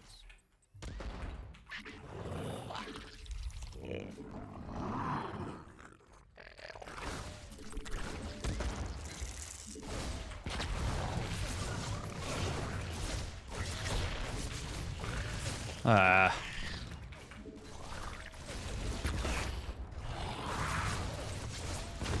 new queen has emerged. We evolved. Stuff got better.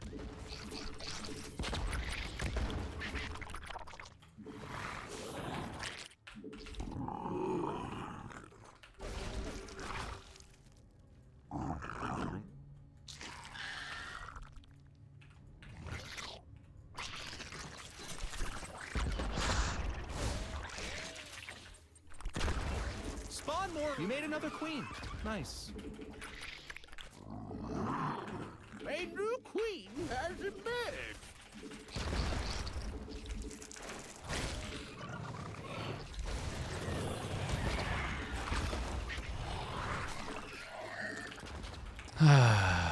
Unacceptable command.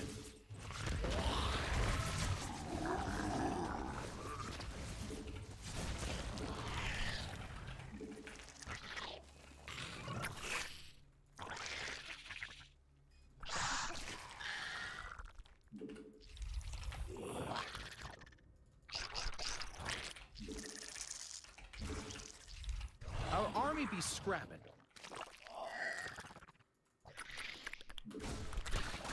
Your forces are under attack.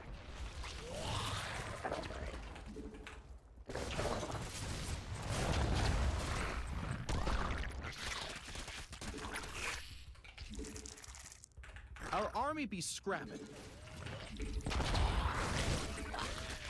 Your forces are under attack.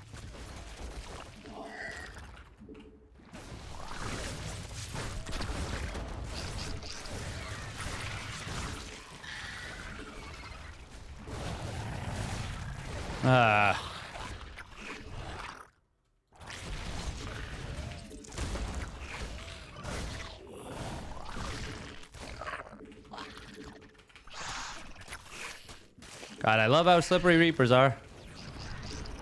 Love it. You made another queen. Nice. Your forces are under attack.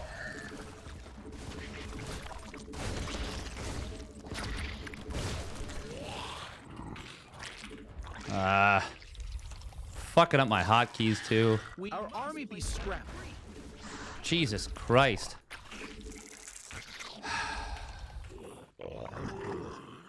Your forces are under attack. This is fucking cringe.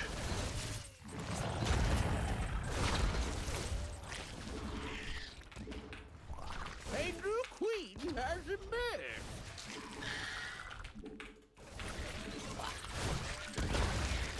He'll just be able to fight his way through this. Yep. Yep.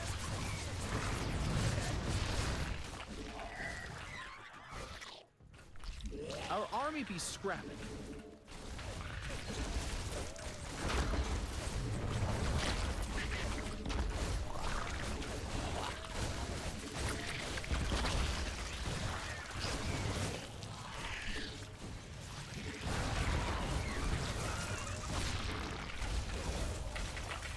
Get out of the goddamn game. Fuck. Fuck, that is so obnoxious.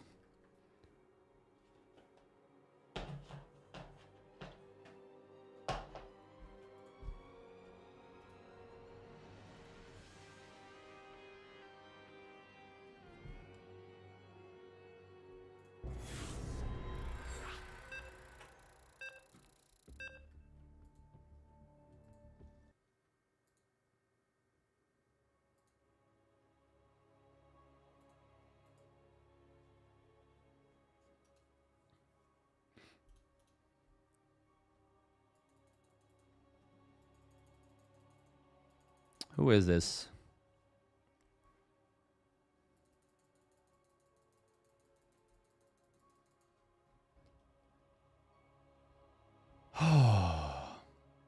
This guy in Harstem's Discord looked through the file that was pushed here. Here's what he said was in it. Oh, this is eggs? Oh, well.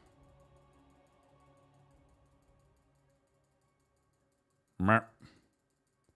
We were already slow.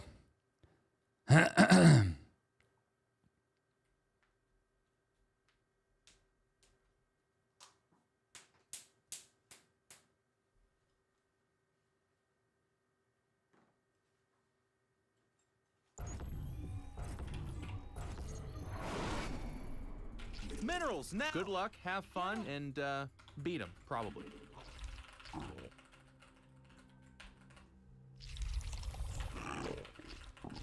Not enough minerals.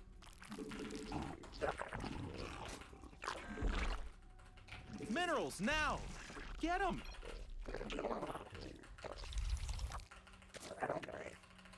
Not enough minerals.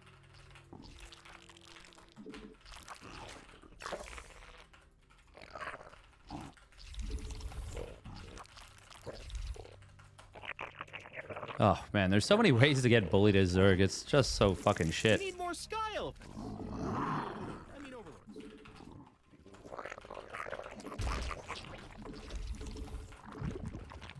Minerals now. Get them. Not enough minerals.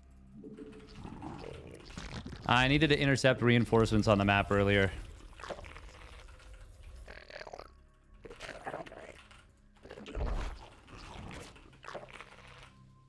Minerals now. Get them. I want in pool timing. That's kind of nice.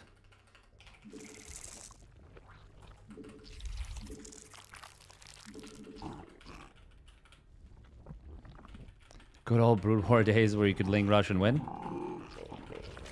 Yeah, not really a thing in these days, but you know, we're gonna see what we can do with a cheeky little Ling Flutterino here.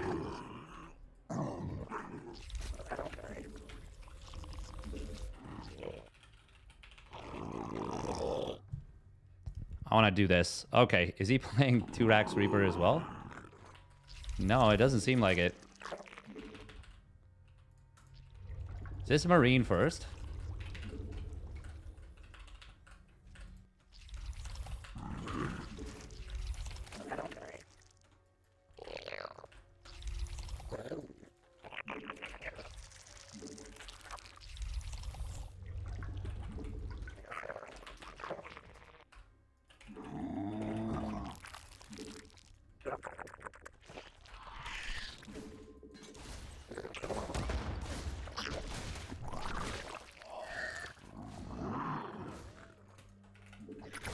Ah!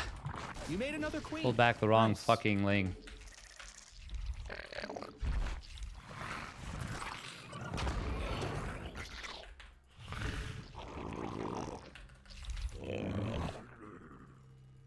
Wait, he's... what?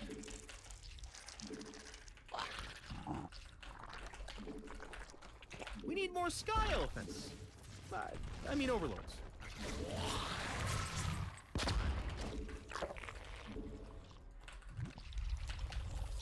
Don't ask me what I'm doing here, because I don't know.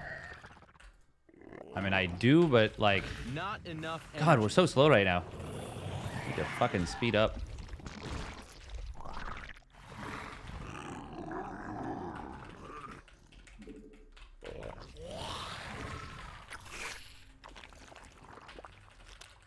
Our army be scrapping. Evolution complete. A new queen has emerged.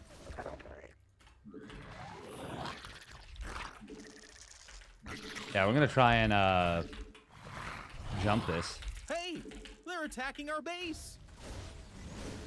Yeah, you need. It can't do that.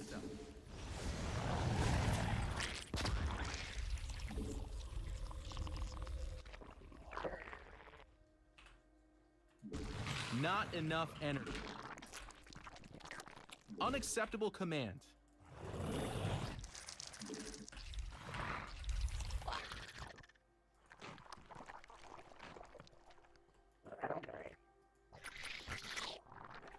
You made another queen. Nice. No way he did not just get fully surrounded there.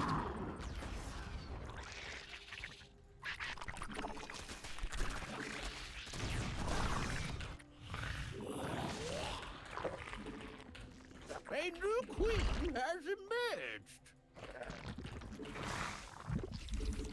We need more sky elephants. God, we're playing like Can't do that. not well right now. Spawn more overlords.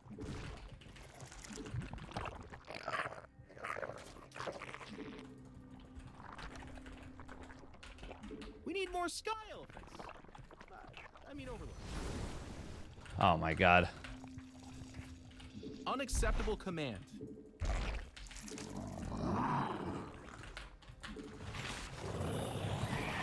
Your forces are under attack. Oh my god, what are we doing?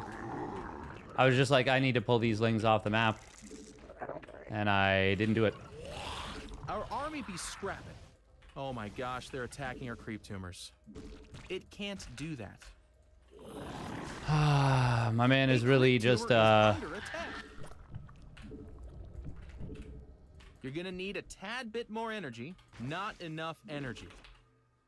We must place that on creep. You made another... Yeah, you need to put that on the purple Oh stone. my god, I thought this was already down.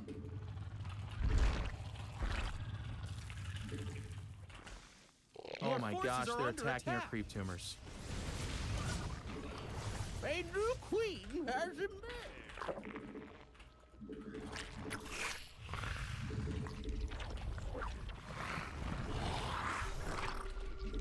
A creep tumor is under attack. Oh my gosh, they're attacking our creep tumors. It can't do that.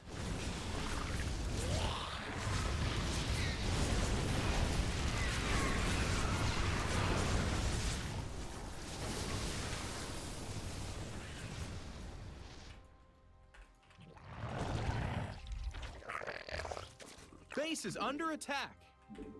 A creep tumor is under attack. God, we are just absolutely coming apart here. We must place that on creep.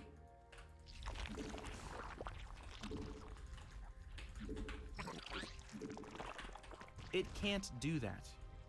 All right, we got to see if it's battle mech or... You're gonna need a tad bit more energy. What? Unacceptable command. We evolved. Stuff got better.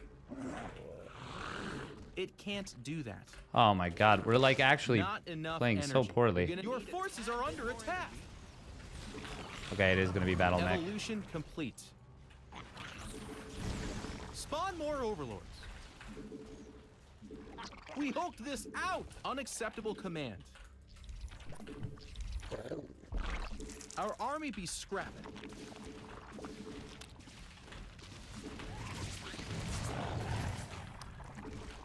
What a weird decision to go Banshee now. Not enough energy. Your forces are mineral field depleted. It can't do that. Unacceptable command. Oh my god, where the fuck did my... Yeah, we're just too slow for this game, aren't we? Lost all my Minerals queens. have up and gone. God, we're so fucking washed.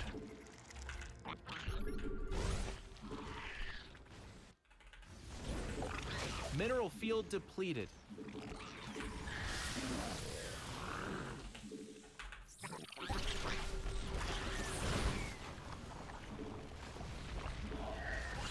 The minerals have up and gone.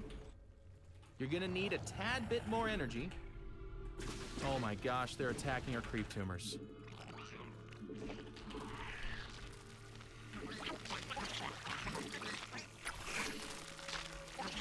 Spawn more overlords. Evolution complete. We never saturated this gas either.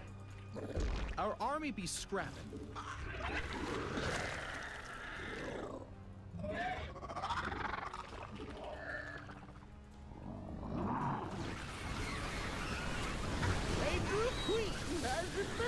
Your forces are under attack. You made another queen. Nice.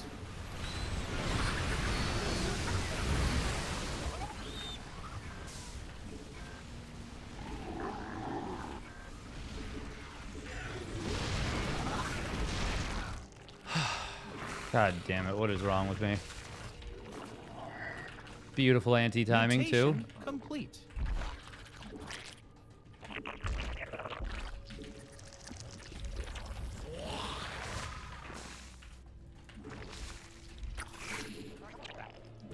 Oh, fucking hell. Yeah, we are just not playing Not well.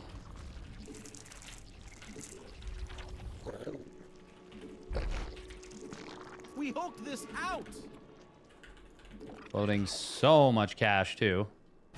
And that is his base secured. Base is under attack.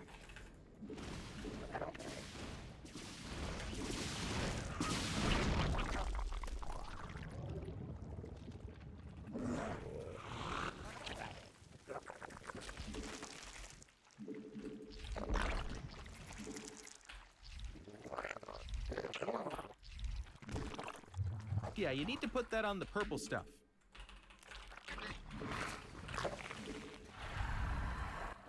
It can't. Mineral field depleted. A creep tumor is under attack.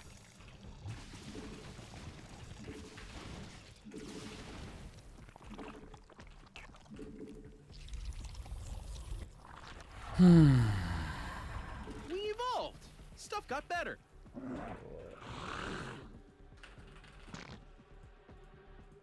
Oh my god, he's already on 2-2 for his goddamn mech.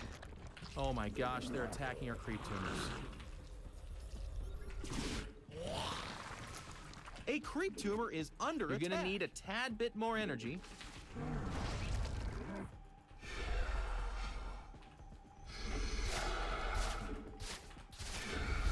The minerals have up and gone. Mineral field depleted. Oh my gosh, they're attacking our creep tumors. Unacceptable command. We are at mutation complete. You're gonna need a tad bit more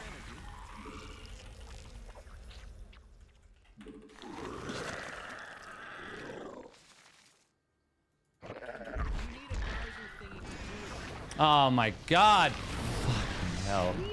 Yeah, I just let him walk right up and take the sickest seed position. Minerals have up and gone. I was gonna A-move this and get fucking destroyed. Depleted.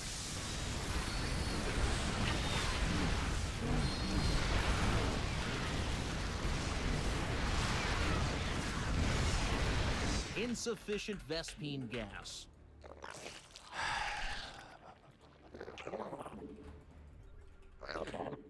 A creep tumor is under attack.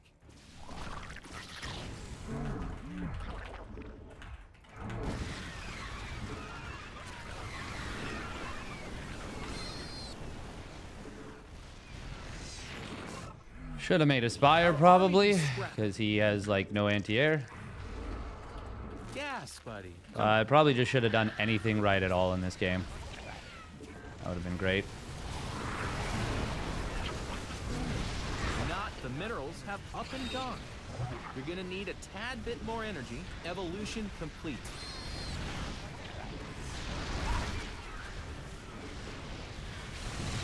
Didn't even have enough files on that. You gotta be fucking... Holy shit. Oh, I'm so tilted. Not enough. We evolved. Stuff got better. Yeah, we are tilted as fuck.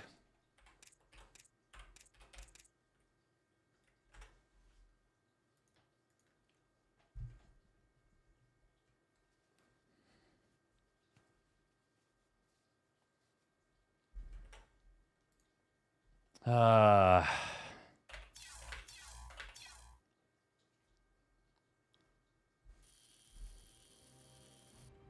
think we're going to hop on the punching bag after this. We're just going to wrap the stream out because that was absolute dog shit.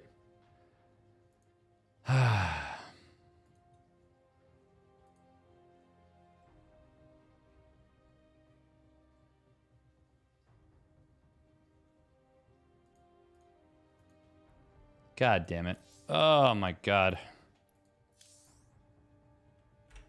Yeah, we're not rating anyone because we're going to be salty about it.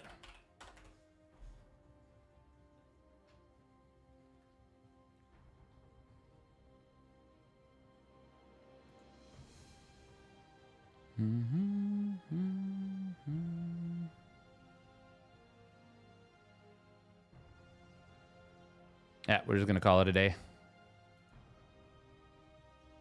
Oh, that was was very frustrating. All right. Stay safe, everybody. Have a wonderful rest of your day. And fuck mech.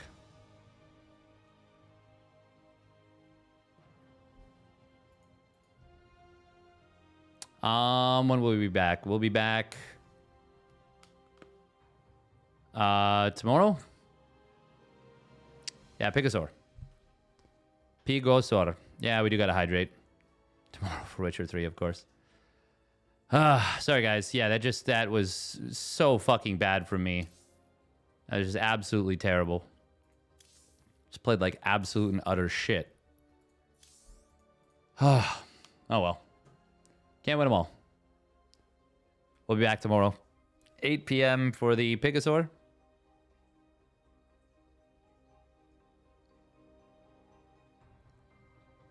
Yeah, programmer off race. Yep. And the easiest possible way to go about it, too, with the mech. So, yeah. And, I mean, Ultra Love is a really bad map for Zerg. Really bad map for Zerg. But still, it was just very bad play. Very frustrating. But that's the problem with Zerg, is, like, you can't...